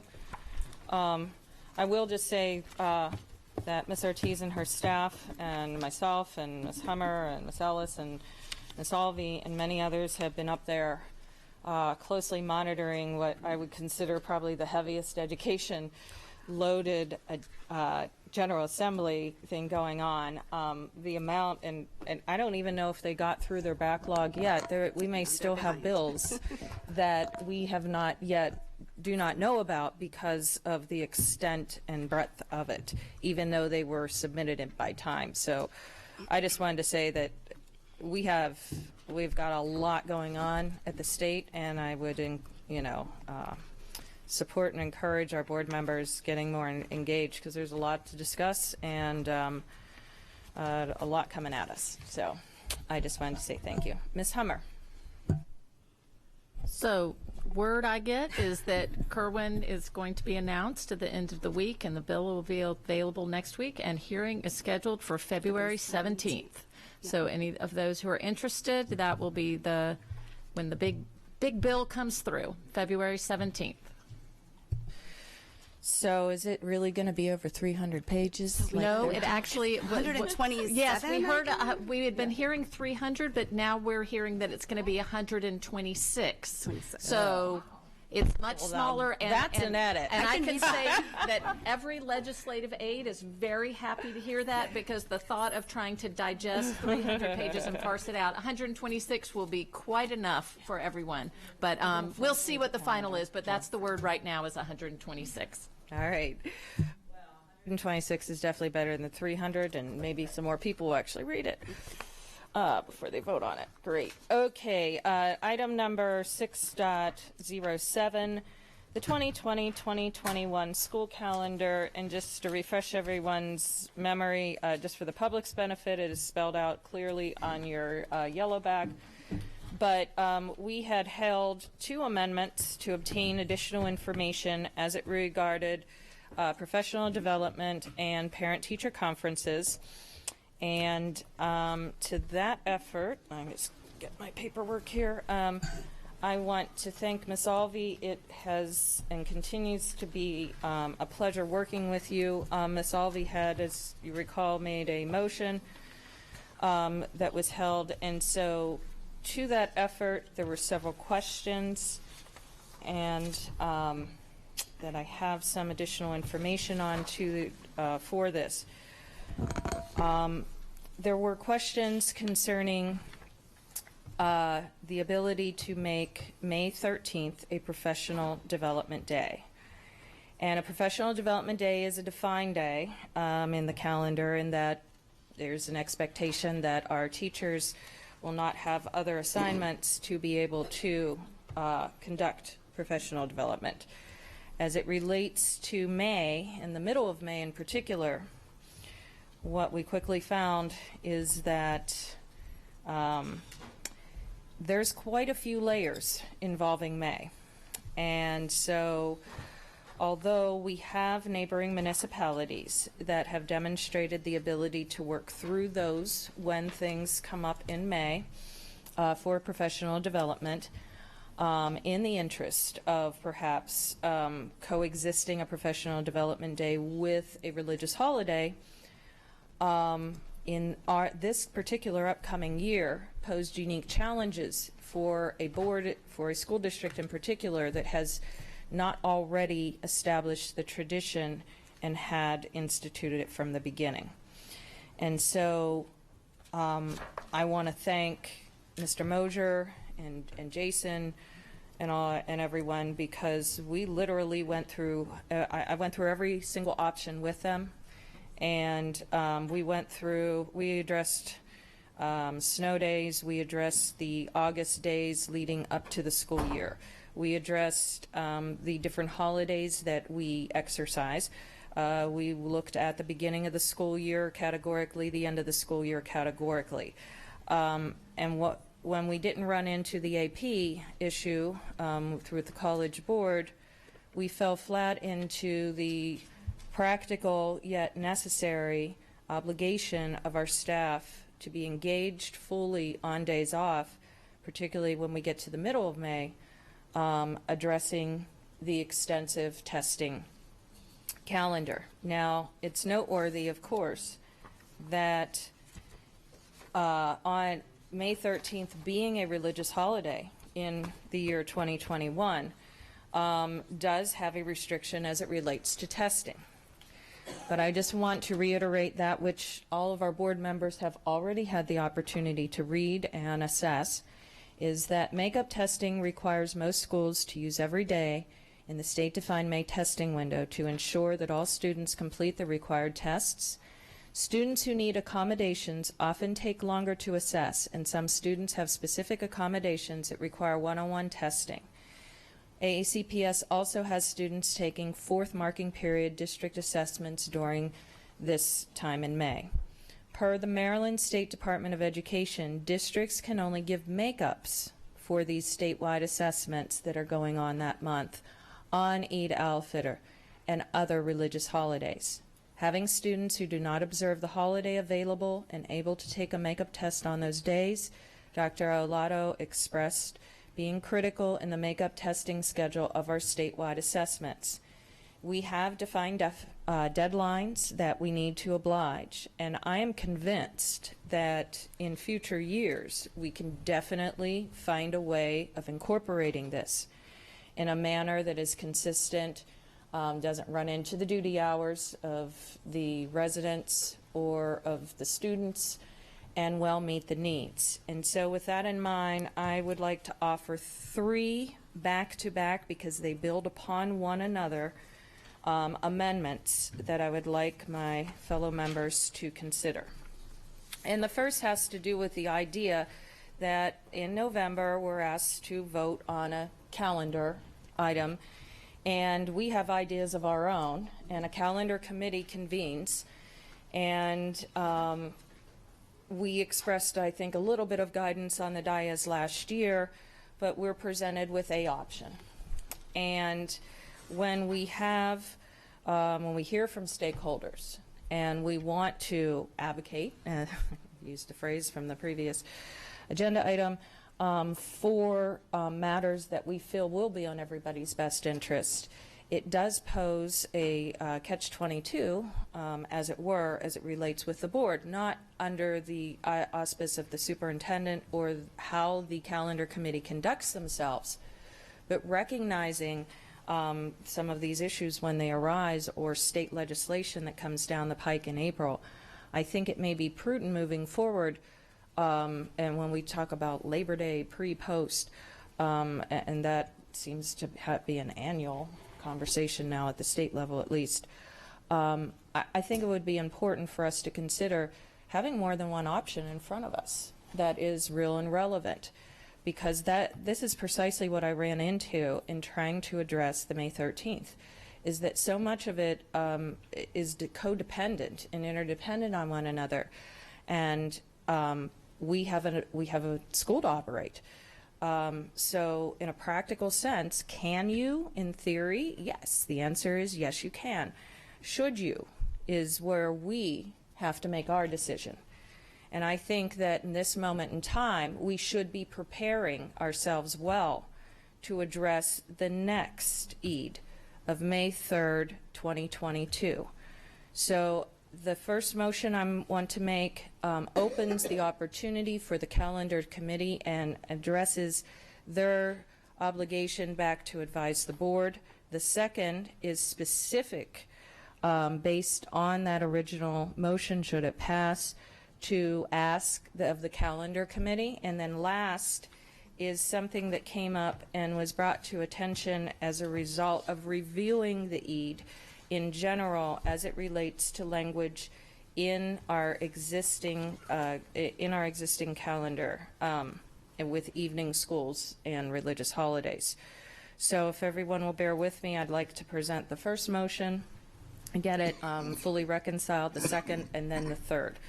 I hereby move that the calendar committee present to the board no less than 2 fully detailed calendar choices for board consideration each year in preparation for the adoption of the calendar in November.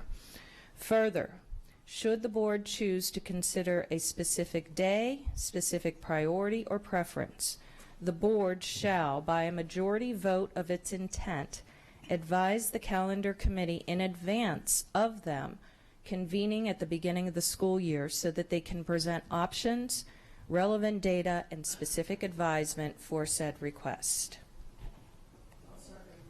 Okay. We have a first and a second and several comments. This is on the motion, specifically on the calendar committee and how they address with us. I have Ms. Antwine, Ms. Scholheim, and Mr. Leib. Ms. Antwine.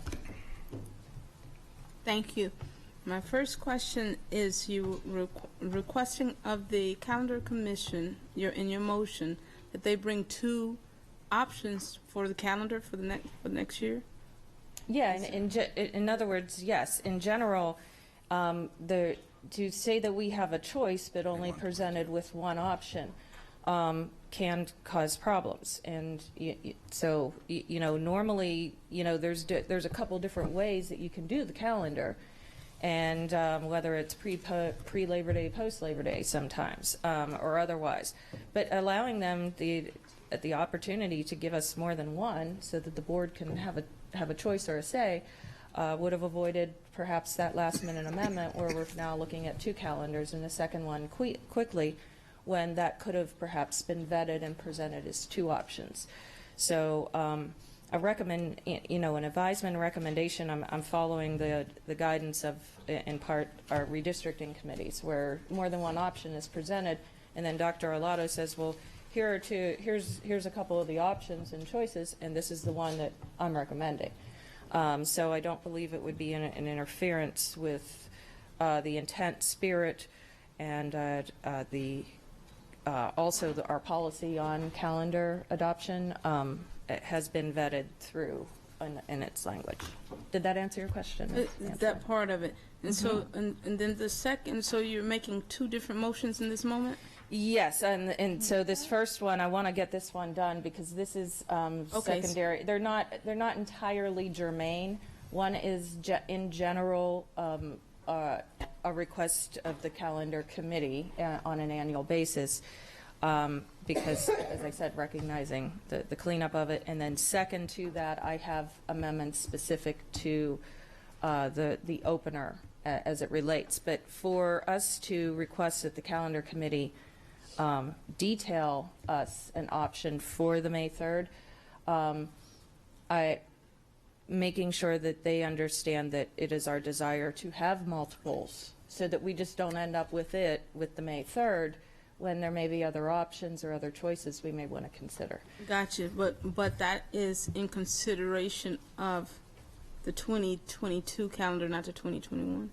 That is correct, of my specific motion in particular. So the motion is in first to that the calendar committee present to, and in the language that I shared. Right, and then the about the board members advise the calendar committee in advance. Could you please repeat that? I didn't quite understand that. Yeah, and the idea is so that the calendar committee, when they do convene, any ideas that any board member may have that they want to get flushed through that committee can do so. And so with that in mind, and I'm open to some, language changes, obviously, the board shall by a majority vote of its intent advise the calendar committee in advance of them convening at the beginning of the school year. So they convene at the very beginning of the school year.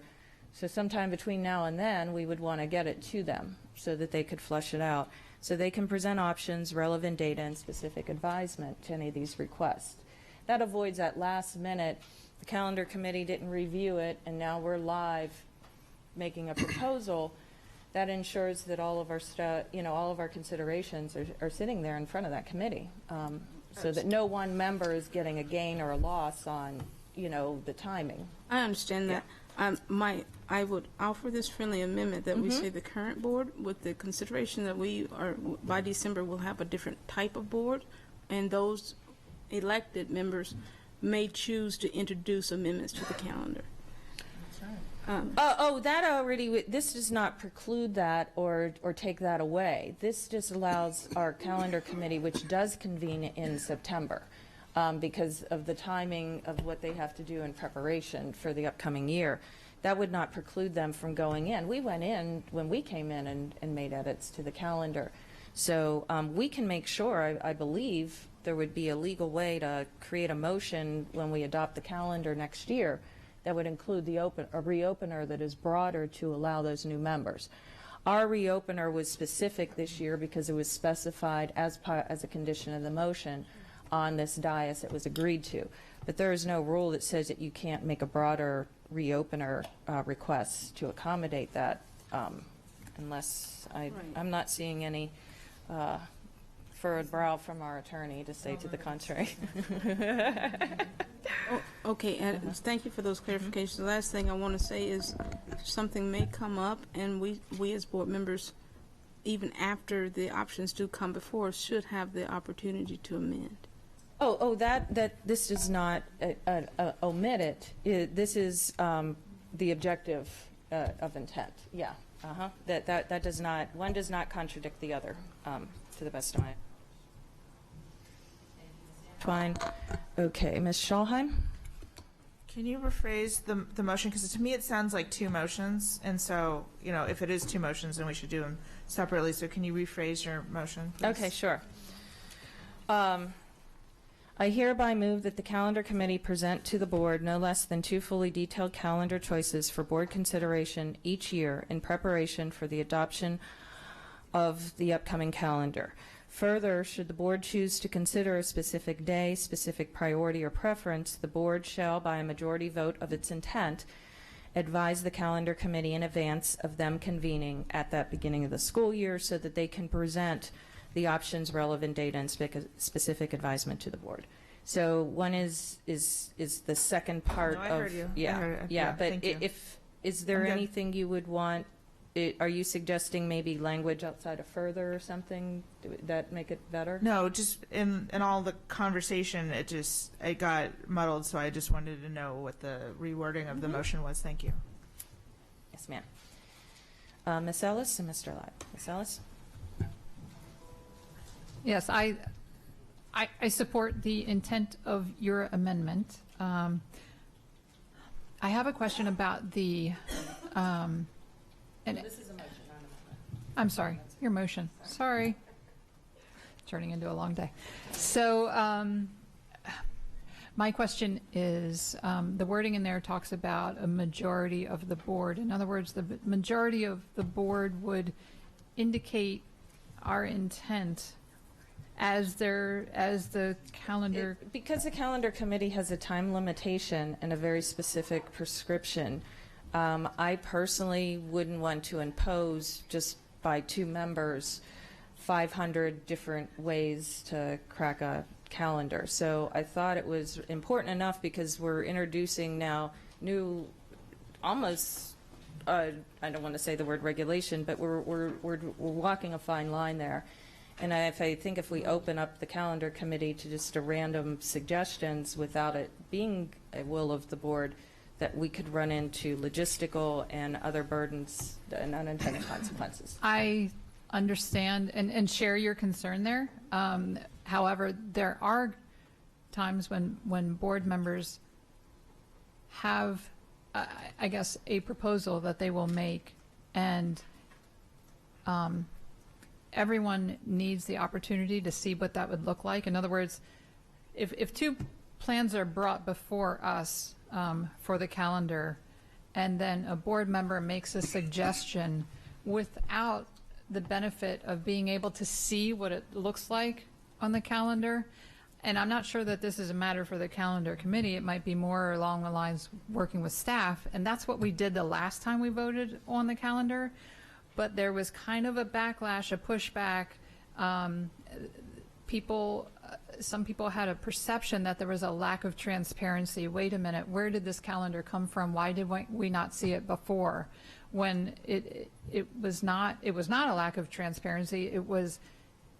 The intent was for the public and everyone involved to be able to see what it looks like instead of just naming dates, right? So I feel like we do need a mechanism for board members, whether it be 1 or 2, I don't know, but to be able to present a calendar when it comes to the point that we come to vote. I'm not sure what that looks like in the wording, but If I could make a suggestion, why don't, do you want to, you could propose perhaps an amendment to this to add at the end, we could, because we're already in it, so a majority vote intent advise the calendar, the school year submitted that. In addition, board members could, I'm saying this off the top of my head, but board members can also make recommendations through staff. Is that? Ms. Corkadell, can I just one piece of information that may be helpful? Remember that the calendar comes to you as a review item first. So at that time, board members could say, when you bring it back as an action item, we'd like to see a mock-up of, right, and then you would have it. Got it. So I don't think that, does that I don't think address that motion inhibits the current process at all. Oh, okay, I think, Okay. I just know the way it played out last time, there was a concern, where did this calendar come from? When really, it was to the benefit of everyone to be able to see what the calendar looked like. Well, if it's any consolation, I was not among that opinion. But I do see that. Okay, if we're good, we're going to proceed. Here, Ms. Bob?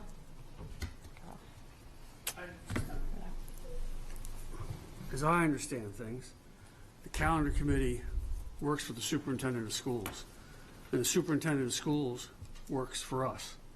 And so to have a motion that says the calendar committee will come out and present to the board, the superintendent does that. Oh, that's a very good point, sir. The calendar committee is not our employee. The superintendent is, and that's his Present responsibility, to his or hers. superintendent.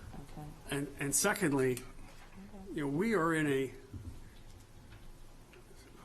we are not in a down the weeds action mode. Board of Ed members do not propose calendars. Board of Ed members review the inputs of others and make decisions on calendars. We're at a different level. We got to stop, in my opinion, reaching down and trying to do everything. You're just going to get yourself tied so deep in the muck, you're never going to get out of it. And that's just my own, years of doing this. Stay out of that. Don't let that temptation suck you in. If we want the superintendent, if this board desires the superintendent to present, multiple alternatives and calendars, we can just ask him to do that. We don't need to do a motion and do 35 minutes and 40 minutes of debate on a motion to have that happen. So it's just a matter of how you go about carrying out our functions. Okay. Our functions are not to get down into these weeds. Thank you. Mm-hmm.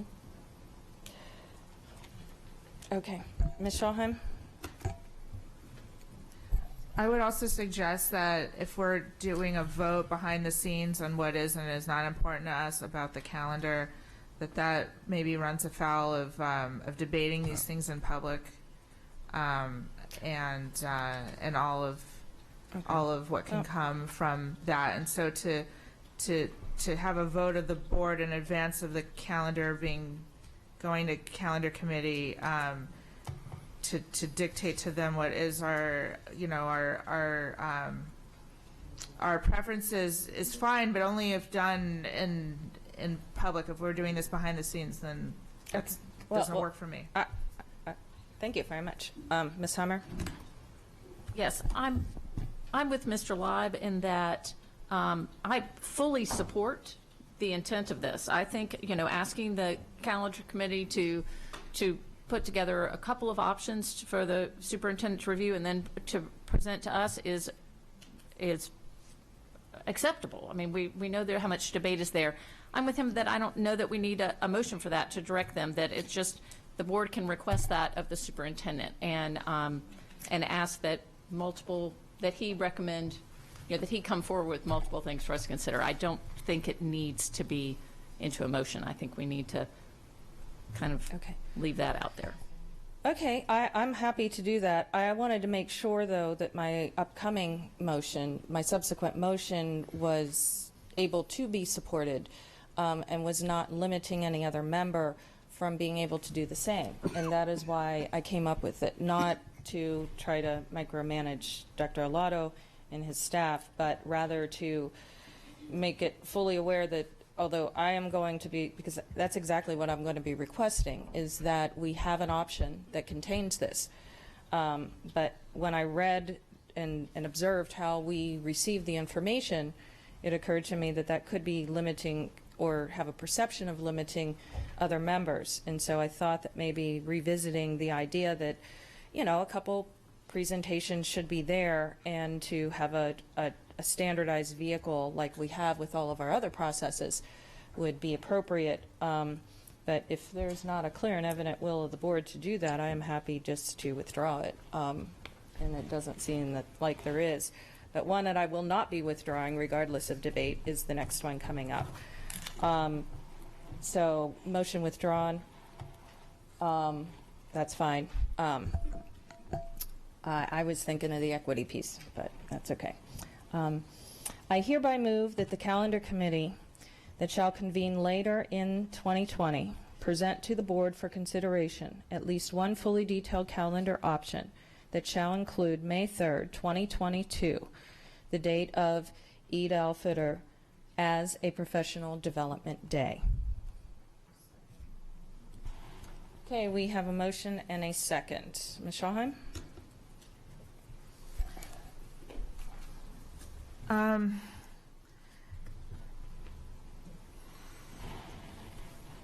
I think everyone here knows how anxiety provoking and the calendar in general is to me, and especially in light of past events. And it was never just about one group or one set of students or whatever. It has to be about inclusion and equity and everybody. Although I did second this motion, I think we also have to look at next year's as well, because isn't this day enormously important to a ever-growing group of students and teachers in our school system? And that's like kind of like saying, well, don't celebrate, I don't know, X holiday next year, but you can do it the year after. So while I did second this, I'm hopeful that we can make some changes that will affect next year's calendar as well, and that we can support all our students.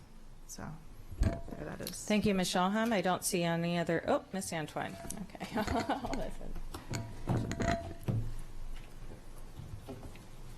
So it was my understanding that we are already including that holiday for the 2021 calendar. So that has changed? That's not the case? I can answer that, Ms. Antwine. It is included as a religious observation, observance. Thank you, Ms. Shaham. And so this is because for the reasons that I had stated prior, we found ourselves in a unique year. And the calendar committee has traditionally not been, our engagement with that presented some challenges. So of getting that vetted in its form. But what was clear to me was that we have a workforce and a student body that has testing obligations. And for us to get it right moving forward for whenever this EID is, I think getting it right means that we get it fully vetted through the calendar committee. And the calendar committee will be convening next for that year and allow for that full flush out so that we're getting it right. And it will hold up to a lemon test, and it will hold up to appeals, because these things are often appealed. And I believe that it also does not suddenly impose upon the employee, especially our employees. I mean, this has the biggest impact on our teachers for May 13th, and that is why, although I recognize that it would be, of course, better to everybody take off instead of some, we do have a process in place for religious observance currently in the calendar. So yes, you are correct. So then this is to get to take that to the next level possibly, and for us to consider that of May 3rd, 2022, which is the next Eid al-Fitr in the 2022 calendar. Right, but so I'm not sure how the 13th is coming into play. It's my confusion for this calendar year. It's listed as a religious observance in the calendar that we approved. This is what I understood and thought. Mm-hmm. And now the concern is for the teachers that's going to keep them from doing No. I'm not proposing a change to what we've already adopted. This is a motion to get us prepared for the following year as a result. In other words, we opened up the calendar conversation again to dispose of the information at the AP College Board provided, and that the information on the test data of MCAP provided to us. Dr. Alato and through Jason and Mr. Mosier and others actually didn't hear. We had thought we could put it on the last agenda, but we didn't get enough of the information back from the AP until now. And so that is why you received the memo you did from Dr. Alato explaining all of the testing that takes place in May, so that we could make an informed decision if we did want to move that forward. I'm not proposing that today. I am, but I'm not, I'm not ignoring it. It could be proposed in theory. But from the information that Ms. Alvey and I reviewed, the can versus the should kind of came into play in a way that was a little more unique than we thought. So to make sure that we don't run into that same barrier the following year, that's the May 3rd. So as a solution somehow to what are we discussing the 2022 calendar? Because the calendar committee I want the calendar committee to be able to do this, and we do not discuss the calendar again until after the committee has convened. So this provides specific direction to the calendar committee, which was why I had proposed the other motion, but that's not, that doesn't change this motion, either here nor there. Thank you. Thank you. Mr. Leib and Ms. Ellis and Ms. Scholheim. Thank you. I have to agree with Ms. Antwine about one thing. I mean, I'm curious why our agenda item is the 2020-2021 school calendar. And we've been doing this now for, what, half hour? And we haven't talked about the 2021 school calendar. We're talking about the 21-22 school calendar. I'd like to have us think about what's on our agenda and take action on that and talk about the rest of it after that. Thank you. Thank you, Mr. Leib. I just as a point of clarification and of information, the reopener for the 2020-21 calendar was to discuss and deliberate on precisely those particular things. This is germane to that in that we are not able to, it appears that we are not able to, in a practical way, accomplish what we were intending to do, and this is a motion as a result of that, not directly to it, but I do, the motion, if we can get through it, the second motion is directly to and on the calendar to correct a issue so that the religious observance of the Eid this coming year in the 2020-21 calendar can be appropriately observed by our evening high school students. I don't want to limit debate on people when they say that, but I duly noted, sir. Ms. Ellis. So if I understand correctly, the motion on the table is regarding the 21-22 calendar, correct? Yes. Okay. And all of the discussion I've heard since then has been on the 2021, right? 2021 calendar. Sorry. You're right. No, not. So so voting on the motion on the table does not preclude any action on the 2021 calendar. It simply involves the 2020, 21-20. Okay. So my suggestion, I call the question, and then we can move on. Okay, we're calling the question. Ms. Howe, call roll. Ms. Hummer. Yes, to call the question. Ms. Alvey. Ms. Ellis. Aye. Ms. Scholheim. I'm sorry. Ms. Antwine. Aye. Mr. Gilliland. Aye. Mr. Leib. Ms. Corkadell. Motion passes 7-1. Okay, the question has been called. Ms. Howe, please call roll on the motion that requests that the calendar committee convening later this year present to the board for consideration at least one fully detailed calendar option that shall include May 3, 2022, the date of Eid al-Fitr, as a professional development day. Ms. Hummer. I'm going to vote no on this. I'm fully supportive of that and think we should, but I go back to my thing that the calendar committee works under the superintendent and that we can direct the superintendent to do that. I fully support that the calendar should be considering Eid for a professional development day. I just don't think this is the right format in which to vote for it. Ms. Alvey. Ms. Ellis. Aye. Ms. Scholheim. Aye. Ms. Antwine. Aye. Mr. Gilliland. for the same reasons Mrs. Hummer said about giving the direction to the superintendent, I'm going to vote no. Mr. Leib? Ms. Corkedow? Aye. Motion passes 5-3. Okay. Finally, the last one. Let's see if I can find the language for it. This is actually for the calendar for 2021. Mm-hmm.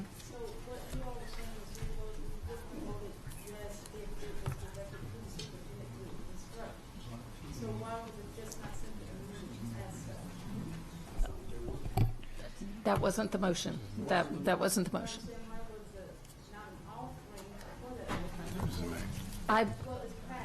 Right. Mine was I just disagree with the format that it was. I support the spirit of the motion. I just not the way that it was done, and it's done now. We really shouldn't be debating on intent after an amendment, and I do appreciate the question for clarification. Okay. Lastly, on the calendar, in the section of religious observance, it was brought to my attention that the way Eid al-Fitr is observed, the existing language could pose a limitation for the evening high school students because of when sundown occurs and when they are in class, that other students who would otherwise be a regular day would not be encountering. And we did make edits to this in the past. However, I was asked to present to the board a motion to further allow, to further clarify this as it relates to the Eid on May the 13th in particular. And the new language shall read, where it says, for evening high school students shall also not be scheduled on the evening before or the day or evening of a religious observance. This captures the variety of ways that our faiths choose to recognize and perform to the religious observance. It does not remove any existing religious observance freedoms as it relates to being subject to testing and similar and the likes. This adds, with the addition of the before, provides for flexibility in that regard for the varying days that do vary year to year.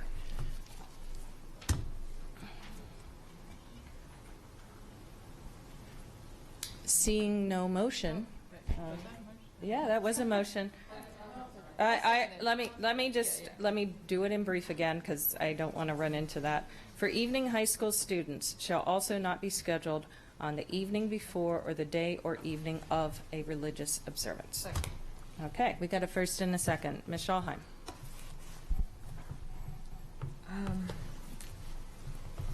I agree with this, but as the wording exists right now, which I will tell you we approved last January, so a little bit over a year ago, it said that students shall not be scheduled to do tests and examinations on the day of or day after the religious observance occurs, and it looks like that refers back to evening high school. By changing this, and I was hoping to adjust for the day school. You're now saying, all right, well, you're not going to have a test on that day, but you can have a test the next day. Meaning, like, you're going to have to study for a test or an exam or an assessment on the day of your holiday. No, it does though. So So I'm requesting that because you're getting rid of the day of or the day after, that you not get rid of the day after, and that we also add the, for the first sentence, AACPS tests and examinations, including mandated tests and assessments, shall not be scheduled on any of the above days or the day following. Because you wouldn't be studying on Christmas for something on December 26th, just like I think it is ridiculous to study for a test on Rosh Hashanah or Eid al-Fitr, and for something the next day at school. So I just want to make you all aware that this is what this will do if unamended. That while you're fixing one problem, which is wonderful, you're creating another one for evening high school, and then we didn't address it for the day school. So, Ms. Schalheim, if I may ask you a question, because this was specific only for evening high school. I did not present any other amendments, and you were asking about in general. I haven't proposed any changes to that. This just allows the evening high school student, we're just inserting the word before to the existing language. So you're not striking on the day after, which is printed in black and white on our calendar right now. I am proposing an edit that shall say, read the following. For evening high school, students shall also not be scheduled on the evening before or the day or evening of a religious observance. I'm not understanding how that ends in the consequence, but that's fine. So let me explain. Okay. So Eid al-Fitr and Rosh Hashanah and Yom Kippur, they start the evening before. They start the sundown before. So I get it. You wouldn't want to have evening school, which I'm not even sure why it would be open. But having tests the evening of because you're in conflict with your religious event. I get that. The day of, we're closed on some of these days, and on the case of Eid al-Fitr, you wouldn't be having tests or assessments anyway, according to the text on our calendar. But if evening high school is open that night, as I assume it might be, I don't know. I mean, the days, okay, it's not. It wouldn't be. No, the whole school system's closed on Yom Kippur, for example. Right. But then the day afterwards, right. So you'd have to study on the day, right, on Eid or, Rosh Hashanah or whatever, and you might have a test the following day.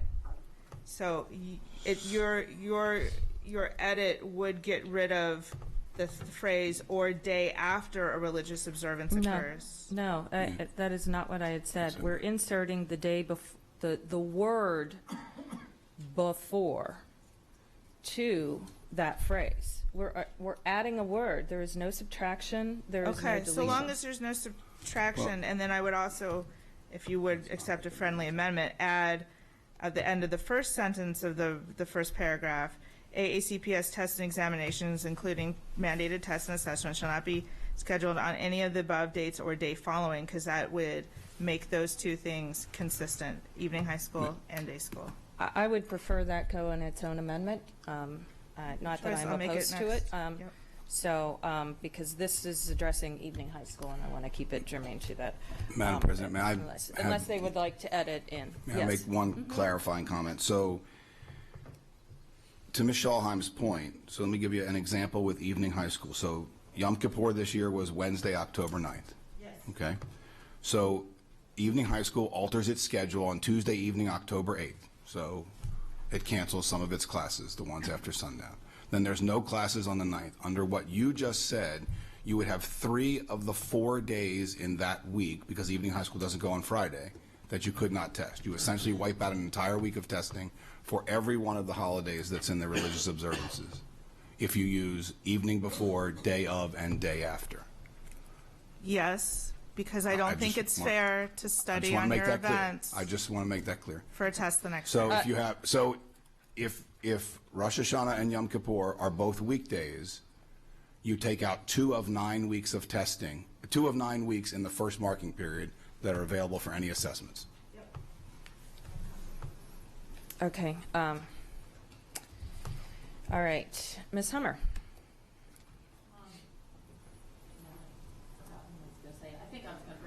I think I was going to bring up what Mr. Live said, that would take out, that would be a great burden on even evening high school for accurately assessing students to add in that third day of no testing. It is evening high school. The students do have that day to study beforehand. They don't have to study on the religious day. They have that whole day before evening high school. Okay. Okay. Thank you. I don't see any other comments. I do believe we do have a comment card on this topic, but we have several amendments, so I don't know if Ms. Oakes wanted to speak on these particular amendments or in general, right? You're good. Okay. Seeing no other further comment, on this amendment? Okay. Yes. Yes, you may. Come on up.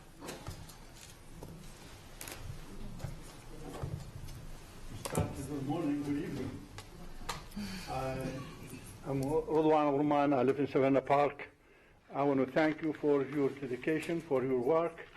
I represent the Muslim community and the Arab community in Anne Arundel County. I want to thank you for tossing dates around, but you're forgetting something very important, that it's the life of people you're playing with. You're changing, we give you a dough. You get it out as a bread, pita bread, pretzels, or to Jennifer Road, or to the university. We give you those people. There's 35% of my school children community. They are either first generation Americans or second generations. And your job is to make them understand they are Americans and belong to this country. And by not giving them their right to celebrate their holidays with their families and friends, that is something wrong. You need to rethink about that. We give them to you to bring them young people, servant for this country. But you don't talk about that. You talk about what we're going to do with this. Why? What is wrong with 2021? They're not Muslims, they're not Arabs, they don't celebrate. Most of you been in our event, in our programs, and you saw in our holidays, we get, every day for Ramadan, we get at least 500 people. In our holiday, we get 3,000 people. They're dressed, they come, they play together, we bring for them all the games to live together. It's a culture, not faith for the child. Child don't care for the religion. Child wants to see culture. Look at it as a cultural day. And you tell me you cater for snow days, for holidays, for dance day, for disco days, and you don't cater for cultural days? It's a day we're asking for. You're making it like a big deal. We're going to have close the whole country. But this is not right. We are a community. We are proud that we are in this country. And we are proud of you too, because we are very passionate about education. We are very passionate about education. I have 8 children, 7 of them have degrees, 3 have master's degrees, 1 have PhD. So come on, think of them as people. They need education. They need to belong to this country. 35% of the students. Please don't think of them as going to religion. This is not a religious thing for the child. No matter what you do with it, it's a culture. We want them to belong to America. I am not going to go away. I'll be back for 2021. Thank you.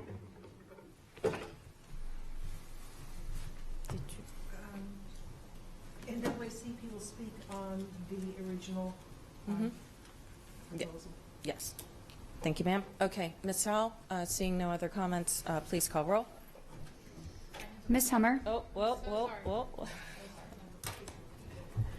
Right. So first of all, I want to make sure I understand what we're voting on. But I also I'm feeling a little confused, and forgive me for not following. But I'm hearing what Ms. Corkadell is saying, and I'm hearing what Ms. Schalheim is saying, and I'm not entirely convinced they're in contradiction with each other.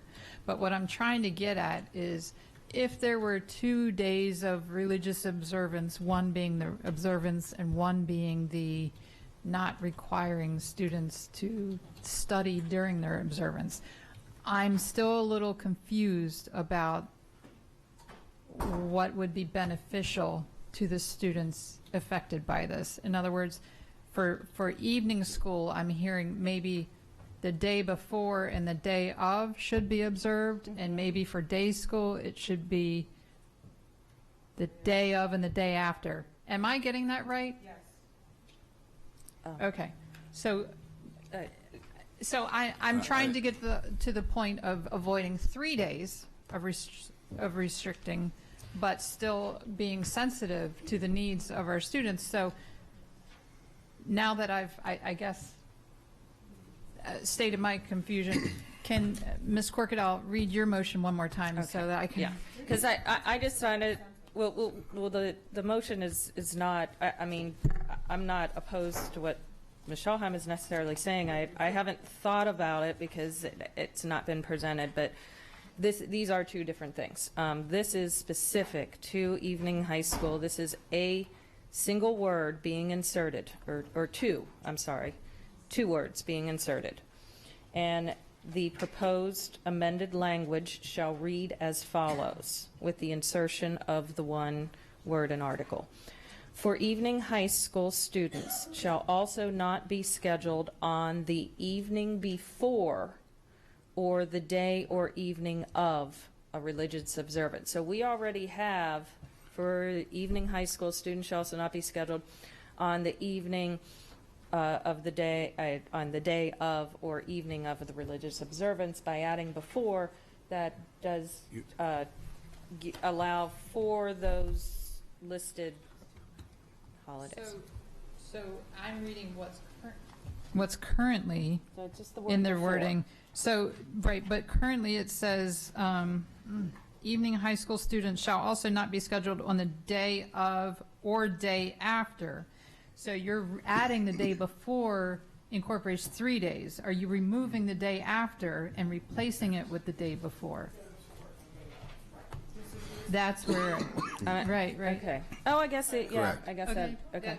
That Okay, yeah. Right. Okay, no, you're right. No, you're right. There were two different calendar versions I was Yeah, falling yeah. off of, and so I may have that word inaccurate. But let me restate the motion one more time. For evening high school students shall also not be scheduled on the evening before or the day or evening of a religious observance. And as I said, this is specific to evening high school. and that's replacing what's This current. language, yes. And that is, yeah, and we've already done debate, and we've already done public testimony, and so if, Mr. Gilliland, yes, sir.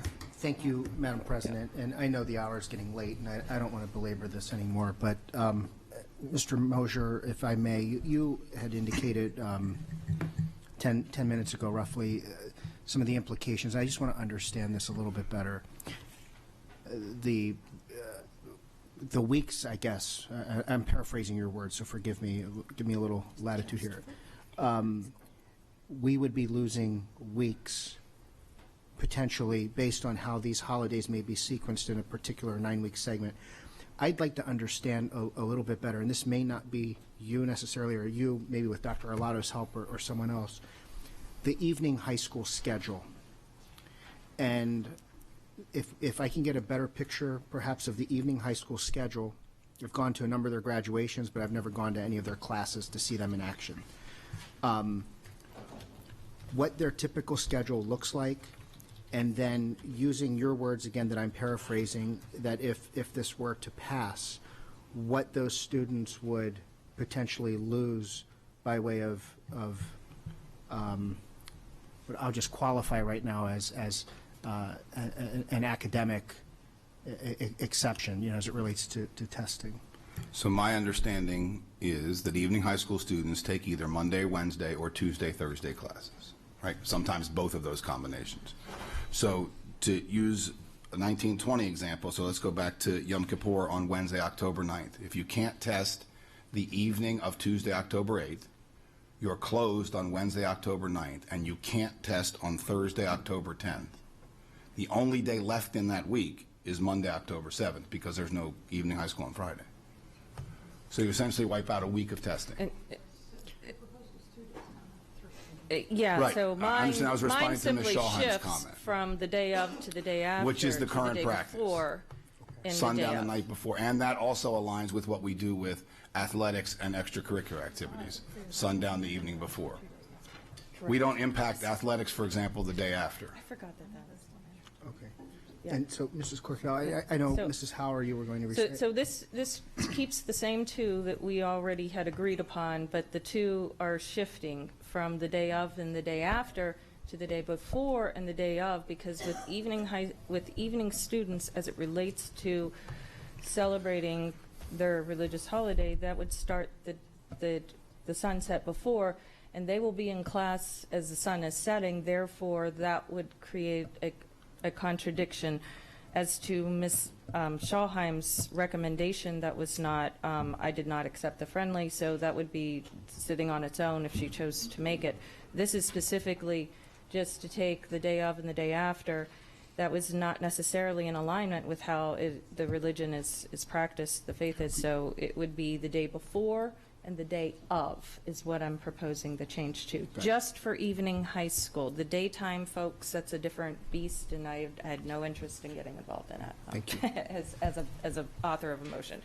This is just to make sure that our evening students who do practice the faith have that opportunity to, well, conduct their religious observance. Is that better? Okay, okay. Okay. Ms. Howell, please call roll. Ms. Hummer? Ms. Alvey? Ms. Ellis? Ms. Schallheim? Ms. Antwine? Oh, I'm sorry. Mr. Gilliland? Aye. Mr. Live? Aye. Ms. Corkadow? Aye. Motion passes 7-0. Okay, I am so done. Ms. Schallheim. All right, so then let's address the inequity with regard to the day school. So as it stands right now, the tests and examinations, including mandated tests and assessments, shall not be scheduled on any of the above days. But that doesn't apply to the day following, whether or not the school is closed or not. So we still have students studying on their very important days of the year for something that might come up the next day. And so my amendment is then adjusting that first sentence to say AACPS tests and examinations, including mandated tests and assessments, shall not be scheduled on any of the above days or the day following.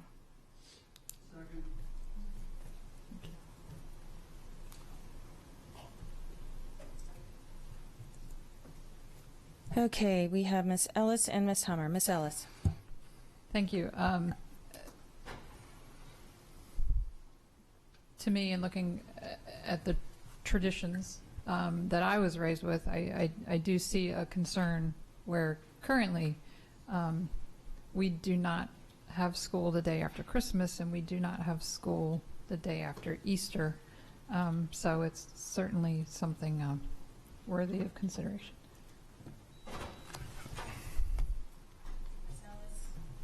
Summer?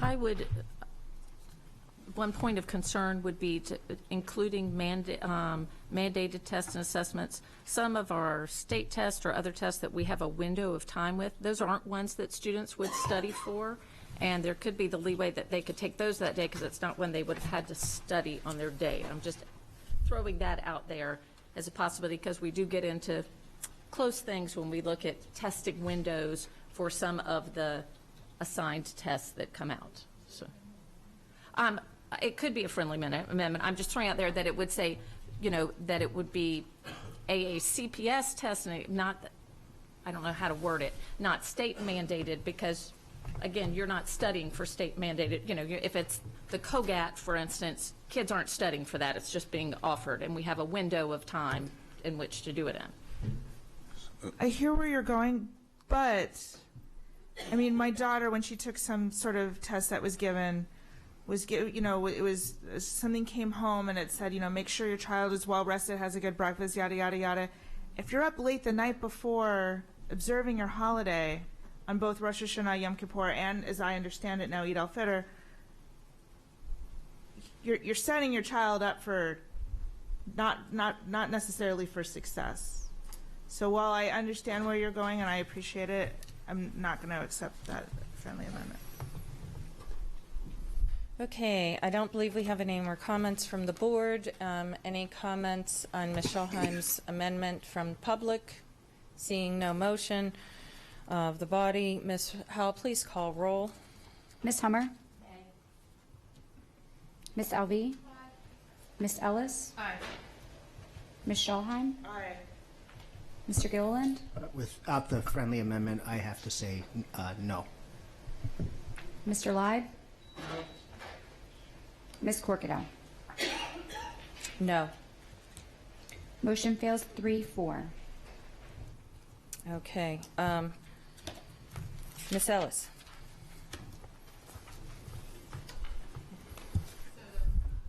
There was another item of discussion on the calendar, and it involved 2-hour early dismissal days.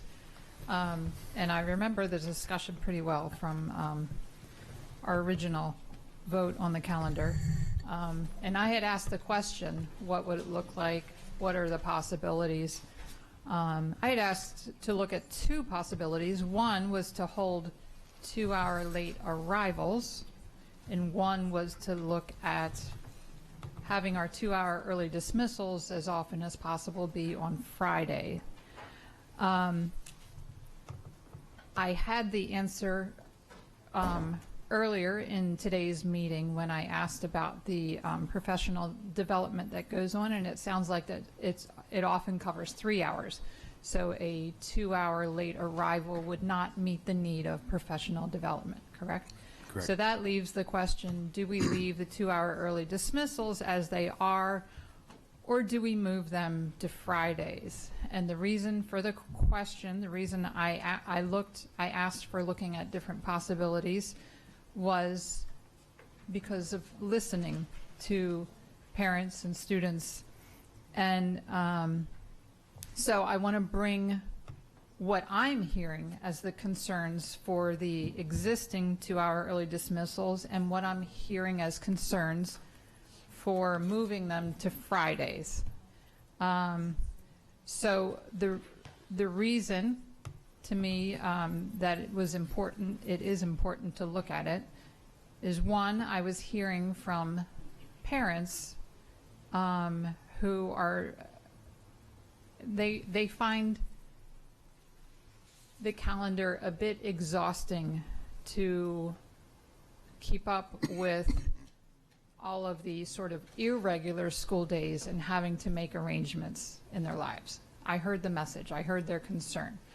And I heard from parents and students about the benefits of it's not a 3-day weekend, but launching off the weekend a little earlier promotes family time. If we're going to have early dismissals, it seems like a more palatable way to do that, that families can see some benefit to. But a really compelling reason for this, and it's why I asked about looking at either late arrival or Friday early dismissals, was because we have a whole lot of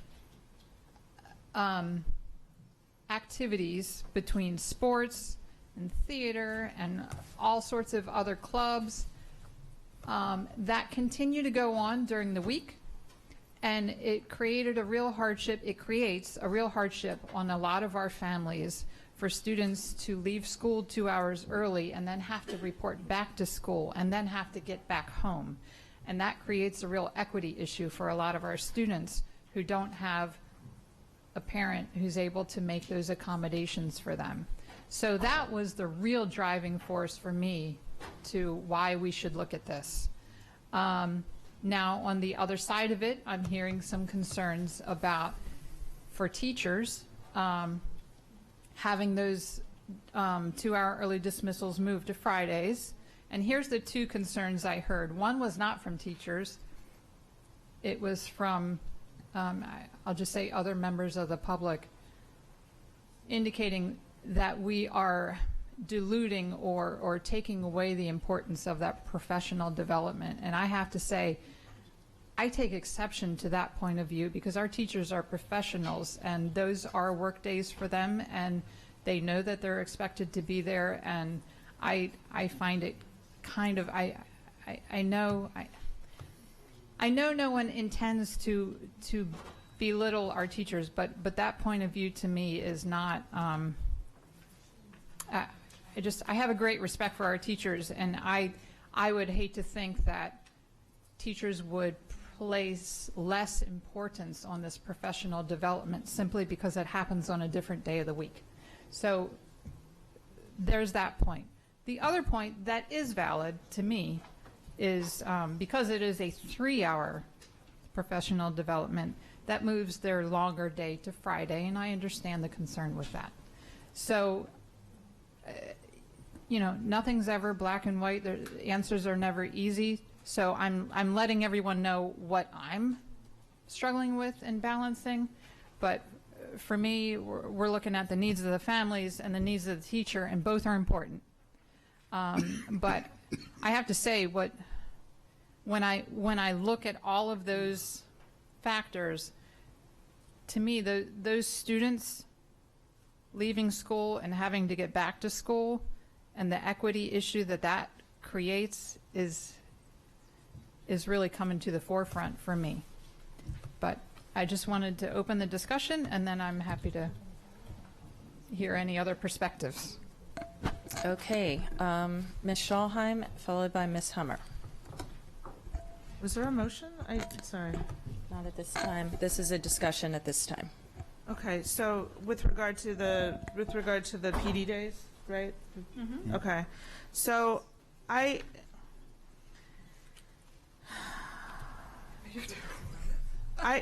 understand that families want to have an early Friday. I get it, but we heard earlier today that PD days are generally on their late day. That you have you have to report at your normal reporting time. I would imagine you go through your entire day, including the 2-hour early dismissal part, but then there's extra there because it's your long day. And so by putting it on a Friday, you're saying, guys, have your long day on a Friday. I don't agree with that personally. I think that if we want our PD days to be as successful as they possibly can be, we need to send the message that we're not going to screw over the teachers on their Friday Madam night Vice to do President, it. we do not have a quorum. Oh my God. She'll be right back. Sorry.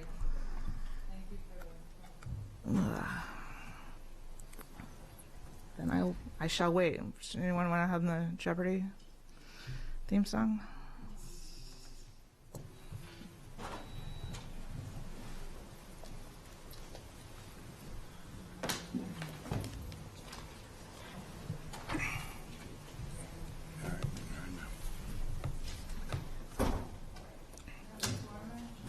All right, so like I was saying, I think it's insanely unfair to say to our teachers who are tasked with creating, with educating our students and creating tomorrow's leaders, that these PD days are so important and they're mandatory, and you can give up your Friday evening for that. I personally disagree with that. I like them where they are. And I know we disagree. It's so rare, but we definitely do on this. So I like them as vetted by the calendar committee and as printed on this calendar. I want them to stay as they are. So, I fully appreciate the equity concerns about students on an early dismissal day having come back for sports. I think that's a separate issue that we can perhaps address a different way, because I think we all know that we'd like to have more activity buses and things like that. So that's something that could be a different discussion. But excuse me, I agree with Ms. Schalheim. We heard today how important, we've won national awards for our equity training that we do in schools. And it does need to be forecast and make sure that we have it on the day when the most, not just teachers, but all staff can be there. Friday afternoon, every company, every business in America will tell you that their highest absentee rate is on Fridays and Mondays. And that has nothing to do with lack of professionalism. It is life. It is you have a wedding out of town. It has things like that. And so when we think about Friday, it would be an extended day. So you're asking them not only to work, to have their professional development on Friday, but later, but also many of our teachers and other staff are parents themselves. So you're also asking them to take part of their weekend away from their family to have as well. And so we heard the Russell Leone, for president of TAC, wrote us yesterday and said, teachers are a professional group of people whose goal and purpose is to provide the best and consistent learning environment for their students. Keeping the PD calendar consistent to what has been working is what is best for both the educators and our students. For these reasons, we are asking that you maintain the current PD calendar and do not move these days to Fridays. The teachers, the professionals themselves are asking us that they want to keep it there because they find it to be most effective as well. And so I think the buses and the afternoon practices, that's an issue, an equity issue that we certainly should explore and look at alternatives for. But I think this is what's working. We approve these calendars well over a year in advance. Parents know they can plan for those 4 days a year that there's professional development. They can plan for those well in advance. And so I totally appreciate the equity issue, and I think that's something we can explore, but I think the days need to stay as they are, as the teachers wish them to be as well. Thank you, Mr. Laub. You did not want to speak. Thank you.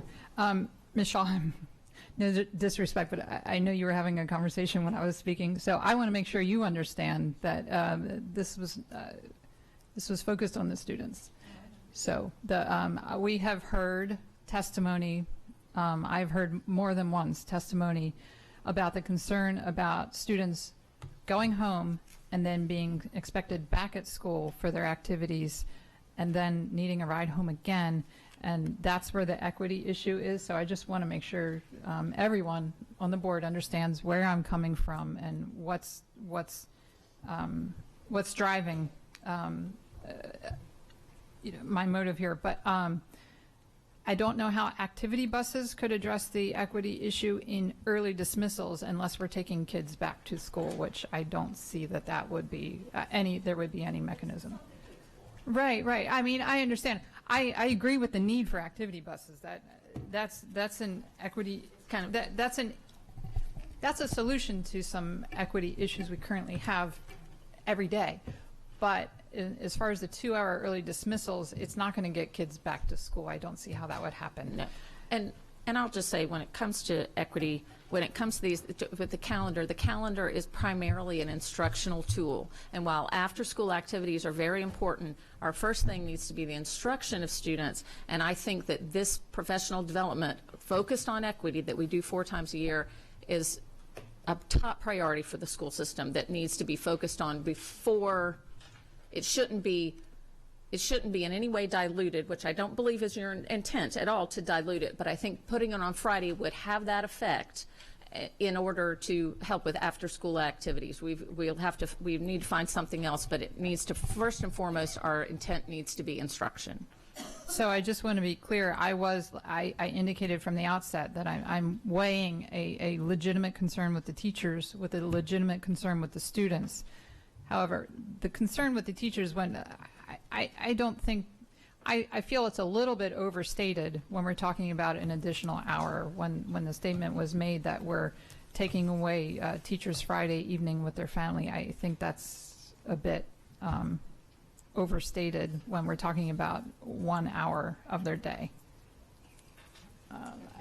I got to admit, I had to step away for a moment. And I'm not aware of if we have a motion on the table currently. No.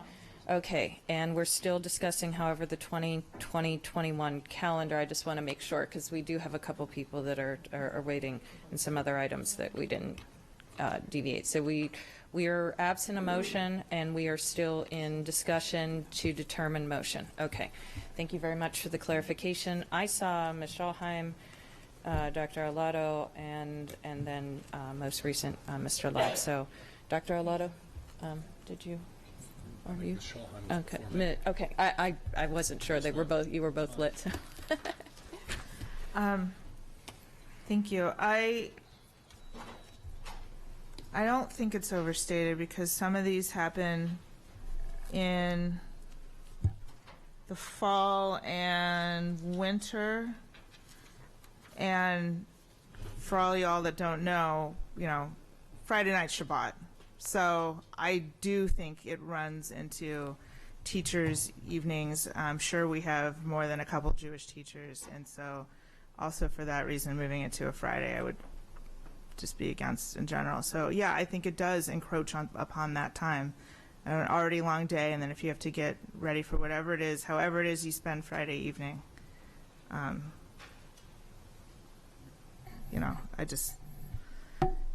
think I like it how it is.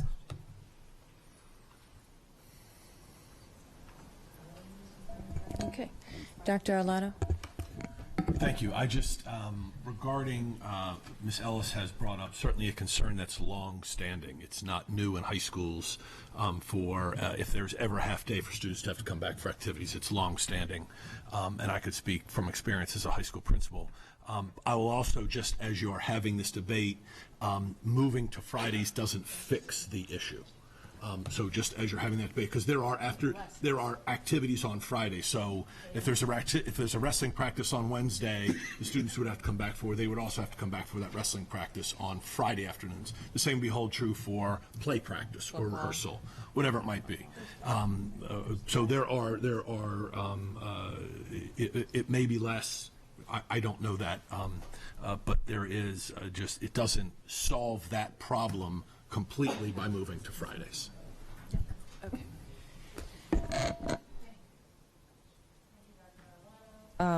Mr. Ladd. Thank you. I respectfully move that we bring discussion on this agenda item to a close. Second? You got what you need? Okay. Okay, do we have a general consensus or do I need to go? We do not have a general consensus. Ms. Hummer, please call roll. Ms. Howell, please call roll. I just saw Ms. Hummer leave out of the corner of my eye, so my apologies. Ms. Alvey.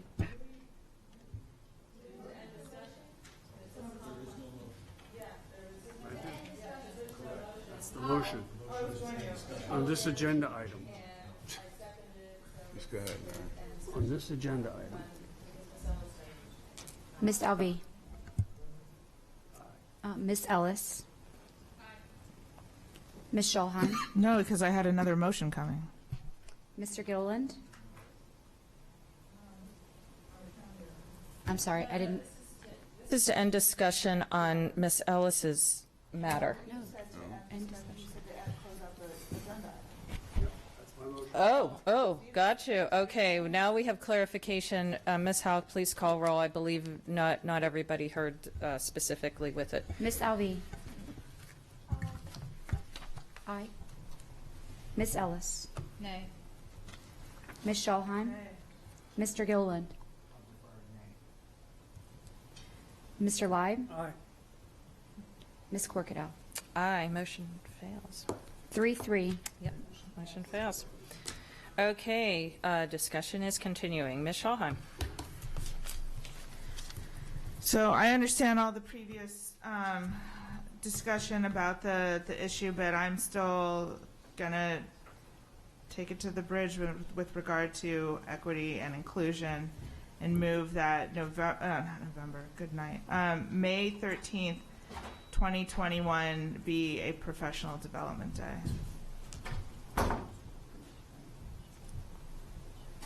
Second. Okay, we have a motion and a second. Seeing no comment. Okay, you're killing me today, man. Okay. I have Ms. Ellis and Dr. Arlotto. Ms. Ellis? So because we haven't discussed this today, I only heard from Ms. Corkadow on this issue and that there were concerns. I'm not sure I understand them fully, so I'm asking staff, what are the concerns with the motion?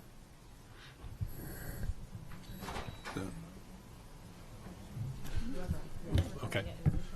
So no, with the motion, you would then have to then alter the, you'd have to then extend the year. So with this motion going to a professional development day, that would keep teachers working, or staff working, and schools closed for students.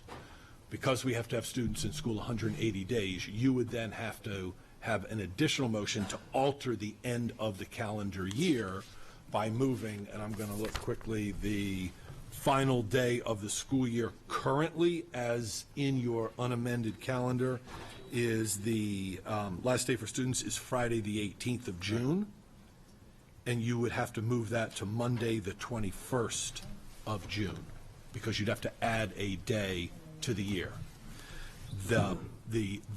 So if that then occurs, you now have an issue where you've got students and teachers finishing on the same day, and you have no time for teachers to close out their grades, their classrooms, and get ready for the summer. So you would have them finishing school on the same day, and our history has been to have students finish on one day and the next day teachers to give them time to complete their grades, turn them in, keys, clean up their rooms, those kinds of things. So, in other words, it wouldn't move the last day for teachers another day because they're already contracted. They're contracted to work 191 days. Right. Okay. I'm trying to understand. But we're using teachers in general. There are other classifications but using teachers in general for this conversation purposes. Correct. Their days.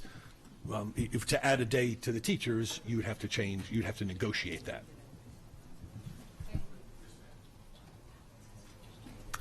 Okay, one more comment, Ms. Scholheim.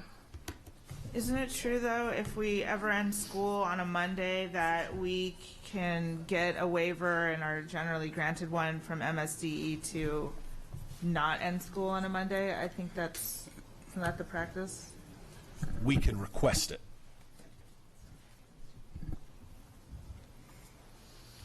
Okay, I don't see any other comments. Ms. Howell, please call roll. Oh, no, we do have one.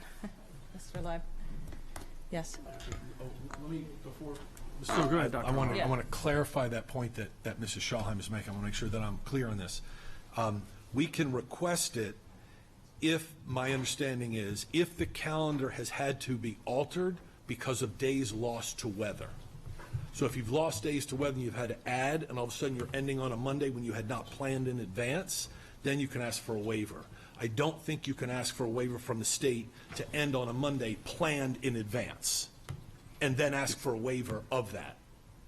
Does that make sense? It does, is but that if you're accurate? not, but you're saying if you don't think, can we find out for sure? Sure, Thank you. but I'm not sure the state will entertain. We have to send a calendar for their approval. I'm not sure they'll entertain a calendar that has us finishing on a Monday and at the same time we're requesting a waiver. The other thing you would be wouldn't banking doing it on. at the same time. Go ahead. I'm sorry. But you wouldn't be doing it. You wouldn't be sending in the request for a waiver at the same time you're sending in the calendar, correct? I doubt it. Not submit the waiver.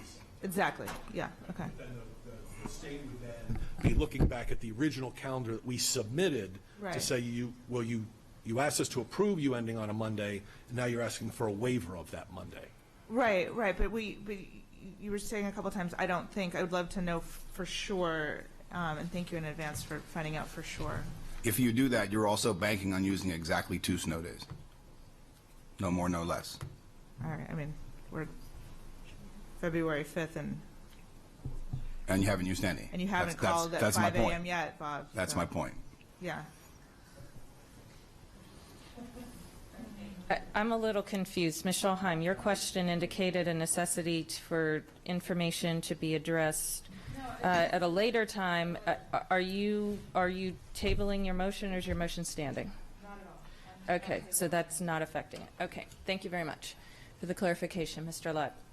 I just again have a concern. The agenda in front of us, the specific agenda item is moving the aforementioned professional development to Friday afternoons. I don't know, I think we've addressed that. The other specific item on the agenda was the status of school system operations on May 13th. Well, we're now addressing that in a roundabout way. Our agenda said nothing about adding a day of school to the school year. And so we've had 2 weeks' notice of an agenda, 1 week's notice of an agenda, and we're going to take possibilities here of taking an action off the seat of our pants, basically, and extend the year another day. I just don't see that as a role this board should endeavor to be involved with. Thank you. Thank you, Mr. Leib. I personally, I've already spoken on this at the very beginning. For these very same reasons, we now have information that we need clarification on, and yet we are choosing to vote. And the complications of this are now very apparent to me. So I will be a no on this. Ms. Howe, I do believe, Ms. Oakes, did you want to make comment? This is on, I believe, the main part of all this. Are you good? She, and Dr. Dodoni, did you want to come and speak as well? Because I think we may be approaching the final of this. Not hard to say. Not really sure yet. That's fine. Well, this is the last two. Everybody's spoken twice. Hello again, India Oaks, Hillsmere Parent and Board of Education candidate. In regard to moving the 4 professional development days to Fridays, I actually am on the fence, since as a working single parent, I am just like all the other families who would like the half days on Fridays. But if there is any truth to the fact that the trainings on bias behavior and diversity are more productive on a Tuesday, Wednesday, or Friday, then I would much rather put what is in the best interest of our kids, to make sure staff are interacting with our students appropriately, than what might be in the best interest of my own schedule. That said, and I realized there was some discussion of this earlier this morning, but regardless of the decision made today, I do not want to keep hearing stories of staff not being held accountable for missing these mandatory trainings, and so I ask that the administration reinforce the mandatory part of these trainings, along with collecting data to see any trends in who is missing the trainings, such as whether it's specific schools, younger or older teachers, or staff not in the classroom. But whatever the case, if we can see any actual trends, it will further support your efforts in addressing such absenteeism. Thank you. Thank you, Ms. Hooks.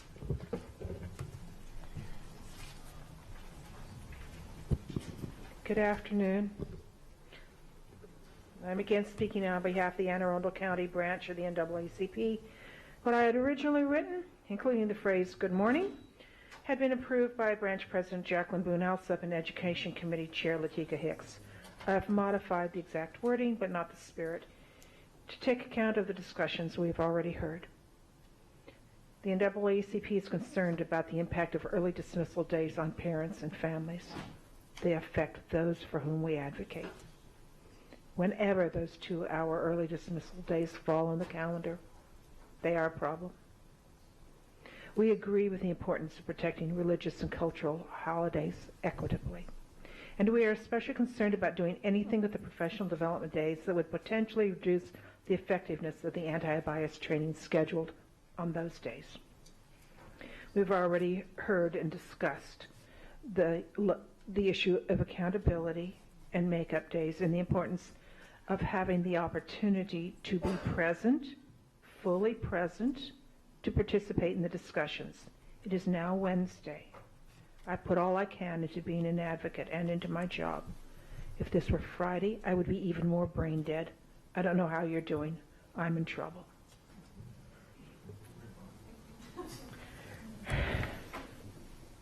Some parents have said that they want early dismissal days moved to Mondays or Fridays to make it easier to get away with their families when they can.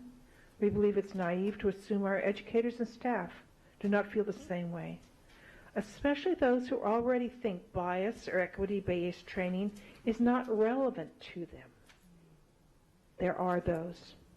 The Anne Arundel County NAACP is concerned that the proposed schedule change would have the unintended consequence, and I am quoting from MABE equity principles, the equity lens, would have the unintended consequence of undermining the important support and attendance for training that was put in place to change the culture in the school system that is already desperate for people of color. Employees, educators included, typically request leave on Mondays and Fridays, as we have heard, and expecting principals to be able to arrange makeup training is unrealistic and creates a serious hardship on the district. There's already a shortage of substitute teachers. 2-hour early dismissal days, equitable protection of religious and cultural holidays, and protecting the anti-bias professional development training all need to be addressed. We thank this board for addressing them. However, we cannot and do not support the currently proposed schedule change. We believe it endangers what we have all worked to put in place to address, that is, facing the racism and implicit bias in AACPS. We believe a better solution is possible. We're asking you to look for it. Thank you. Thank you very much. Anybody else on public testimony? Ms. Ellis has requested a final statement prior to going to vote. I want to thank everyone, excuse me, for a good and I believe important discussion. I want to point out there was never a motion made, and there's a reason for it. We had a discussion, and I'm sorry, for the 2-hour early dismissals. I've still heard it. Right. So there was never a motion made on the 2-hour early dismissals. My concerns remain the same. I was bringing it up as an equity issue. I've heard from our parents and our students. My concerns remain the same, but I do want to remind everyone that there was no motion made after discussion. Thank you. Thank you for that clarification, Ms. Ellis. Ms. Howell, please call roll on Ms. Schalheim's motion, which is the, do you want to repeat the motion was to, Ms. Schalheim's motion, my understanding was May 13th is a professional development day. Right. Yes. Yes, to make May 13th a professional development day. Yes. Please call roll. Ms. Hummer? Ms. Alvey? Ms. Ellis? Aye. Ms. Schalheim? Aye. Mr. Gilliland? No. Mr. Leib? Nay. Ms. Corkido? Nay. Motion fails 3-4.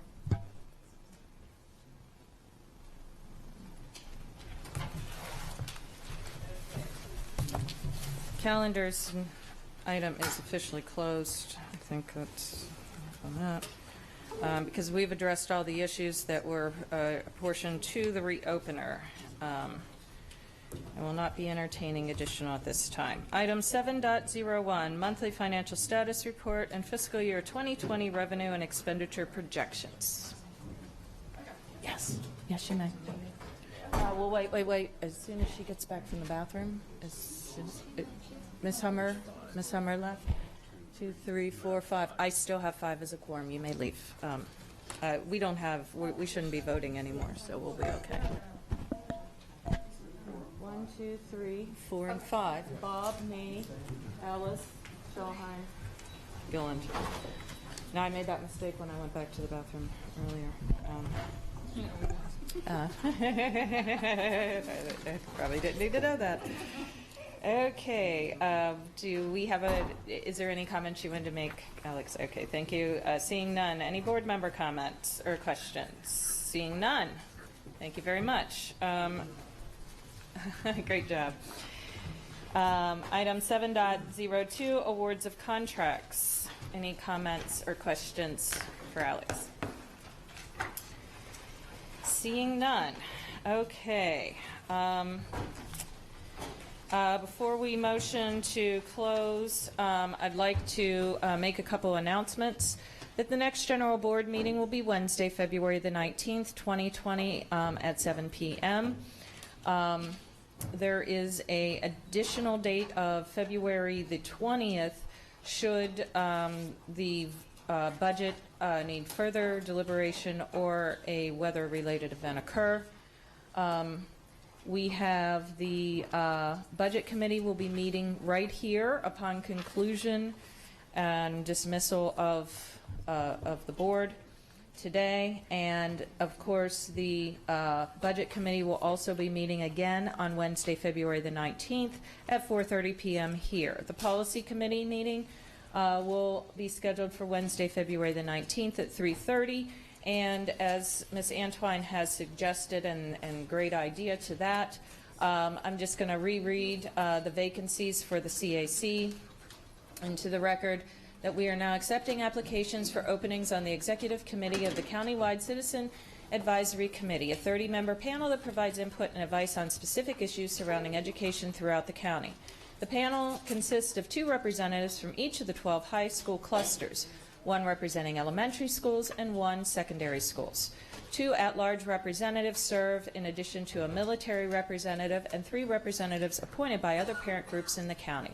Members serve 2-year terms with an option for a 3rd year if they so desire and have been approved by the board to do so. The following seats are currently open: the Arundel Cluster, an elementary representative; the Meade Cluster, an elementary representative; Annapolis Cluster, an elementary representative; at-large secondary representative. Applications can be found by going on to aacps.org. Must be received at the Board of Education completed by the close of business on Monday, February the 10th. That is less than a week from now. At a subsequent meeting, the board will appoint representatives to serve these positions, as well as confirm the representatives of the Anne Arundel County Council of PTAs, the Special Education Citizen Advisory Committee, and the Superintendent's Parent Involvement Advisory Council. As a reminder, the committee is required to meet at least 4 times a year, but typically meet 7 times annually, and the CAC meetings are generally held here at the Parham Building. And the membership are open to anyone, regardless of whether they have children at AACPS or not. With that, I'm willing to entertain a motion to close. Okay, we have consensus, and we are now closed for good. Thank you.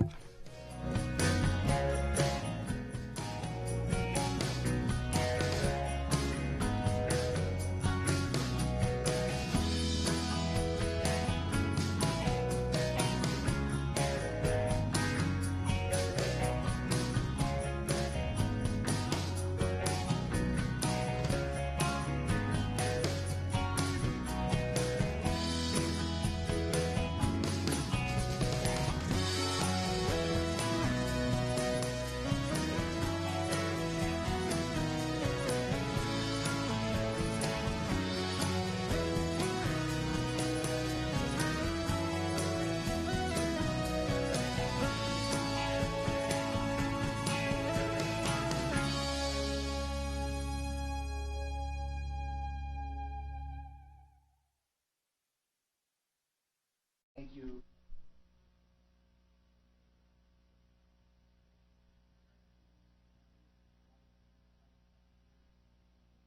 Sciences is the mission of Family and Consumer Sciences courses in Anne Arundel County Public Schools, or in short, provide students with skills they can use in the adult world. At South River High School, Family and Consumer Science teacher Nancy Drury holds her students to the highest level of quality by making it the expectation, not the exception. She does an outstanding job at multitasking and running the Little Seahawks preschool while completing all the normal tasks of an educator. This program is well known in the community, and because of the exemplary program Nancy has developed over the